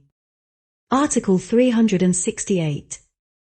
Period for filing an opposition. An opposition shall be filed within 15 days starting from times the date the notice of the default judgment was given if the judgment was given by hand delivery to the guilty person, or times the date the guilty person actually learned about the judgment if the judgment was not given to the guilty person by hand delivery. Article 369. Opposition limited to civil decisions. An opposition may be limited to a decision on the civil part of the judgment. Article 370. Effect of an opposition. When an opposition is filed against the whole judgment, the judgment shall become invalid. The execution of the judgment shall be suspended. However, a warrant of arrest shall remain valid. The court shall remain to have the authority to make decision to put the accused person in liberty. When an opposition is made against the civil part of the decision, only this part of the decision shall be invalid. The execution of the civil decision shall be suspended. Article 371. Judgment on an opposition. The dossier shall be tried again in the same court. All parties are summoned on the initiative of the prosecutor. After having examined the admissibility of the opposition, the court shall make the decision on the merits again. If the opposition applicant who has been properly summoned but fails to appear during the hearing, the court shall declare that the opposition is null and void. The judgment against which an opposition was filed shall not be modified. The judgment shall become completely effective to all parties. The person who submits the opposition may appeal against the judgment under the provisions of Article 382, period for an appeal by guilty person, civil party, civil responsible person, of this code. Article 372. Opposition made by a civil party or a civil responsible person. A civil party may also oppose the judgment decided in his/her absence. The opposition shall be limited only to the civil part of the judgment. The opposition shall be filed within 15 days starting from times the date the notice of the default judgment was delivered, provided that the judgment was given to the civil party by hand delivery, or times the date the civil party actually learned about the judgment if the judgment was not delivered to the civil party by hand delivery. The opposition shall be filed in writing to the office of the court clerk of the court where the judgment was declared. The civil party may be represented by the lawyer, spouse, or a direct consanguinity. The representative shall have the power of attorney authorizing him/her to file an opposition.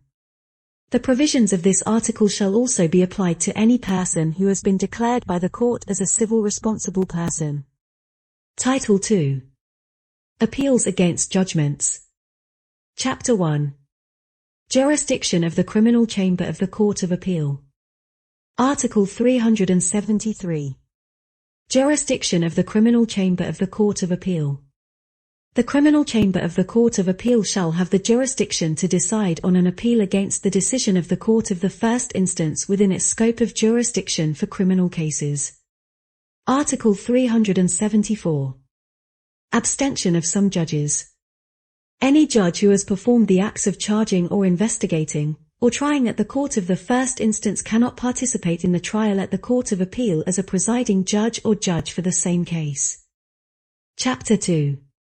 Admissibility of appeals. Article 375. Persons entitled to file an appeal. The appeal can be filed times by a prosecutor of the Court of the First Instance and the Prosecutor General of the Court of Appeal. Times by the guilty person. Times by the civil party for a civil interest. Times by the civil responsible person for a civil interest. Article 376. Formality of appeals by prosecutor, accused person, civil party and civil responsible person.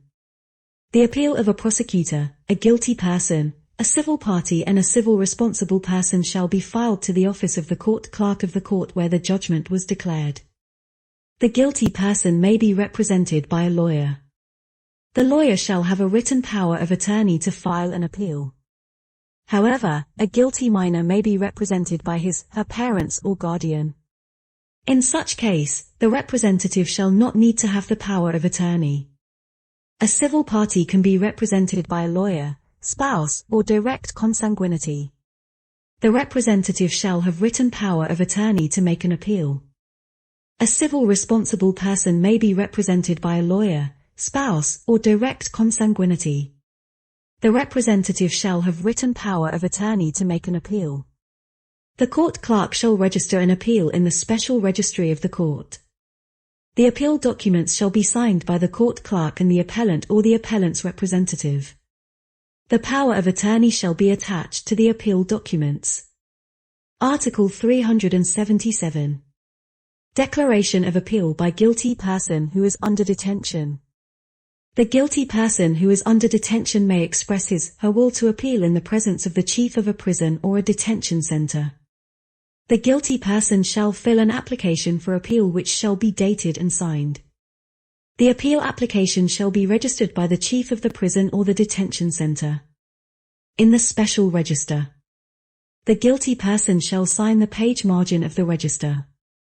The chief of the prison or the detention center shall send the appeal application within the shortest period of time to the court clerk, who shall note the appeal application in the appeal register of the court. Article 378. Illiterate appellants. If an appellant does not know how to sign, she shall be fingerprinted. Article 379. Formality of appeal by a prosecutor general. The appeal of a prosecutor general shall be filed at the office of the court clerk of the Court of Appeal. The court clerk shall register the appeal documents in the special register which is kept at the office of the court clerk of the Court of Appeal. The appeal application shall be signed by the court clerk and by the prosecutor general. Article 380. Access to appeal register. The appeal register of the Court of the First Instance and the Court of Appeal may be accessed freely by the parties and their lawyers. Article 381. Time period for appeal by prosecutor and prosecutor general. Any appeal by the prosecutor shall be filed within 1 month. Any appeal by the prosecutor general shall be filed within 3 months. The time period for an appeal shall start from the date in which the judgment was declared. Article 382. Time period for an appeal by guilty person, civil party and civil responsible person. Any appeal of a guilty person, a civil party, or a civil responsible person shall be filed within 1 month. If the judgment is non-default, the period for appealing shall start from the time the judgment was declared. If the judgment is deemed non-default, the period for appealing shall start from the time the notice of the judgment was delivered regardless of means of delivery. Article 383. Additional period for appeal, incidental appeal. In case of an appeal filed by any party within the time period provided above, all other parties shall have additional 7 days to file an incidental appeal. The additional time shall start from the expiration of the normal period. Article 384. Time period for appeal by prosecutor and guilty person in case of detention. In case of detention, an appeal shall be filed by prosecutor within 48 hours and by the guilty person within 5 days. This time period shall start from the date the court made a decision on detention. Article 385. Appeal against interlocutory judgment. If the court issues an interlocutory judgment, an appeal may be filed immediately if the judgment terminates the procedures. In a contrary case, an interlocutory judgment can be submitted to the Court of Appeal for examination provided that it made together with the judgment. On the merits. Chapter 3. Procedures before the Court of Appeal. Article 386. Referring the dossiers to the Court of Appeal. If an appeal is filed, the court clerk of the Court of the First Instance shall prepare the dossier for referring to the Court of Appeal. The court clerk shall send the dossier to the office of the court clerk of the Court of Appeal within the shortest period of time and shall include the following. Times the dossier of procedures. Times a certified copy of each appeal application.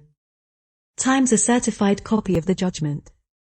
In case there is an appeal against the court's decision on the detention of the accused person, the dossier shall be referred within 10 days, starting from the date of filing of the appeal, unless there are circumstances that cannot be overcome which shall be noted in the referral letter. Article 387. Setting the date for hearing and duration of trial.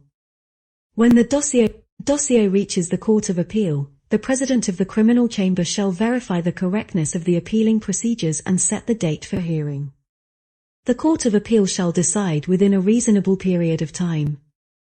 If an appeal is filed against a judgment of the Court of the First Instance with regards to the detention of the accused person, the Court of Appeal shall decide within the shortest period of time and within a maximum period of 15 days starting from the date of receiving the dossier. Article 388. Notice and summons to hearing. The President of the Criminal Chamber shall notify the Prosecutor General of the Court of Appeal of the hearing date. The Prosecutor General shall summon the accused person, the civil parties and civil responsible persons as provided for in Title II, Summon of an accused person to a hearing, and Title 3, Summon of any persons other than accused person to a hearing, of Book 7 on Summon for direct hearing, summons, and notice of this code. Article 389. Transfer of accused person who is under detention. An accused person who is under detention shall be transferred immediately by an order of the Prosecutor General to a prison or a detention center which locates nearest to the office of the Court of Appeal. Article 390. Appeal Report. The President of the Criminal Chamber shall appoint a reporting judge. The reporting judge may be the President or an accompanying judge. The subject of the report shall describe the procedures of the case and expose the judgment submitted to the Court of Appeal. The report shall be prepared in writing and shall be attached to the dossier. The report shall be sufficiently detailed so that the court receives complete information on the case. Article 391. Access to a dossier and submission of briefs. Held. The Prosecutor General and lawyers may have access to the case file until the hearing is. The lawyers and parties may submit their briefs to the court clerk. These briefs shall be granted a visa by the court clerk and dated and shall be attached to the dossier immediately. Article 392. Publicity of confrontations and confidentiality of confrontations. The confrontation shall be conducted in a public hearing.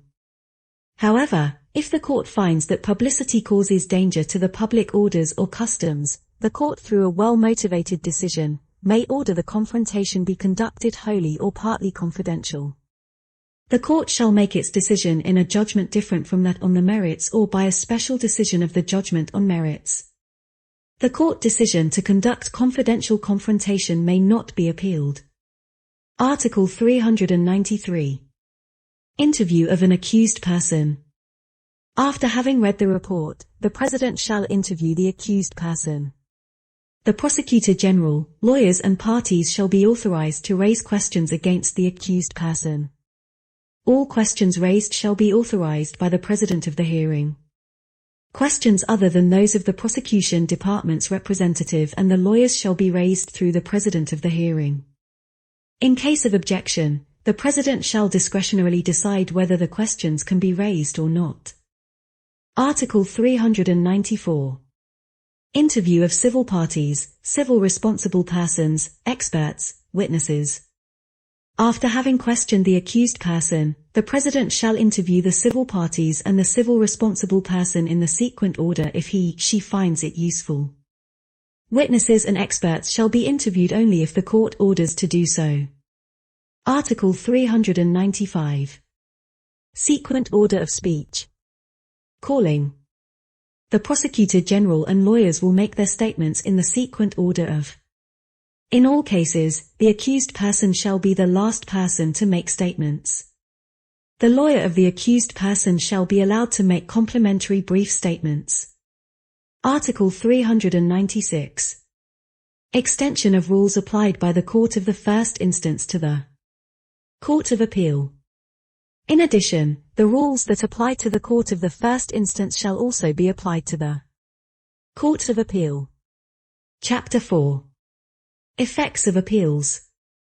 Article 397. Devolution effect of appeals. A dossier shall be referred to the Court of Appeal within the scope determined by the appeal and according to the status of the appellant. Article 398. Effect of appeal on the execution of judgment. During an appeal, enforcement of a judgment shall be suspended. However, an accused person who is under detention and appeared before the Court of the First Instance shall be kept in a prison during the period of the prosecutor's appeal.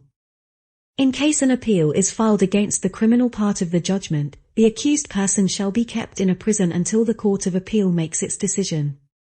If the Court of the First Instance decided to release the accused person or sentence the accused person to imprisonment for a period less than or equal to the pretrial detention period, the prosecutor may agree to release the accused person before the expiration of the period for appealing.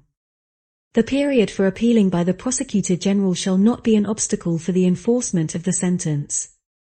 Article 399. Effect of appeal only from accused person. When the Court of Appeal receives an appeal only from the accused person, it cannot increase the punishment against the accused person. The court can modify the judgment only in favor of the accused person.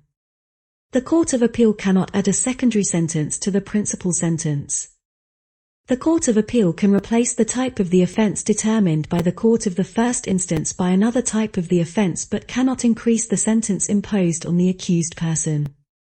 If the Court of the First Instance forgot to declare any secondary sentence that is absolutely mandatory to be imposed, the Court of Appeal shall void the judgment and decide the new sentence again. When receiving an appeal from the accused person only, the Court of Appeal cannot increase the amount of money for compensation of damages to the civil party. Article 400. Effect of an appeal by a prosecutor and a prosecutor general. An appeal by a prosecutor and a prosecutor general leads to a review of the criminal part of the decision made by the Court of the First Instance. Eventually, the Court of Appeal may overrule a judgment to release the accused person or aggravate the sentence that was declared by the Court of the First Instance. The Court of Appeal may always decide to release the accused person if it finds that the guilt of the person cannot be demonstrated. The Court of Appeal can impose a secondary sentence that is absolutely mandatory when the Court of the First Instance forgot to declare. Article 401. Requalifications of juridical by the Court of Appeal. The Court of Appeal may modify the qualifications of juridical determined by the Court of the First Instance, but it shall not add any new element that was not submitted to the Court of the First Instance for decision. Article 402. Effects of appeal by civil parties or civil responsible person. The appeal of a civil party and a civil responsible person may be made on civil interests only. A civil party may not file a new petition before the Court of Appeal which was not submitted to the court. Article 403. Form and signature on judgment.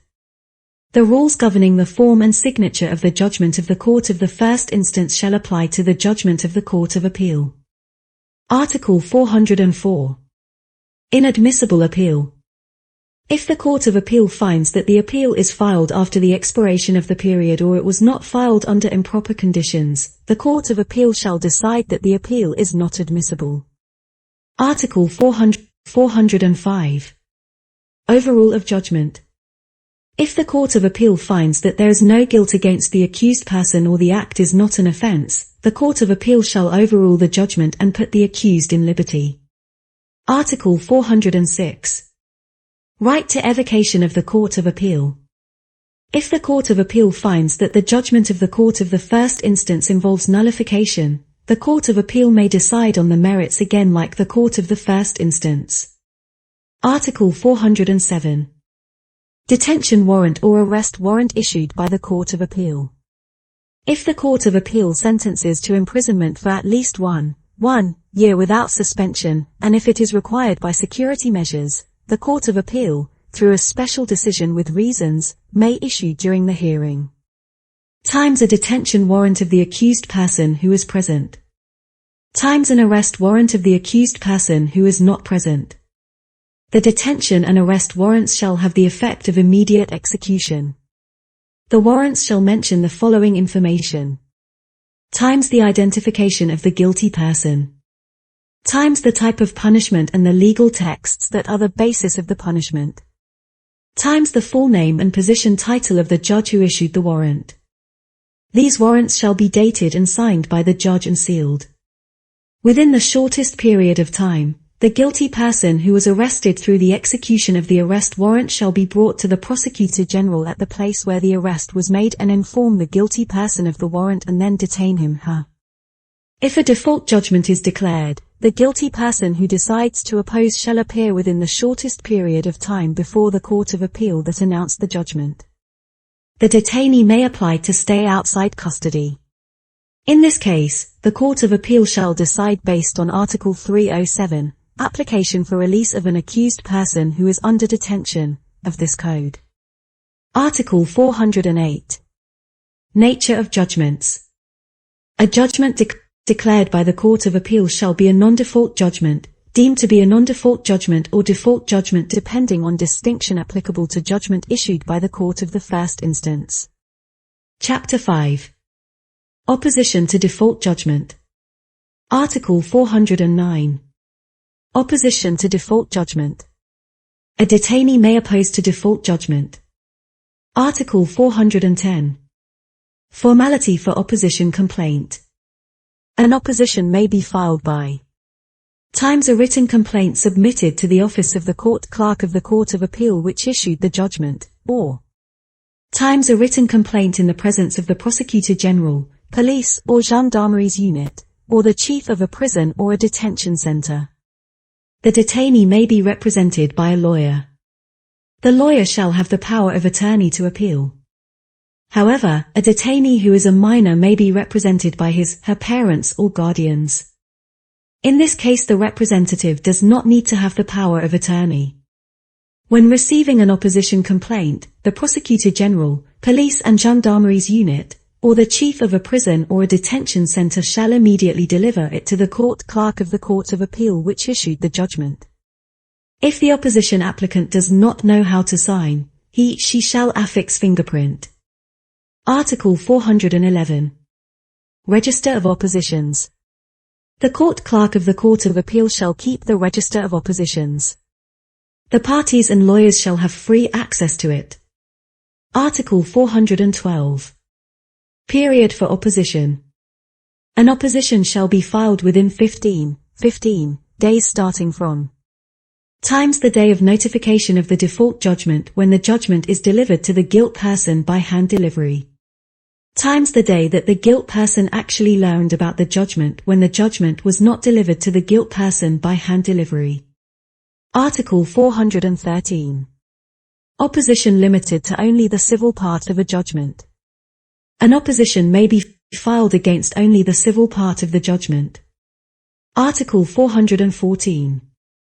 Opposition against the criminal part or civil part of judgment. If an opposition is filed against the entire judgment, the judgment shall be deemed as non-binding. The enforcement of the judgment shall be suspended. However, the arrest warrant shall remain effective. The Court of Appeal shall have the competence to decide on the release. If an opposition is filed against the civil part of the decision on this part shall be deemed as non-binding and its enforcement shall be suspended. Article 415. Judgment issued based on opposition. The case shall be tried before the same Court of Appeal. The parties shall be summoned on the initiative of the Prosecutor General. After deciding on the admissibility of the opposition, the court shall re-decide on the merits. If the opposition complainant who was properly summoned but does not appear during the hearing, the court shall declare that opposition is null and void. The judgment against which an opposition has been filed cannot be modified. The judgment shall be effective over all parties. However, the guilt person may appeal to the Supreme Court. Article 416. Opposition filed by a civil party or a civil responsible person. Formality, representation. A civil party may also file an opposition against a judgment of her absence. Such opposition shall be filed only against the decision on the civil part of the judgment. The opposition shall be filed within 15 days starting from times the day of notification of the default judgment when the judgment is delivered to the civil party by hand delivery. Times the day when the civil party actually learned about the judgment, if the judgment was not delivered to the civil party by hand delivery. An opposition shall be filed in writing to the court clerk's office of the Court of Appeal that issued the judgment. A civil party may be represented by a lawyer, spouse, or direct consanguinity. The representative shall have the power of attorney to oppose. The provisions of this article shall be applied to any persons declared by the Court of Appeal to be civil responsible. Book 6 Supreme Court. Title 1. Appeal.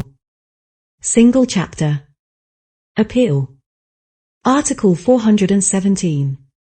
Decisions which can be appealed. A judgment of the investigation chamber, including extradition issues and a judgment which is finally issued by the criminal chamber of the Court of Appeal, may be appealed. However, appeal cannot be filed against the judgment of the investigation chamber which orders the referral of the accused person to the trial. Article 418. Persons who may file the appeal. An appeal to the Supreme Court can be filed by times the Prosecutor General of the Supreme Court, times the Prosecutor General of the Court of Appeal, times an accused or a guilt person, times a person wanted for extradition, times a civil party, times a civil responsible person. The appeal shall be examined by the criminal chamber of the Supreme Court. Article 419. Grounds for appeal. Cases. The Supreme Court may overrule the decisions of the Court of Appeal for the following: times illegal composition of the court, times non-jurisdiction of the court, times abuse of power, times violation of a law or misapplication of a law, times violation or failure to comply with mandatory procedural requirements, times failure to decide on a request made by a prosecutor or a party if the request was well written, times false determination of facts, times lack of reasoning, times contradiction between the ground and the enacting term. Article 420. Period for appeal to the Supreme Court. An appeal to the Supreme Court shall be filed within the following period. Times 1 month for a judgment of the Criminal Chamber of the Court of Appeal. Times 15 days for a judgment of the Investigation Chamber of the Court of Appeal. Times 5 days for the opinion of the Investigation Chamber on an extradition issue. If a judgment being appealed is a non-default judgment, the period shall be started from the date when the judgment was declared. If a judgment being appealed against is the judgment considered to be non-default, the period shall be started from the date of notification. For the default judgment, the period shall be started from the date of expiration of the period for opposition. Article 421. Appeal against an interlocutory judgment. If a court of appeal rendered an interlocutory judgment, the appeal shall be immediately admitted if the judgment terminates the procedures. In the contrary case, the interlocutory judgment can only be submitted to the Supreme Court for examination together with the judgment on the merits. Article 422. Formality of appeal declaration. An appeal shall be filed by an application at the office of the court clerk of the Court of Appeal which issues a decision. This application shall be registered in a special register kept at the court clerk's office of this court. The accused person, guilt person, and person who is subject to extradition procedures, may be represented by a lawyer. The lawyer shall have a written power of attorney for appeal. However, an accused person or a guilt person who is a minor may be represented by her parents or guardian. In this case the representative does not need to have a written power of attorney.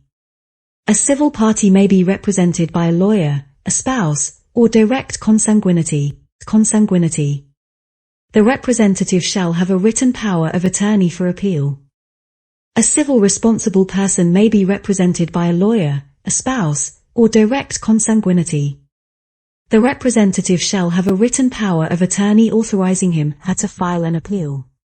Article 423. Signature on an appeal. The appeal shall be signed by a court clerk and an appellant or a representative. If the appellant does not how to sign, he, she or the representative shall affix fingerprint. The power of attorney shall be attached with the appeal application. If there is no court clerk's signature or date, an appeal application shall remain acceptable if no forgery is found. The court clerk shall be fined 5,000 riel. This fine shall be declared by the Supreme Court in its judgment. Article 424. Referral of dossier to the Supreme Court. The court clerk of the Court of Appeal shall prepare the dossier and deliver it to the Supreme Court within the shortest period of time. Article 425. Registration of dossier at the Supreme Court. When a dossier arrives at the Supreme Court, the court clerk shall register it. Article 426. Appointment of lawyers. A party may appoint a lawyer after the dossier has been registered during the period of not later than 1 day before the hearing. The party shall deliver the name of her lawyer in writing to the court clerk of the Supreme Court. Article 427. Period for submission of a brief. The court clerk of the Supreme Court shall notify the party of the registration of the dossier. Within 10 days after notification, the court clerk shall inform the appellant that she shall have 20 days to submit a legal brief which describes legal means to the criminal chamber of the Supreme Court. If the appellant has appointed a lawyer and submitted the lawyer's name to the court clerk, the notification shall also be delivered to the lawyer.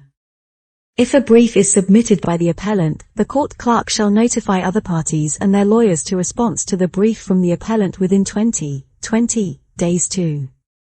Article 428. Access to a dossier. Time. A dossier shall be available and accessible to the lawyers for copying at their own cost at any. Article 429. Extension of period for submission of brief. If a 20-day period is not enough, a party may request the President of the Criminal Chamber for extension. The extension shall not exceed 10 days. Article 430. Designation of a reporting judge. At the expiration of a brief submission period, the President shall nominate one reporting judge and refer the dossier with attached briefs to the reporting judge. Article 431. Report writing. A written report shall include times, procedures and facts, times, legal issues raised by parties, times, resolutions proposed by the reporting judge. The report shall be included in the dossier. Article 432. Referral of a dossier to the Prosecutor General and written conclusions. The dossier with attached briefs together with the written report shall be delivered to the Prosecutor General of the Supreme Court. The Prosecutor General of the Supreme Court shall prepare a written conclusion which shall be included in the dossier. The dossier shall be returned to the President of the Criminal Chamber. Article 433. Notification of hearing date to parties. The President of the Criminal Chamber shall set a date for a hearing and shall verbally notify the Prosecutor General of the trial date. The Prosecutor General shall notify the relevant parties and their lawyers of the hearing date. The notification to the accused person who is under detention, the detainee, or to person requested for extradition shall be conducted as follows. Times verbally, or times through the chief of a prison or a detention center. The notification to a guilt person, an accused person who stays outside custody, a civil party, a civil responsible person and a lawyer shall be conducted as follows. Times verbally. Times through administrative means, or times through a police or gendarmerie's unit. When the notification is made verbally, the court clerk shall mention the date of the notification in the dossier. The guilt person, the accused person, the civil party, the civil responsible person or lawyer shall affix their signature. In the other cases, notification shall be made with acknowledgement receipt for record. Article 434. Publicity of confrontations. The confrontations shall be conducted during a public hearing. The parties shall not be questioned by the Criminal Chamber of the Supreme Court except when they are ordered to appear by the President. The reporting judge shall prepare report. The Prosecutor General shall prepare her conclusions for prosecution. The lawyer shall prepare her pleading remarks. After the confrontations, the Criminal Chamber shall be retreated to deliberate its decision and prepare judgment. The judgment may be declared on the same day or at a later hearing to be set by the court. In all cases, the Supreme Court may not make a decision on any issue without confrontations during a hearing. All parties may submit a brief or a new brief until the closing of the confrontations. Article 435. Suspending effect of the appeal. During the period of appealing, the enforcement of the judgment of the Court of Appeal shall be suspended. An appeal shall have the suspending effect. The execution of the decision which is being appealed shall be suspended pending the decision of the Supreme Court. However, the imprisonment shall not be suspended in case that the accused person appeared before the Court of Appeal as detainee. An arrest warrant shall remain effective. A pre-trial detention shall continue. A detainee who is subject to an extradition procedure shall remain under detention. In case that a decision on acquitting is made, the accused person shall be put in liberty. Article 436. Decision on a juridical question. The Supreme Court shall make a decision on the questions of law which were raised by an appellant and were described in the briefs. Article 437. Waiver of an appeal. An accused, a guilt person, a person who is subject to extradition procedures, a civil party and a civil responsible person may waive his/her appeal. This waiver shall be examined and recorded by the President of the Criminal Chamber of the Supreme Court. Article 438. Period for decision-making. The Supreme Court shall make its decision not later than 6 months from the time of receiving the dossier, except under insurmountable circumstances. Article 439. Categories of decisions of the Supreme Court. The Criminal Chamber of the Supreme Court may times reject the appeal in whole or in part.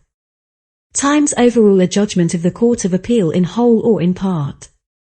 If the appeal is rejected, the contested decision shall have residential judicator. The appellant shall not be allowed to file a new appeal against the same judgment.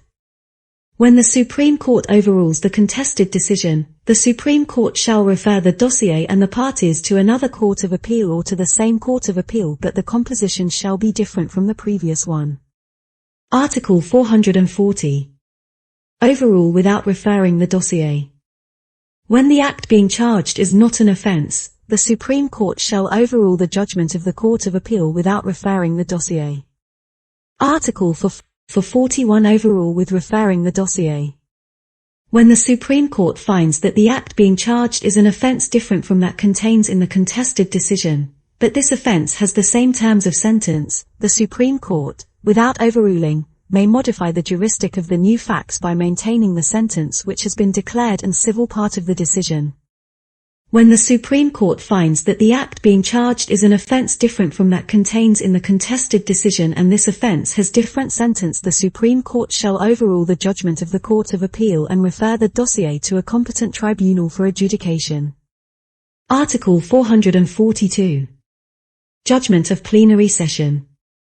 If a court which receives a referred dossier fails to follow the first judgment of the Supreme Court and if the same means are applied as basis for filing the second appeal, the Supreme Court which holds plenary session for adjudication shall make decision on fact and law by issuing a final judgment. Title II.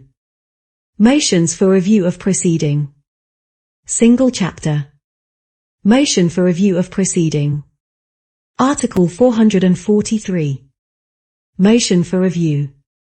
A motion for review is a way of contesting against a definitive and final order and judgment which has residential judicator. The plenary session of the Supreme Court shall have competence over motion for review. Article 444. Motion for review of criminal case. A motion for review may be filed in any criminal case regardless of the jurisdiction of the court and of sentences which have been pronounced. Article 445. Review of proceeding. A motion for review may be filed in the following cases. 1. If, after sentencing for a crime involving the human murder, there is a reliable lead which allows an assumption that a victim is still alive. 2. Where two accused persons have been sentenced for the same crime and the two sentences are not consistent with each other. 3. Where any witness was sentenced for giving false testimony against the accused person. 4. Where new facts, documents, or other new evidence is discovered which leads to reasonable doubt of the guilt of a convicted person. Article 446. Persons entitled to file a motion for review.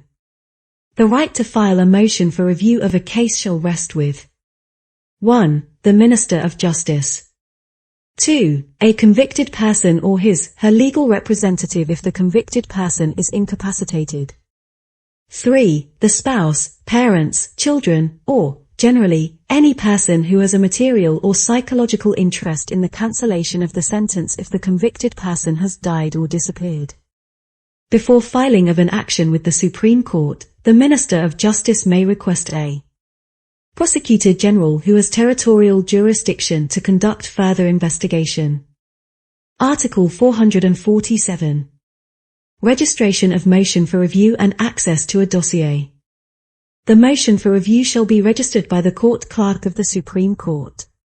A person who applies for review or his/her lawyer may examine the dossier of the motion at the office of the Court Clerk of the Supreme Court. The lawyer may copy such dossier. If the motion for review is made by the Minister of Justice, the dossier may be examined by the convicted person and his/her lawyer. If the convicted person has disappeared, the dossier may be examined by his/her spouse, parents, or children. Article 448. Procedures of review, period of time. The court clerk shall inform the petitioner that he/she has 30 days to complete his/her motion. In exceptional cases, this period of time may be extended by the President of the Supreme Court. At the expiration of this period of time, the President of the Supreme Court shall designate a reporting judge. After the report has been prepared, the dossier shall be referred to the Prosecutor General of the Supreme Court. The Prosecutor General, thereafter, shall prepare a written conclusion within 30 days. Article 449. Decision to suspend the enforcement of sentence. The Criminal Chamber of the Supreme Court which received the motion for review may suspend the enforcement of the sentence if there are clear reasons. Article 450. Referral of motion for review to the Supreme Court. If the Criminal Chamber decides that a motion for review is acceptable, the Chamber shall refer the dossier to the Supreme Court to hold a plenary hearing to decide on the law and the fact by issuing a final judgment. Article 451. Notification of the hearing date and publicity of the confrontation. The President of the Supreme Court shall determine the date for hearing and verbally notify the Prosecutor General of the hearing date. The Prosecutor General shall notify the petitioner and his/her lawyer of the hearing date in accordance with Article 433, Notification of Hearing Date to Parties, of this Code.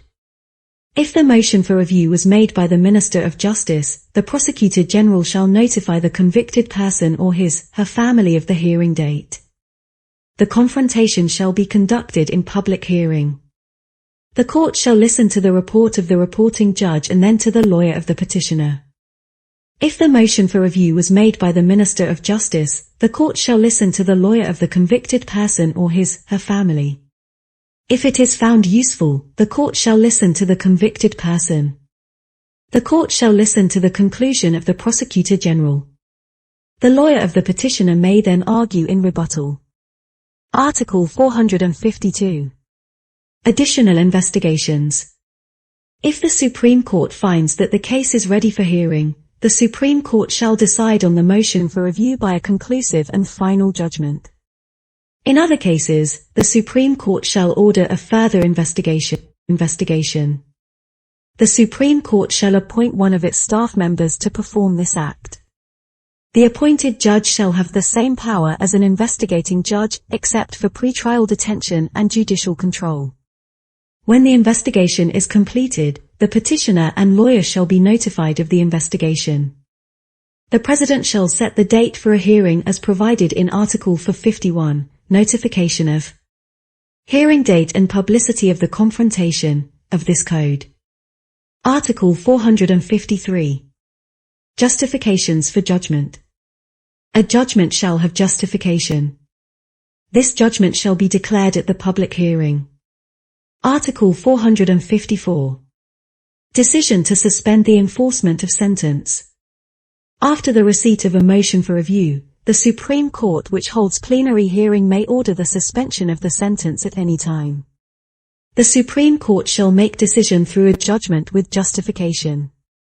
Article 455.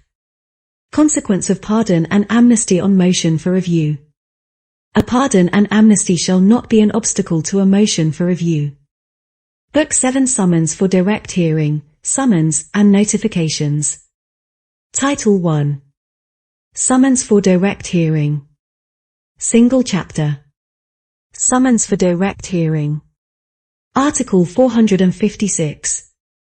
Summons for direct hearing, formality.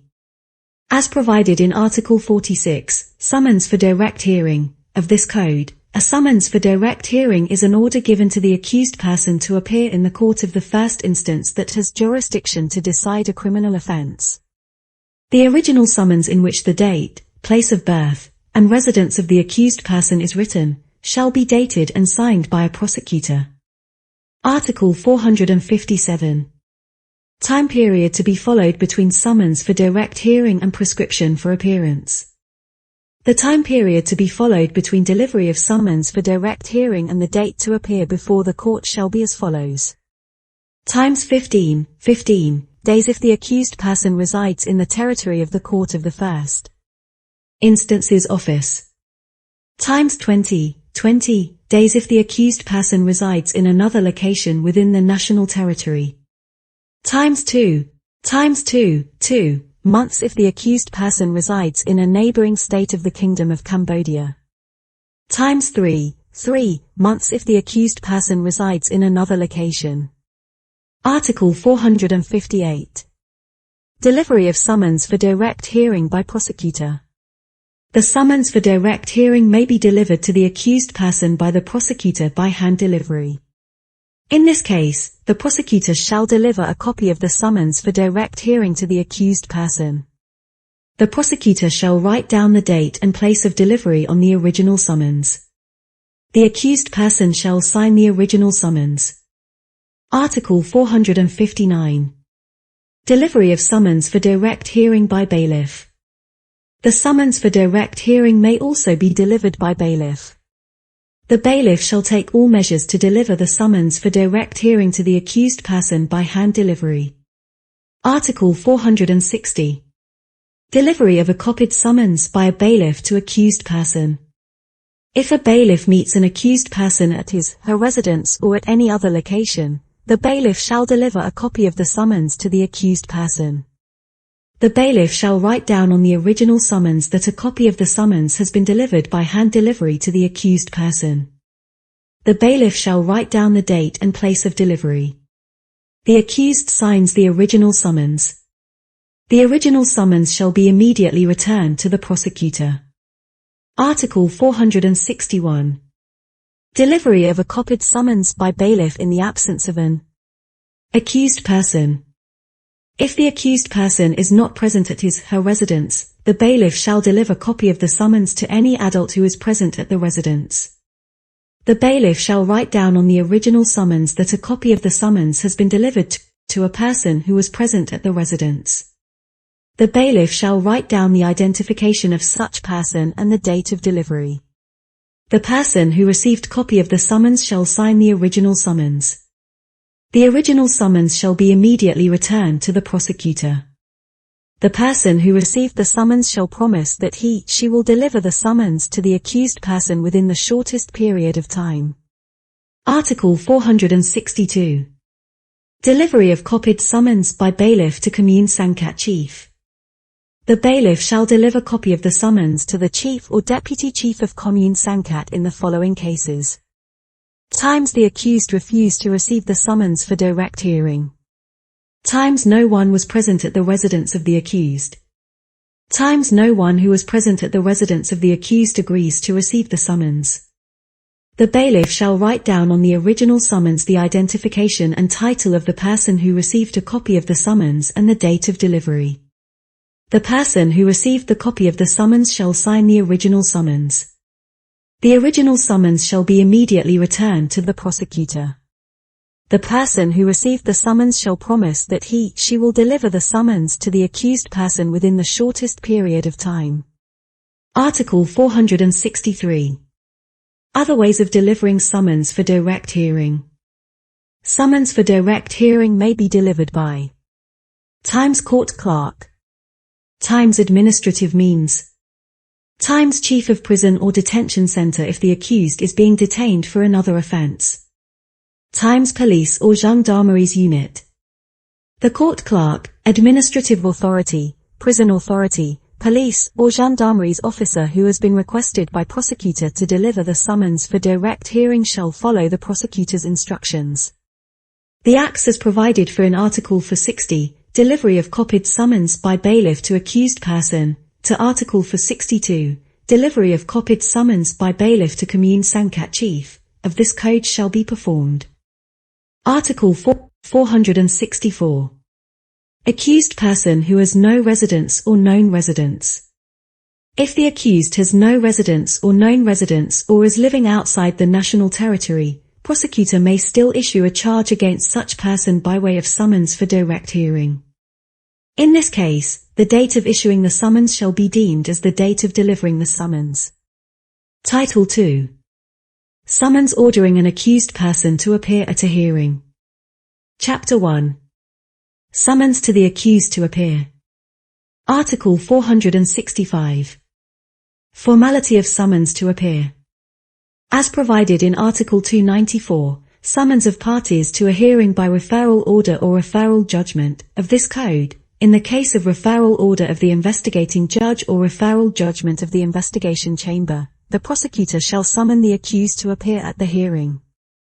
The contents of a summons ordering an accused person to appear at a hearing shall include times the identification of the accused, times the date and place of birth of the accused, times the residential address of the accused, times the referral order or referral judgment, times the court that receives the case for hearing, times the location, date, and time of hearing, times the date and signature of the prosecutor.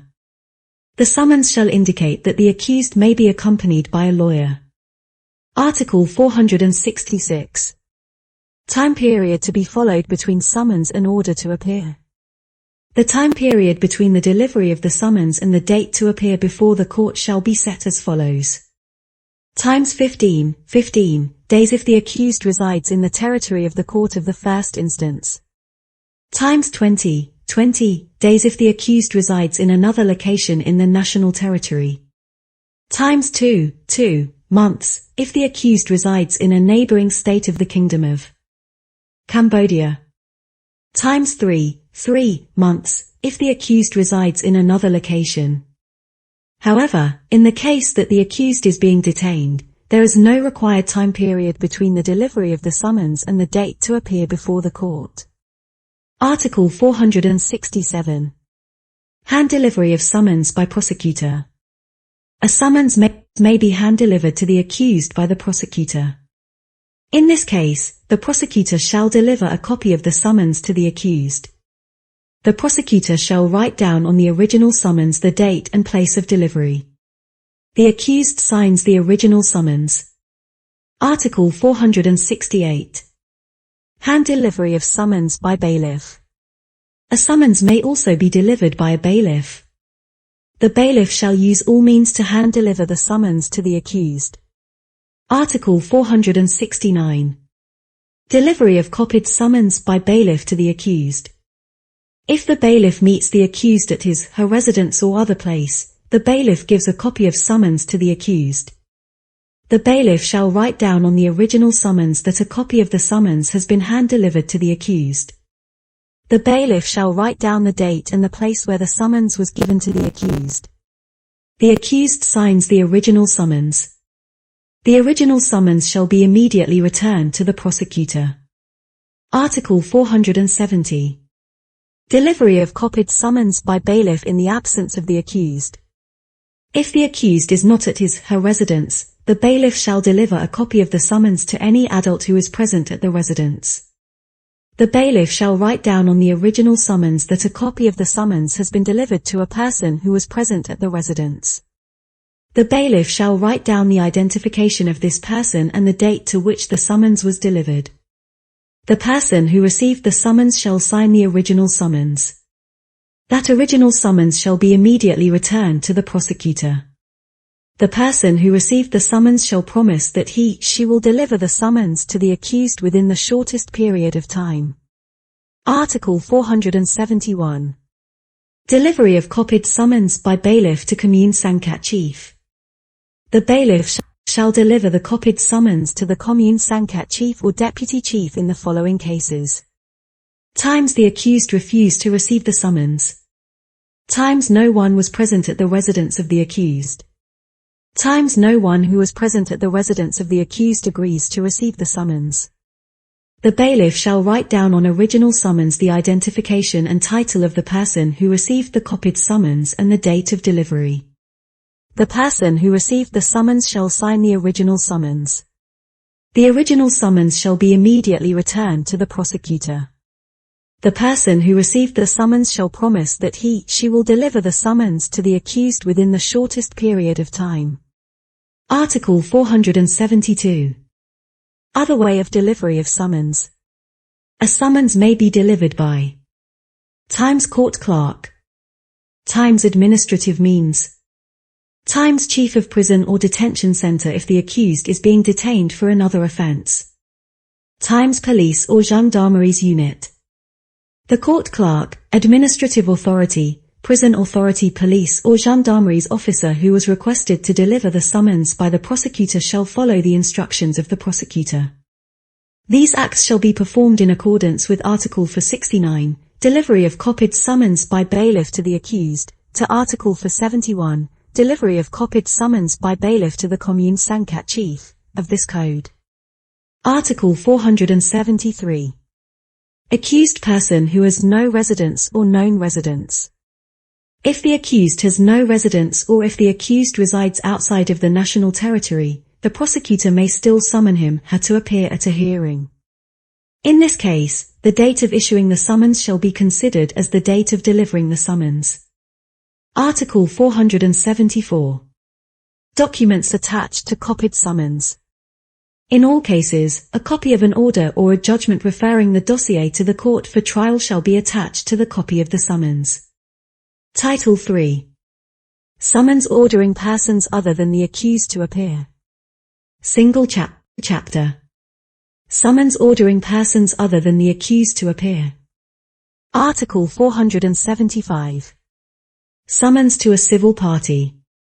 A summons to a civil party to appear shall include times identifier of the civil party, times residence of the civil party, times name of the accused and the offense charged, times court that will try the case, times place, date and time of the trial, times date and signature of the prosecutor. The summons shall state that the concerned individuals are summoned as civil parties. Article 476. Summons to victims.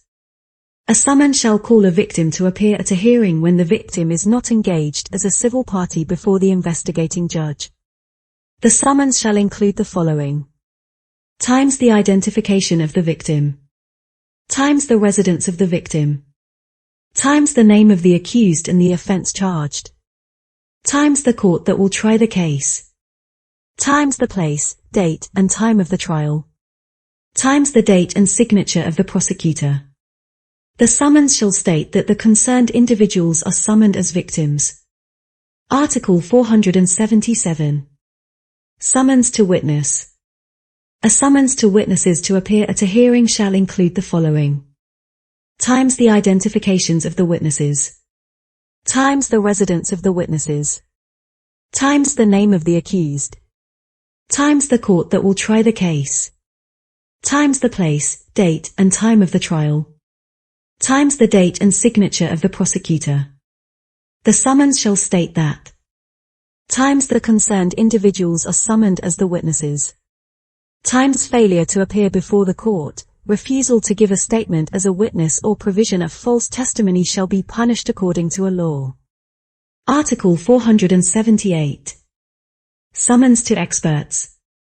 A summons to experts to appear at a hearing shall include the following: times the identification of the experts, times the residence of the experts, times the name of the accused, times the court that will try the case, times the place, date, and time of the trial, times the date and signature of the prosecutor. The summons shall state that the concerned individuals are summoned as an expert. Article 479. Summons to translators. A summons to translators to appear at a hearing shall include the following: times the identification of the translators, times the residence of the translators, times the name of the accused, times the court that will try the case, times the place, date, and time of the trial, times the date and signature of the prosecutor. The summons shall state that the concerned individual is summoned as a translator. Article 480. Summons to civil responsible person. A summons to a civil responsible person to appear at a hearing shall include the following: times the identification of the civil responsible person, times the residence of the civil responsible person, times the name of the accused, times the court that will try the case, times the place, date, and time of the trial, times the date and signature of the prosecutor. Person. The summons shall state that the concerned individual is summoned as a civil responsible. Article 481. Joint provisions. A summons to a civil party, a victim, a witness, an expert, a translator, and a civil responsible person to appear before the court shall be subjected to the provisions of Article 467, hand delivery of summons by prosecutor, to Article 472, other ways of delivering summons, of this Code. Title 4. Notification of court decisions. Single chapter. Notification of court decisions. Article 482. Subject matter of notification.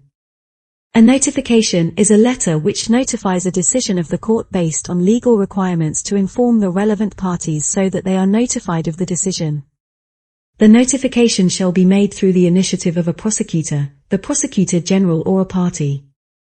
Article 483. Information to be mentioned in the notification.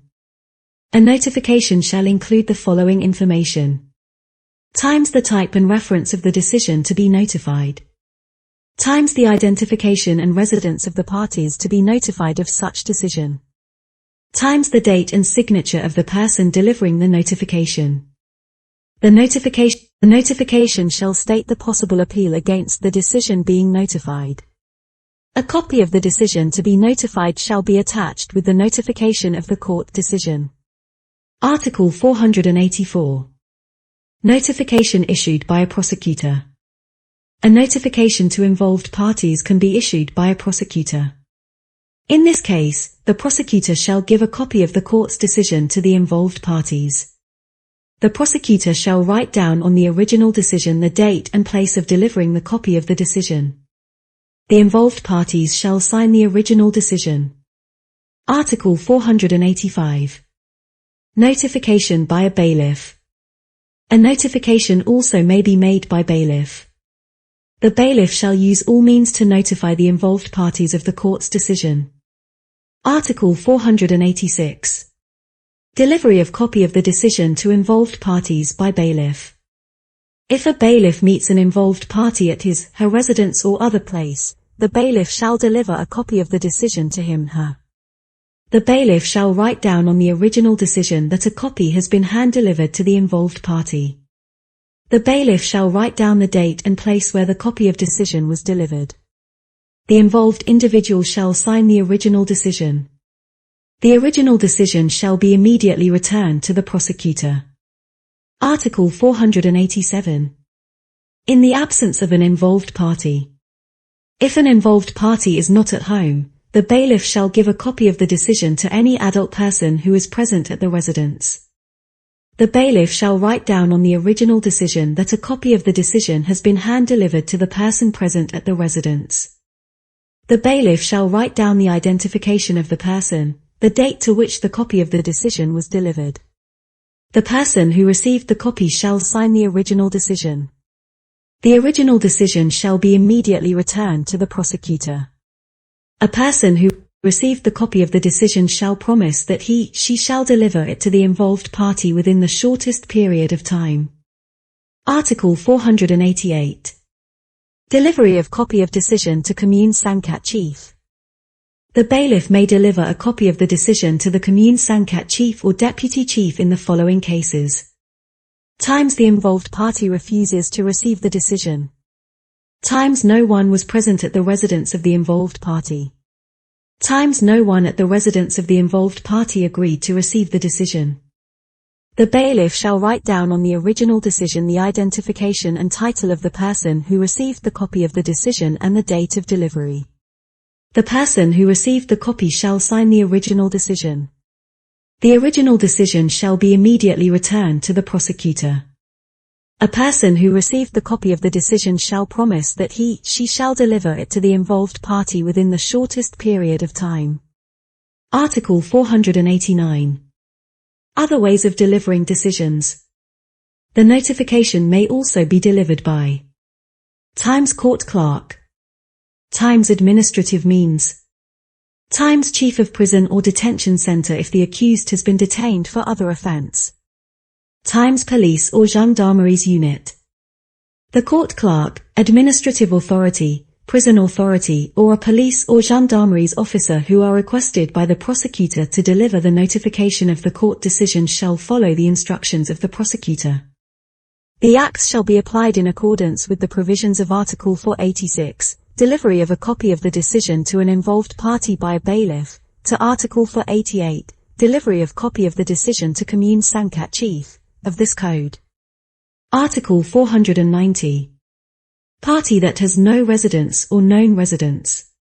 If an involved party has no residence or if the involved party resides outside the national territory, the decision of the court may also be notified him/her. In this case the date of issuing the decision shall be deemed as the date of delivering the notification. Title 5. Joint Provisions.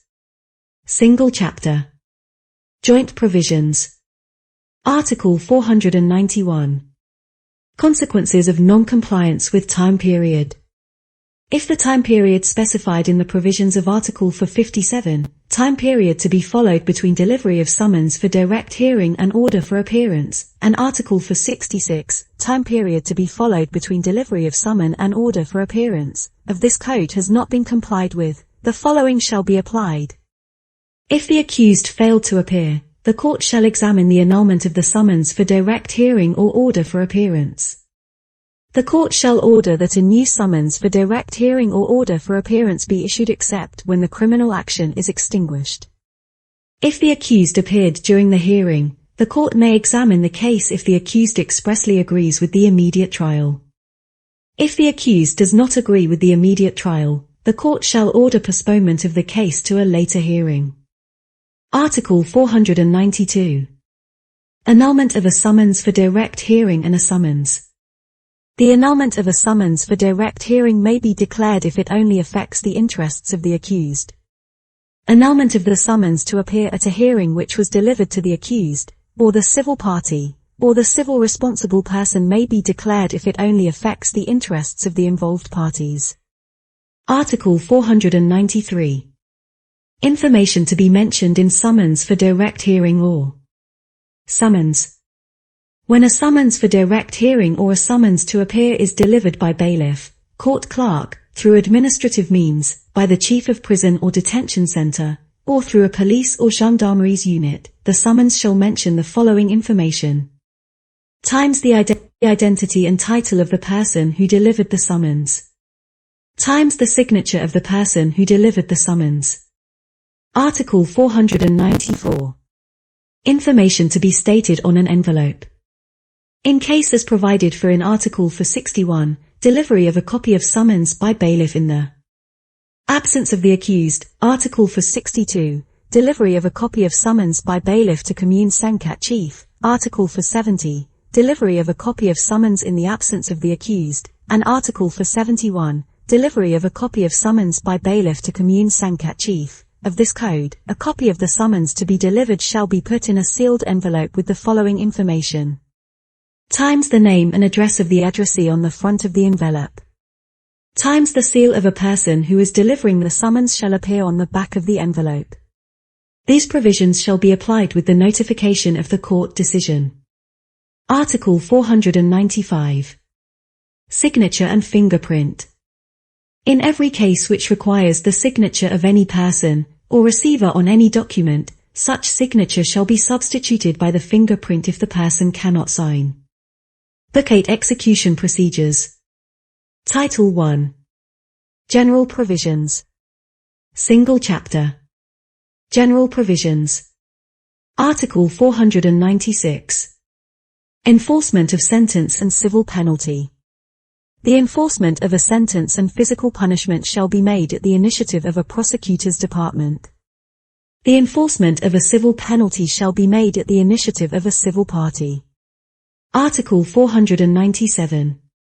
Final decision. Final. The prosecutor's department may implement the sentence when a court decision becomes. The period of appeal of the prosecutor general shall not be an obstacle of enforcement of the sentence. Article 498. Collection of fines and procedural taxes. A collection of fines and procedural taxes shall be done by Treasury agents under the supervision of a prosecutor's department. The fine and fees that have been collected shall be paid to the national budget. All final sentences shall bear the value as an order to pay fine and procedural fees. Article 499. Request for public forces. The prosecutor and prosecutor general shall request public forces to enforce the sentences. Article 500. Difficulties in the enforcement of sentences. Difficulties in the enforcement of sentence shall be submitted to the court of the first instance or higher courts which make decision on the sentences for solution. The court shall receive complaints submitted by a prosecutor's department or involved parties. The court shall make decision at a public hearing after listening to the prosecutor, involved party, and eventually the lawyer of the party. This enforcement of the sentence may be suspended by the court. Article 501. Request for combining penalties. A request for combining penalties shall be raised before the court which has made the last decision. The court shall receive the complaint from the prosecutor's department or involved party. The court shall make decision at a public hearing after listening to the prosecutor, the involved parties, and eventually the lawyer of the parties. Title 2. Execution of pre-trial detention and punishment depriving liberty. Chapter 1. Rules governing detention. Article 502. Calculation of the duration of imprisonment. 1. 1 day imprisonment sentence shall be 24 hours. 1 month imprisonment sentence shall be 30 days. The imprisonment sentence of more than 1 month shall be counted from serial number of the days in month 1 to the serial number of days of another month. A convicted person who has completed her punishment shall be released in between 6 a.m. to 6 p.m. Article 503. Inclusion of the duration of pretrial detention. The duration of a pretrial detention shall be wholly included in the sentence which has been declared or eventually the total duration of sentence to be imposed after combining all sentences. Article 504.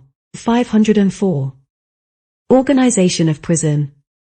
The organization and internal management of prisons and detention centers shall be determined by prakas of the ministry in charge of prison management. The prakas shall also specify the requirements on dividing convicted persons in a prison and a detention center, on procedures for execution of sentences depriving freedom and on procedures for detention. Article 505. Registry of guilt persons. All prisons and detention centers shall have a register in which a detainee's identity, date of detention, and date of release shall be recorded. The register shall be inspected frequently by a prosecutor's department. Visa shall be granted by the prosecutor's department on each page. All agents of the prison and detention center administrations shall submit this register to a judge upon her request and shall show judicial police officers who perform their duties through a delegation of power by the court authority. Article 506. Detention letter. No agent of prison or detention center administration may receive and detain any person without a letter from the court authority. Any agent of prison administration who receives and detains any person without a detention letter issued by the court authority shall be guilty of illegal confinement. Article 507. Illegal detention. Any judge who has received a complaint regarding illegal detention shall make an immediate examination. Article 508. Presentation of detainee upon request. All prison administration agents shall present the detainee to the judge upon his/her request and to judicial police officers who perform their duties through a delegation of power by the court. Article 509. Inspection of prisons. The Prosecutor General of the Court of Appeal, the prosecutor, the President of the Investigation Chamber and the investigating judge shall inspect prisons regularly. Article 510. Conversations of a detainee with his/her lawyer. A detainee is entitled to have confidential conversations with his/her lawyer. Article 511. Notification to prosecutor in case of serious incidents. All serious incidents happened in a prison or a detention center shall be informed immediately to a prosecutor. In case a prisoner escapes from prison or a detention center, the prosecutor shall issue an arrest warrant and shall take urgent measures to execute the arrest warrant in accordance with the provisions in Article 196, Arrest Warrant, and subsequent articles of this Code. Chapter 2. Conditional Release. Article 512. Conditions in relation to conduct. All convicted persons, who have received one or more sentences to imprisonment, may be released with conditions provided that he/she has shown good attitude during his/her imprisonment and are qualified to be able to reintegrate into society. Served. Article 513. Conditions in relation to the duration of sentence which has been. Conditional release may be granted to a convicted person who has served prison sentence. Times half of his/her sentence if the duration of the sentence is less than or equal to 1 year. Times 2/3 of the sentence in other cases. A convicted person who was sentenced to a life imprisonment may receive conditional release if the person has served the sentence for at least 20 years. Article 514. Competent authority to grant conditional release. The conditional release shall be granted by the President of the Court of the First Instance, where the detention is located. The President of the Court shall make this decision after obtaining the opinions from the National Commission, which shall hold a meeting at the Ministry of Justice. The National Commission is composed of times 2 members nominated by Minister of Justice, one of whom shall serve as the chairperson. Times the prison chief or his/her representative, who shall be a member. Article 515. Opinion of the National Commission. After an application for conditional release is received, the President of the Court of the First Instance shall deliver to the National Commission as the followings. Times the application. Times a sentencing order or judgment. Times eventually a judgment if the convicted person had been subject to several kinds of penalties. Times a bulletin number 1 of the criminal record. Times prosecutor's opinion. Times other essential documents. The National Commission shall issue its opinion within the shortest period of time. This opinion shall be in writing, shall state reasons and shall be submitted immediately to the President of the Court of the First Instance. Article 516. Decisions in relation to conditional release. The President of the Court of the First Instance shall not involve in the National Commission's opinion. The President of the Court shall make decision through an order which state reasons. The decision of the President of the Court can be appealed to the President of the Court of Appeal within 5 days. The appeal may only be filed by the Prosecutor General of the Court of Appeal or a prosecutor of the concerned court. When the President of the Court of the First Instance has issued a conditional release, this decision shall not take effect within 5 days as provided in paragraph 3 of this article. If there is an objection, This decision shall not take effect until the decision of the President of the Court of Appeal is made. The President of the Court of Appeal shall make a decision through an order which states reasons, and this decision shall not be subject to appeal. Article 517. Procedures of enforcement and conditions of conditional release. A decision granting conditional release shall determine the implementation procedures and conditions of releasing the convicted prisoners. This decision shall determine probation period, which shall not exceed the remaining sentencing term. Article 518. Withdrawal of decision.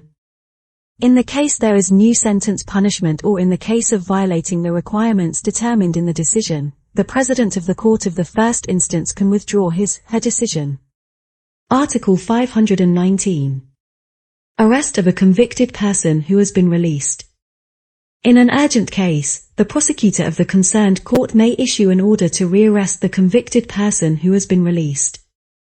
The prosecutor shall immediately notify the President of the Court of the First Instance. Article 520. Revocation of conditional release. In the case of revocation of the conditional release, the convicted person shall serve the remaining sentencing term.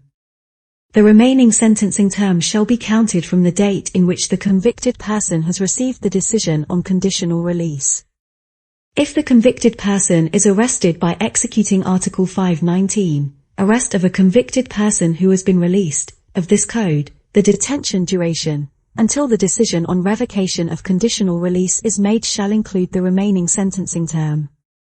Article 521.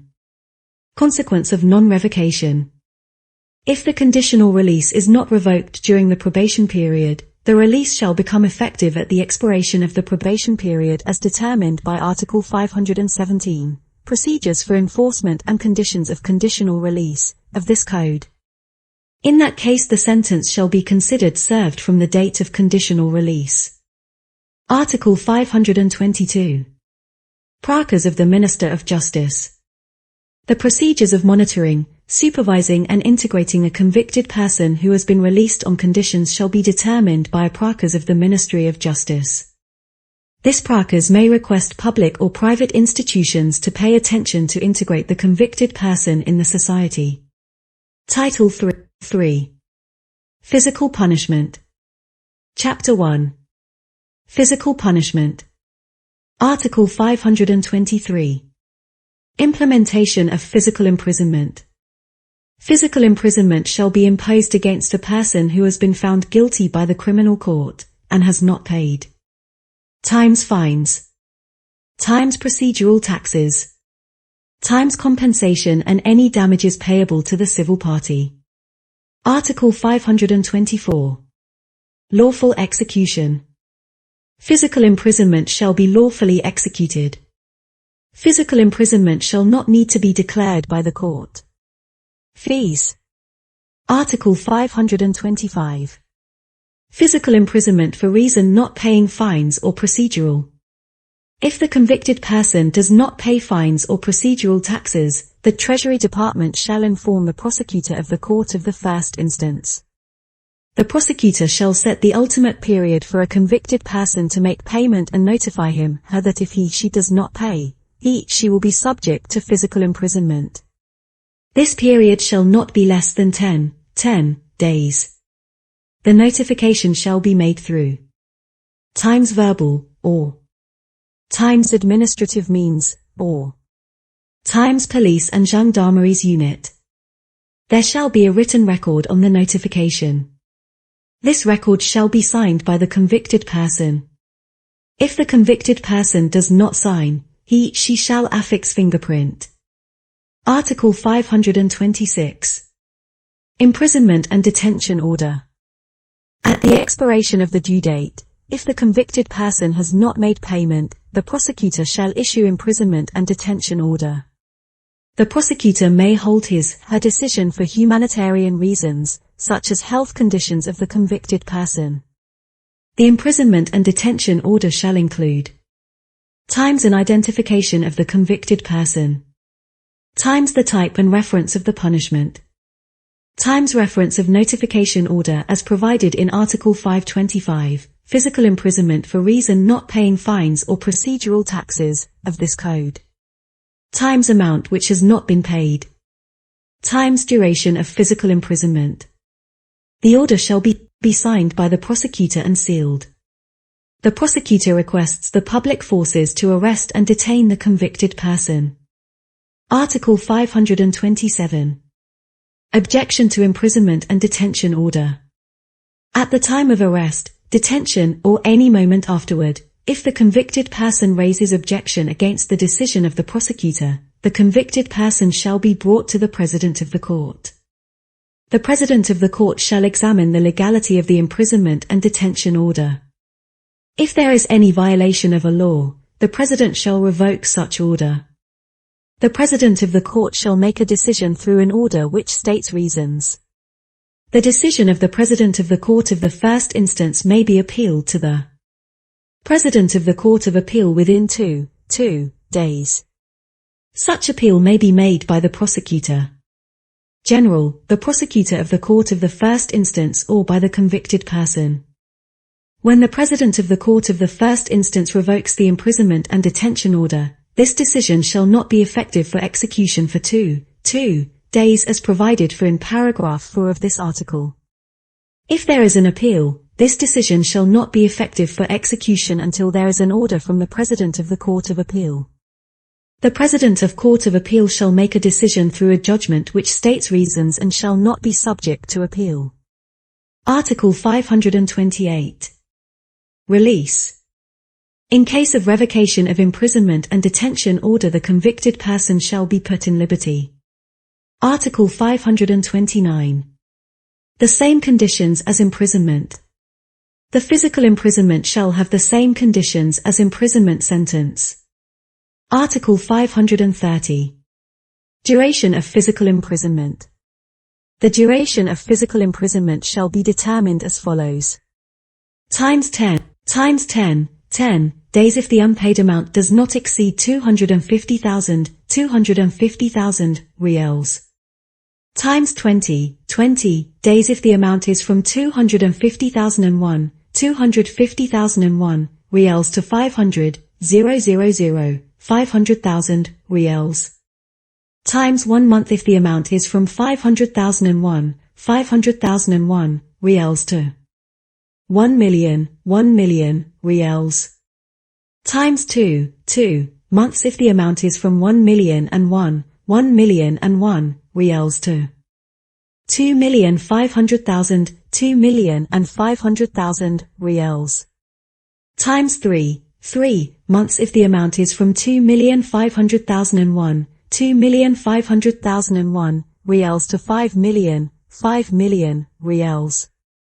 Times 6 months if the amount is from 5,001 reals to 10 million reals. Times 1 year if the amount is from 10,001 reals to 20,500,000 reals. Times 18 months if the amount is from 20,500,001 reals to 50 million reals. Times 2 years if the amount exceeds 50 million reals. If the physical imprisonment ensures the payment of several debts, the duration of the imprisonment shall be determined by the amount of the total punishment. Article 531. Free from physical imprisonment. A physical imprisonment cannot be imposed on a convicted person who is a minor at the time of committing an offense, on women aged from 65 years or more, and on men aged of from 70 years or more. A physical imprisonment cannot be imposed on both husband and wife together, even if the imprisonment is made to collect different monetary penalties. Article 532. Liability to the obligations. Even though the convicted person has served the physical imprisonment, she shall remain liable to the unpaid amount. However, the convicted person cannot be physically imprisoned for the same debt again. Article 533.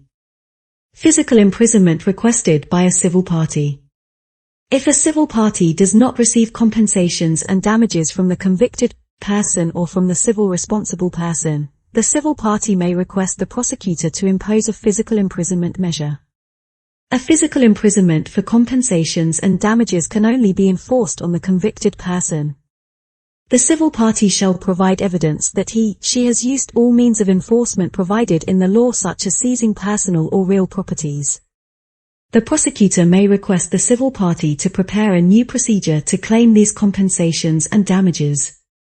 If the convicted person does not pay, the physical imprisonment shall be imposed under conditions stated in Article 523, physical imprisonment for reason not paying fines or procedural taxes, to Article 532, liability to obligations, of this Code. In case there is a competition between the fines, procedural taxes, and compensation and damages, then the payment of compensation and damages shall be a priority. Title 4. Qualification and Rehabilitation. Chapter 1. Judicial Qualification. Article 534. Court that has competence to restore qualifications. The restoration of judicial qualifications may be granted or not granted by the criminal chamber of the Court of Appeal where sentences are declared by the court in the territorial jurisdiction of such Court of Appeal. Article 535. Duration conditions in relation to the application for restoration of qualification. The application for the restoration of qualifications may be submitted to the criminal chamber for examination only after the lapse of the following duration. Times 5 years for a felony. Times 3 years for a misdemeanor. Times 1 year for a petty offense. This duration shall start. Times from the date the sentence was served. Times from the implementation of a physical imprisonment as provided in paragraph 2 of Article 536, provision of necessary evidences, of this Code. Article 536. Provision of necessary evidences. The convicted person shall provide evidence which proves that she has paid a fine, procedural taxes, and compensation and damages. If a civil party has waived the claim for compensation and damages, the convicted person shall prove this waiving except when the civil party cannot be found. If the convicted person has been placed under a physical imprisonment, the failure to pay fine, procedural taxes or compensation and damages is not an obstacle for the restoration of her qualifications if a convicted person provides evidence that she under insolvent situation. If a claimant is punished for bankruptcy, she shall provide evidence to prove that she has already settled the debts of the bankruptcy. If the creditor has abandoned the debts, the convicted person shall prove the abandonment. Article 537. Form of application for restoration of qualifications. The convicted person shall apply for the restoration of qualification to the prosecutor that has territorial competence. The convicted person shall state the type of punishment that she suffered and the place where she has been living since she has been put in liberty. Article 538. Referral of a dossier by prosecutor to Prosecutor General. The prosecutor shall order an investigation on the morality of the convicted person at the places where she has been living since she has been put in liberty. The prosecutor may ask for times a copy of the sentencing decision. Times the notification of the date of the sentence has been served. Times bulletin number 1 of the criminal records. The prosecutor shall submit the dossier, which includes her opinion with reasons to the Prosecutor General of the Court of Appeal. Article 539. Proceedings before the Court of Appeal. The Prosecutor General shall file action to the criminal chamber of the Court of Appeal. Lawyer. The Prosecutor General shall inform the date of the hearing to the complainant and the court shall make decision at the public hearing after listening to the convicted person, lawyer, and the Prosecutor General. Article 540. Rejection of application for restoration of qualifications. In case the court rejects the application, the applicant shall not be entitled to submit a new application before ending 2 2 years period. However, if the first application was rejected by the court based on the reason not complying with the duration stated in Article 535, duration conditions in relation to application for restoration of qualifications, of this code, a new application may be made at the expiration of this period. Chapter 2. Lawful restoration of qualifications. Article 541. Lawful restoration of qualifications. Lawful restoration of qualifications shall be provided under the following circumstances. Times at the end of 5 years period counted from the date of sentence was served or at the expiration of statute of limitations if the person was sentenced by court to imprisonment for not more than 5 years or to imposing fine. Times at the end of a 10-year period counted from the date of sentence was served or at the expiration of the statute of limitations if the person was sentenced to imprisonment for more than 5 years. Title 5. Criminal Record. Single Chapter. Criminal Record. Article 542. Management of sentence label of the criminal record. A criminal record is managed by a unit under the Ministry of Justice. For persons who were born in Cambodia, the criminal record shall have a label which indicates times all non-default, considered to be non-default, and default sentences which were declared by Cambodian criminal courts. Times punishments declared by foreign courts and based on the implementation of international agreement, and are notified to Cambodian authorities. Times sentence reduction and amnesty measures granted by the King of the Kingdom of Cambodia. Times decisions of conditional release. Times physical imprisonment decisions. Times orders or judgments declaring bankruptcy. Times decision of judicial restoration of qualifications. Times decisions on expulsion of foreigners. If the convicted person has served the punishment of imprisonment or physical imprisonment, the date of the sentence or imprisonment execution shall be recorded in the criminal records. If the convicted person paid fines and procedural taxes, the date of payment shall be recorded in the criminal records. If the convicted person has been lawfully rehabilitated, this information shall be recorded in the criminal records. The following information shall be removed from the criminal records. Times the default judgment if this judgment is considered as null and void after an opposition. Times the sentence which was revoked by the general amnesty. Times the sentence based on a mistake of identification. Times the sentence which is considered as null and void after motion for review was filed. Article 543. Information related to identification. The criminal records shall also have a label concerning times a person who was born abroad. Times a person whose identification cannot be verified or is doubtful. In the second case, a special notation shall be recorded in the criminal records that the identification cannot be verified or is doubtful. Article 544. Information of criminal records. Under the control of the court president, the court clerk shall send to the criminal records unit the label of each decision to be recorded in the criminal record.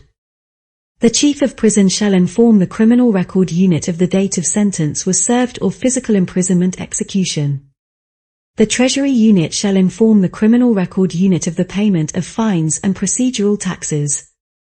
The criminal record unit shall be responsible for gathering information about the sentence reduction and amnesty measures granted by the King and the decision on expulsion of foreigners. Article 545.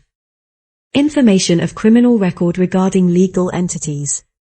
The criminal record unit shall register in the label the information of all types of sentences made by a criminal court against legal entities. Article 546. Issuance of bulletins. The criminal record unit may issue bulletins of criminal records. The bulletins shall make abstraction of all or part of information described in the criminal records of a specific person. Article 547. Bulletin Number 1. Bulletin Number 1 of the criminal record shall include all descriptions recorded in the criminal records of a specific person. Bulletin number 1 can only be issued to the court authorities. Article 548. Bulletin number 2. The Bulletin number 2 shall contain all descriptions recorded in Bulletin number 1, except times punishments revoked by judicial or lawful rehabilitation, times punishments suspended without withdrawal, times judgments or decisions which declare bankruptcy, in case of rehabilitation. Bulletin number 2 shall be issued to times court authorities, times military authorities that receive applications for military service, times commercial registrars. Bulletin number 2 may also be issued to a provincial municipal governor and a state entity when times the provincial municipal governor and state entity receives applications for the state employment, times the provincial municipal governor and state entity receives applications for public work or public bidding, times the provincial municipal governor and state entity receives applications to open establishments which require authorization, times for disciplinary procedures. Article 549. Bulletin number 3. Bulletin number 3 contains only imprisonment punishments without suspension which were declared against any person for felony or misdemeanor. Number 3. However, the punishment which has been rehabilitated shall not be recorded in Bulletin. Bulletin number 3 shall be issued to the concerned persons. Bulletin number 3, in any case, shall not be issued to a third person. Article 550. Functioning of the Criminal Record Unit, PRACAs. A PRACAs of the Ministry of Justice shall determine necessary measures for the functioning of the Criminal Record Unit. The PRACAs determines, for instance, conditions under which labels are prepared, reviewed and provided by court clerks as well as conditions under which bulletins are prepared, reviewed and issued. Article 551. Correction of criminal record. If any person is punished with a mistake of identification, the prosecutor's department shall immediately request for correction of the criminal records. Article 552. Effects of rehabilitation. The rehabilitation removes all criminal sentences. However, the sentences shall remain in a criminal record with the notation of rehabilitated. Title 6. Court fees. Single chapter. Court fees. Article 553. Court fees. The court fees shall be the responsibility of the state. The list of court fees, rates of the court fees and the method of payments shall be determined by a PRACAs. Article 554. Procedural taxes. Each convicted person shall pay all procedural taxes to the state. The amount of the procedural taxes is variable depending on cases. The amount of the procedural taxes shall be determined by a PRACAs. 156. Book 9 Separate Procedures. Title 1. Provisions concerning persons. Chapter 1. Judges. Section 1. Abstention. Article 555. Legitimate justification for abstention. A judge who has legitimate justification for not participating in an investigation or a trial of a specific case is entitled to request for replacement. The request shall be submitted to the president of court he/she belongs to. If it is legitimate, the president of the court shall arrange for the replacement. The decision of the president of the court may not be subject to appeal. Section 2. Challenge against a trial judge. Article 556.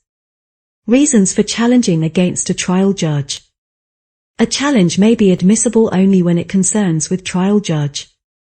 Times all judges may be challenged for the following reasons. Times if the judge or his/her current or former spouse is one of the parties.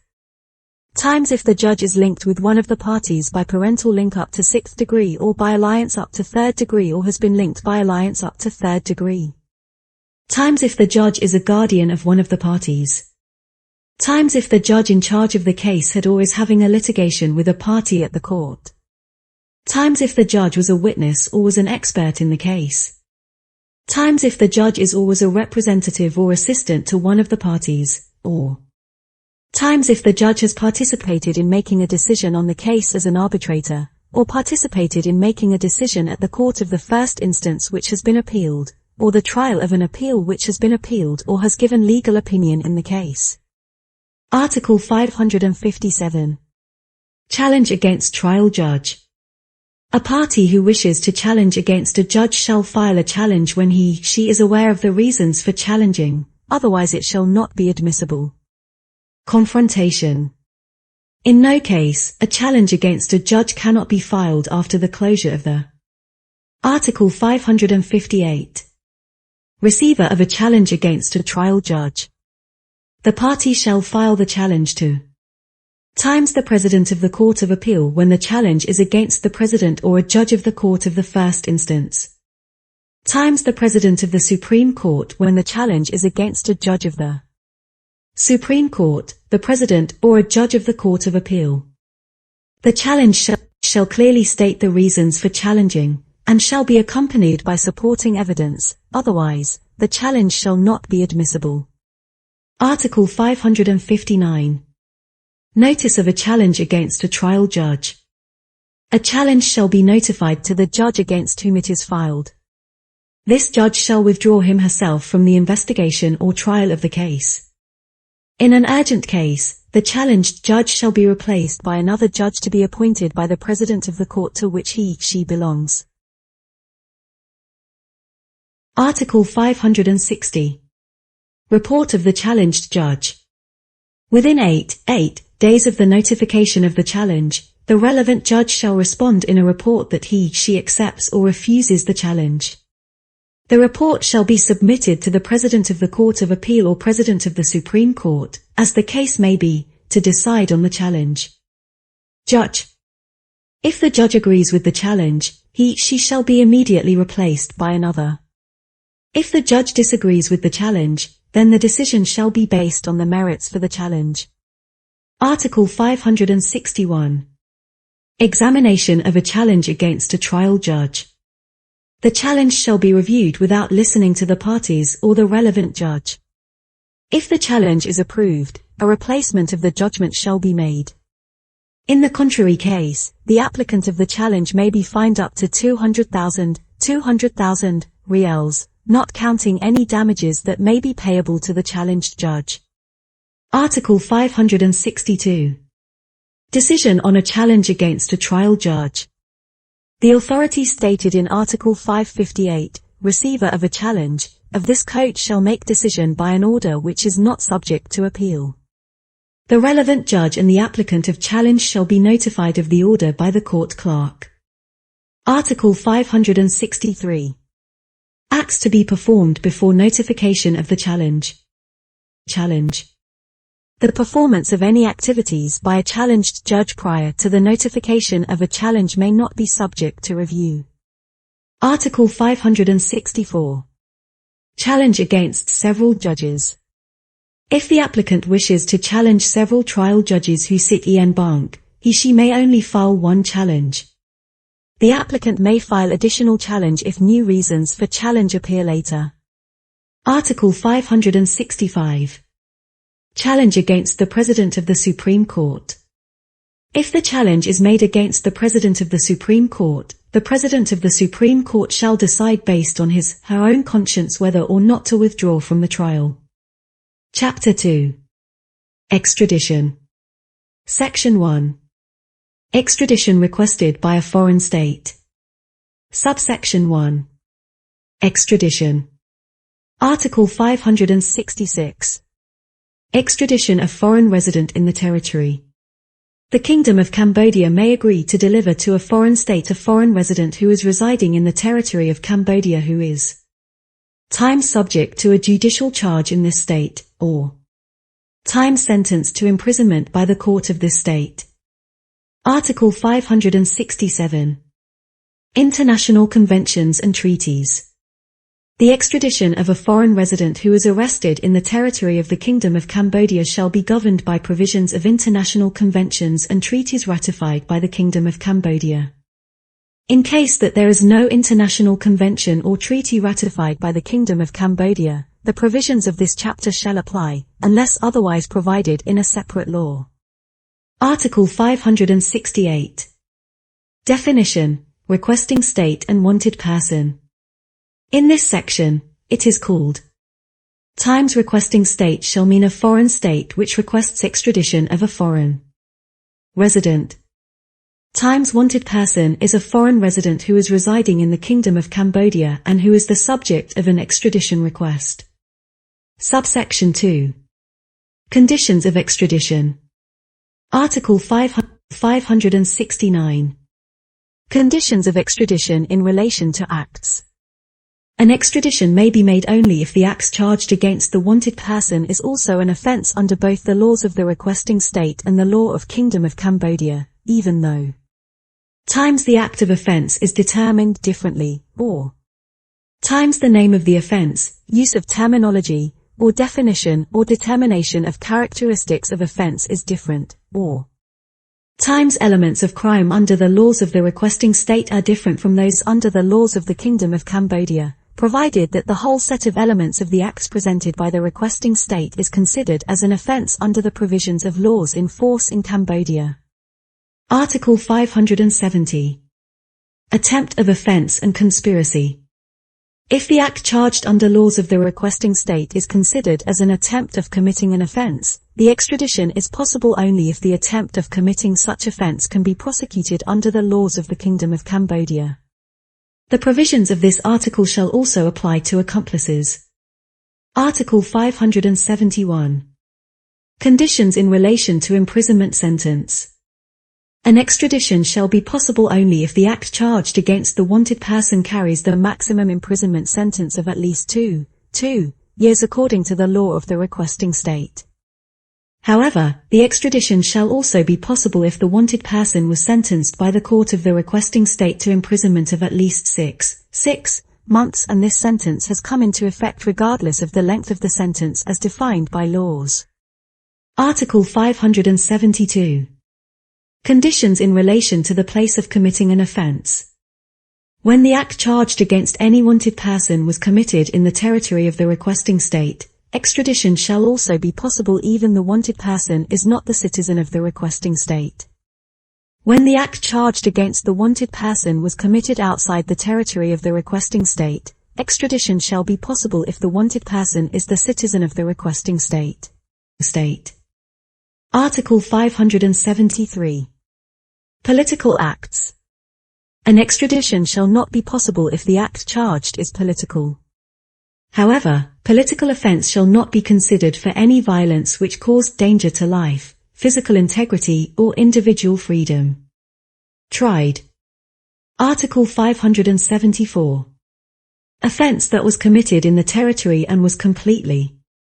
An extradition shall not be possible if the act charged was committed in Cambodia's territory and was completely tried in Cambodia. Article 575. Extinction of criminal actions. An extradition shall not be possible if the criminal action is extinguished under the law of the requesting state. If an act charged was committed in Cambodia, an extradition shall not be possible if the criminal action is extinguished under the laws of Cambodia. Article 576. Several extradition requests against the same person. When there is more than one foreign state requesting an extradition of the same person, and if the extradition is possible, the following circumstances shall be considered. Times the obligations under relevant treaties. Times the seriousness of the offence. Times the time and place where the offence was committed. Times the date and the order of the receipt of requests. Times the nationality, domicile, residence of the wanted person and the victim. Times the possibility of the requesting state in returning the wanted person. Article 577. Conditions of extradition in relation to the request. An extradition shall be possible only if the requesting state promises not to make any other charge other than that specified in the extradition request and when such offence was committed before the arrest of the wanted person. However, the charge may be made if there is an approval from the Kingdom of Cambodia. In this case, the requesting state shall make an additional request to the Cambodian authorities. Article 578. Suspension of an extradition. If the wanted person was charged by the court in the Kingdom of Cambodia, the extradition shall be postponed while the prosecution is underway, or the extradition shall also be suspended when the sentence is made but it is not served. However, the Kingdom of Cambodia may temporarily agree with the transfer of the wanted person to the requesting state for trial in that state. The requesting state shall promise to return the concerned person to the Cambodian authorities after the completion of the trial procedures. Subsection 3. Extradition procedures. Article 579. Certification of an extradition request. All extradition requests shall be submitted to Royal Government of Cambodia through diplomatic channels. Each request shall be supported by a certification of evidence. The certification of evidence shall include times sufficient documents to identify the wanted person, times report on the facts to be charged against the wanted person, times legal texts applicable to such acts and possible sentence, times a copy of the sentence decision, if any. All documents shall be officially signed, sealed, and put in a closed envelope, and if they are not in Khmer, English, or French version, the certified translation into one of the three languages shall be attached. Article 580. Referral of an extradition request. The Minister to Foreign Affairs of Cambodia shall refer an extradition request and certification of evidence to the Minister of Justice. The Minister of Justice shall examine the regularities of the request and then refer the request to the Prosecutor General of the Court of Appeal in Phnom Penh. Article 581. Request for pre-trial arrest. The requesting state may request for the pre-trial arrest of the wanted person. In case of emergency, the request for pre-trial arrest may be made prior to the extradition request provided in Article 579. Certification of extradition request, of this code. The pre-trial arrest, which aims to prevent the wanted person from escaping, does not require the compliance of any other separate proceeding. The person who is the subject of pre-trial arrest procedures shall be released automatically if the Royal Government of Cambodia does not receive the documents specified in Article 579, certification of extradition request, within 2 months from the date of arrest. Article 582. Arrest and detention warrant against wanted person. The Prosecutor General of the Court of Appeal in Phnom Penh may order the arrest and detention against the wanted person. The warrant shall mention the following information: times the identity of the wanted person, times a reference to the request for pre-trial arrest made by the foreign state, times the full name and title of the judge who issued such order, times the order shall be dated and signed by the Prosecutor General and sealed. The order of arrest and detention shall be enforceable within the entire territory of the Kingdom of Cambodia. Article 583. Presentation of the wanted person to a competent prosecutor or Prosecutor General. In case of the arrest, the wanted person shall be brought within the shortest period of time before the territorial competent prosecutor, who shall notify such person of the arrest and detention order and interview him/her. The wanted person shall be transferred for detention in a prison in Phnom Penh. This person may request the Prosecutor General of the Court of Appeal in Phnom Penh to hear his/her statement. Article 584. Filing the case with the investigation chamber. The Prosecutor General shall prepare the dossier for filing with the investigation chamber of the Court of Appeal in Phnom Penh. Article 585. Proceeding before the investigation chamber. The wanted person shall appear before the investigation chamber. He/she may be accompanied by a lawyer of his/her choice or by a lawyer appointed pursuant to the law on the Statute of Lawyers. The confrontation shall be conducted in a closed-door room. The investigation chamber may call on an interpreter, if necessary. After hearing the statement of the wanted person, the conclusion of the request by the Prosecutor General, and the conclusion of the defense lawyer, the investigation chamber shall give opinions in a form of a judgment which state reasons on the extradition request. Article 586. Opinion of the investigation chamber. The investigation chamber may issue an opinion opposing the extradition request if it finds that the legal requirements for extradition have not been met. Article 587. Application for release on bail of a wanted person. A wanted person may request for release on bail. The request shall be in writing. The request shall be submitted to the investigation chamber, which will make its decision after hearing the wanted person's statement, the conclusion of the prosecutor general, and the statement of the defense lawyer. Article 588. Acceptance of extradition. If the wanted person agreed to be extradited pursuant to the request of the requesting state, the investigation chamber shall include such agreement in its judgment after receiving complete information about the consequences of the agreement for extradition. Article 589. Effects of the opinion of the investigation chamber. When it becomes final, the judgment of the investigation chamber shall be informed immediately to the Minister of Justice. If the investigation chamber made an opposing opinion, the extradition shall not be made by the Cambodian government. The wanted person shall be released immediately unless such person is the subject of detention for another case. If the investigation chamber made an agreeing opinion, the Minister of Justice may refer the case to the royal government to issue a sub-decree ordering the extradition of the wanted person. If the extradition is ordered, the wanted person shall be delivered to the requesting state. The expenses of extradition shall be borne by the requesting state. The security and protection of the wanted person during the period in which she is outside Cambodia shall be the responsibility of the requesting state. If the requesting state fails to start procedures for repatriation within 30 days after the notification of the sub-decree ordering such extradition, the wanted person shall be put in liberty. Section 2. Extradition requested by the Kingdom of Cambodia to a foreign state. Article 590. Competence of the investigation chamber. The investigation chamber of the Court of Appeal in Phnom Penh is the sole body which has competence to examine the regularity of extradition requests to be made by the Cambodian government. The extradited person shall have 15 days from the date in which she arrived in Cambodia to request for annulment of the extradition. The request shall be made in writing. Article 591. Procedures before the investigation chamber. Lawyer.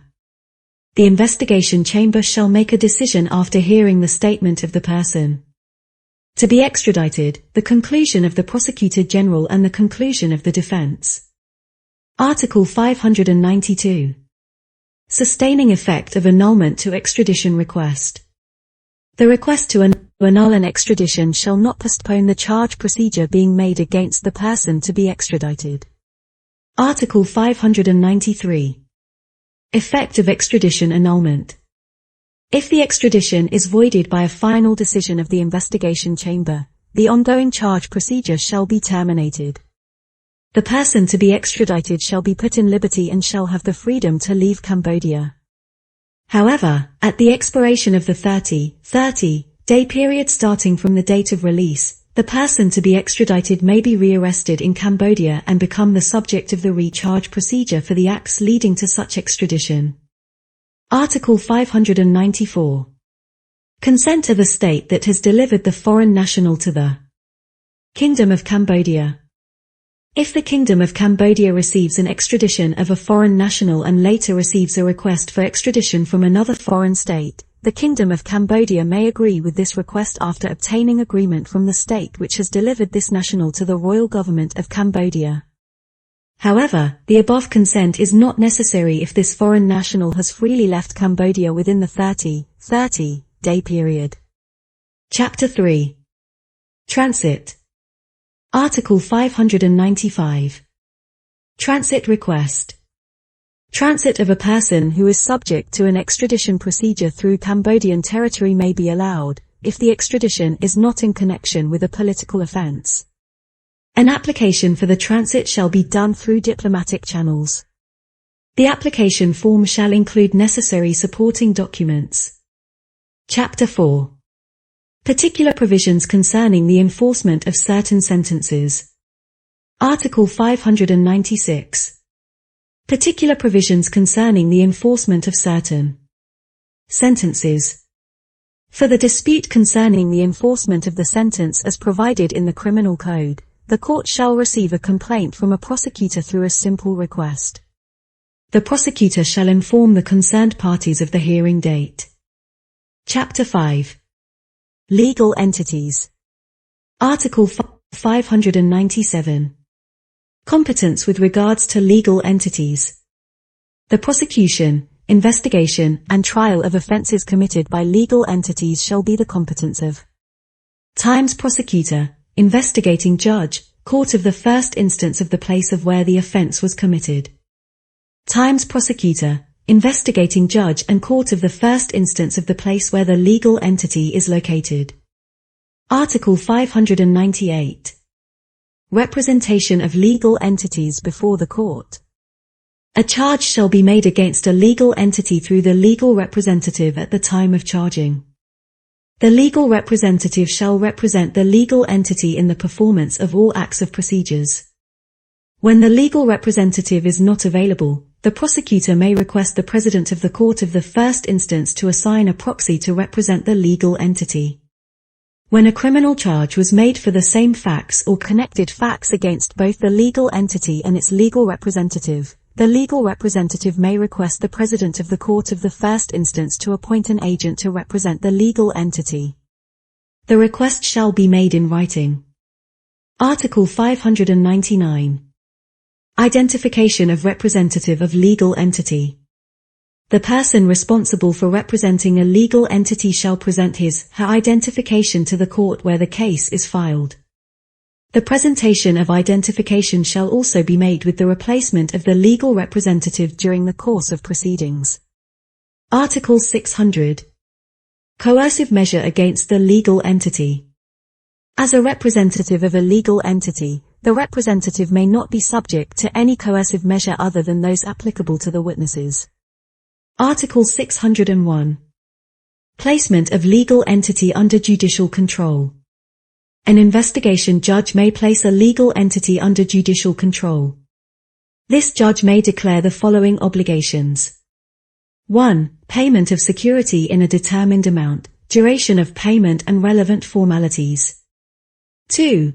Cannot carry out some professional activities. 3. Be under judicial control for the period up to 6 months. The decision to place a legal entity under judicial control causes an appointment of a judicial proxy, and the mission of such proxy shall be clearly stated by the investigating judge. Article 602. Summons and notification to legal entity. Summons and decisions stipulated in this code shall be referred and notified to a legal entity, through a legal representative of the legal entity under the same conditions with natural person. Title 2. Loss of documents, interpretation and modification of decisions. Chapter 1. The loss of documents. Article 603. Provisions to be applied with the loss of documents. The provisions of this title shall be applied when there is destruction, concealment or loss of the following documents. Times the original copy of court decisions, or times any Article procedural 604. documents. Copies which substitute original documents. If there is a certified copy of the court decision made by a court clerk or another authority, the copy shall be considered as the original decision of the court. Any person who holds a certified copy of court decision shall deliver it to the court clerk at the request of the President of a court. A newly certified copy of the court decision shall be delivered to this person by the court clerk. If there is no certified copy of court decision, another decision shall be made based on photocopied documents, the record of the hearing, and other existing documents in the dossier. Article 605. Reproduction of procedural documents. The procedural documents shall be reproduced based on the photocopied documents kept by the police or gendarmeries units, parties, experts, the court clerks, or other persons. Chapter 2. Interpretation and modification of court decisions. Article 606. Competence of a court which renders a decision. Difficulties in the interpretation of a court decision shall be referred to the court which made such decision for review. This court shall also be competent to correct a true material mistake appearing in its decision. The court shall receive a request from a prosecutor on his/her own initiative or through a petition of a party. The prosecutor shall notify the relevant parties of the date of hearing. In all cases, the prosecutor shall provide his/her opinion during the hearing. Book 10 Transitional Provisions. Single Chapter. Transitional Provisions. Article 607. Conditions to qualified judicial police officers for National Police officers and Royal Gendarmeries officers. National Police officers who hold a certificate from a training course on judicial police officer before this code comes into effect shall automatically obtain a high diploma of a judicial police officer and shall be appointed as a judicial police officer by an interministerial prakas of the Ministry of Interior and Ministry of Justice. The Royal Gendarmeries officers who hold a certificate from a training course on judicial police officer before this code comes into effect shall automatically obtain a high diploma of a judicial police officer and shall be appointed as a judicial police officer by an interministerial prakas of the Ministry of National Defence and Ministry of Justice.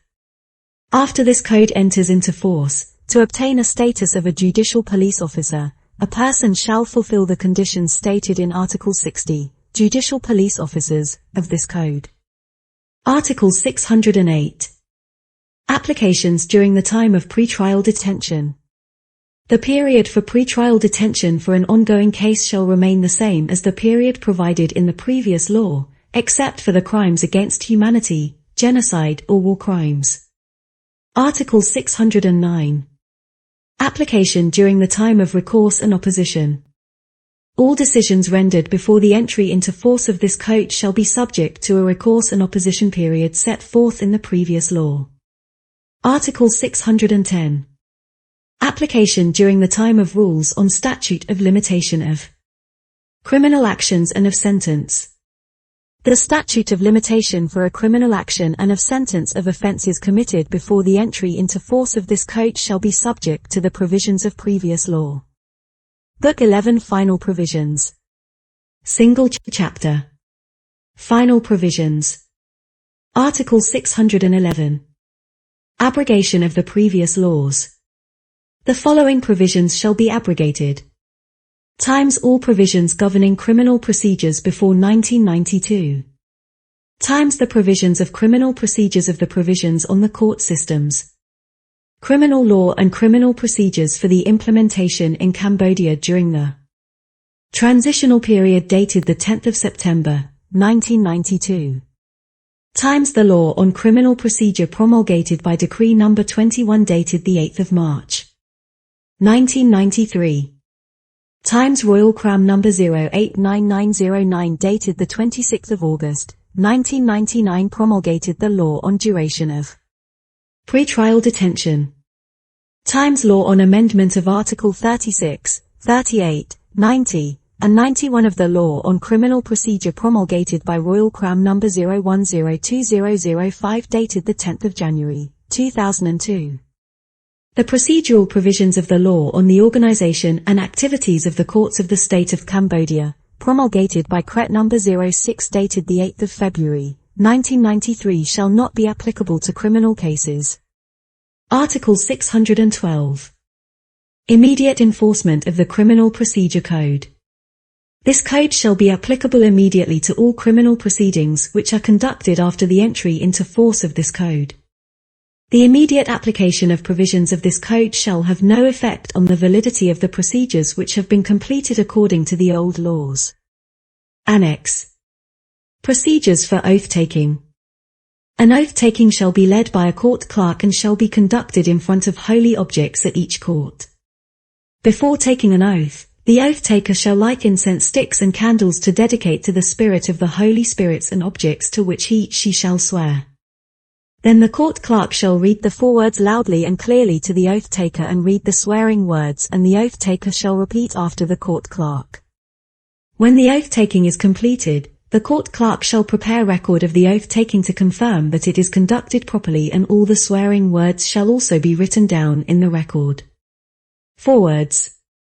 We would like to invite all kinds of holy spirits and objects such as the spirits of Pri and Dan Kayu, Krapamchauk, Pri and Swetatchat, Pri and Chek, Pri and Cham, Nikta Kling Moung, Nikta Krayam Kor, Lokta Dambong Dek, Lokta Dambong Kranhong, Lok Yatep, Pri and Vihasawa, Pri and Pri Chiva Wat Barui, Pri and Wat Panam Kleng to come to preside over this oath-taking ceremony, because these parties have been in conflict and they rely on the witnesses who have known, seen, and heard, and still remember the facts, and the law requires the witnesses to testify to reflect the facts. Those who fail to testify in accordance with what they have known, seen, heard and remembered, we beg the holy spirits and objects to destroy him, her and she is miserly killed by bullets, electrocution, lightning, tiger attack, snake bite, and her future lives will face with separation from parents, brothers or sisters, children, and become extremely poor for 500 life cycles. Those who honestly, accurately, and impartially testify regardless of relatives and refrain from conspiring because of fear, hatred, interests and bribes, we wish the spirits to grant him, her with the longevity, good health, richness, well-respected and love, and in the future lives, she will enjoy good lives and prosperity. Swearing words. I will speak only the truth, nothing but the truth, in accordance with what I have known, seen, heard and remembered. If I do not speak the truth for any reason, I beg the holy spirits and objects to destroy me and be miserably killed, but when I speak the truth, I wish the spirits to let me live in prosperity with lots of friends and relatives forever.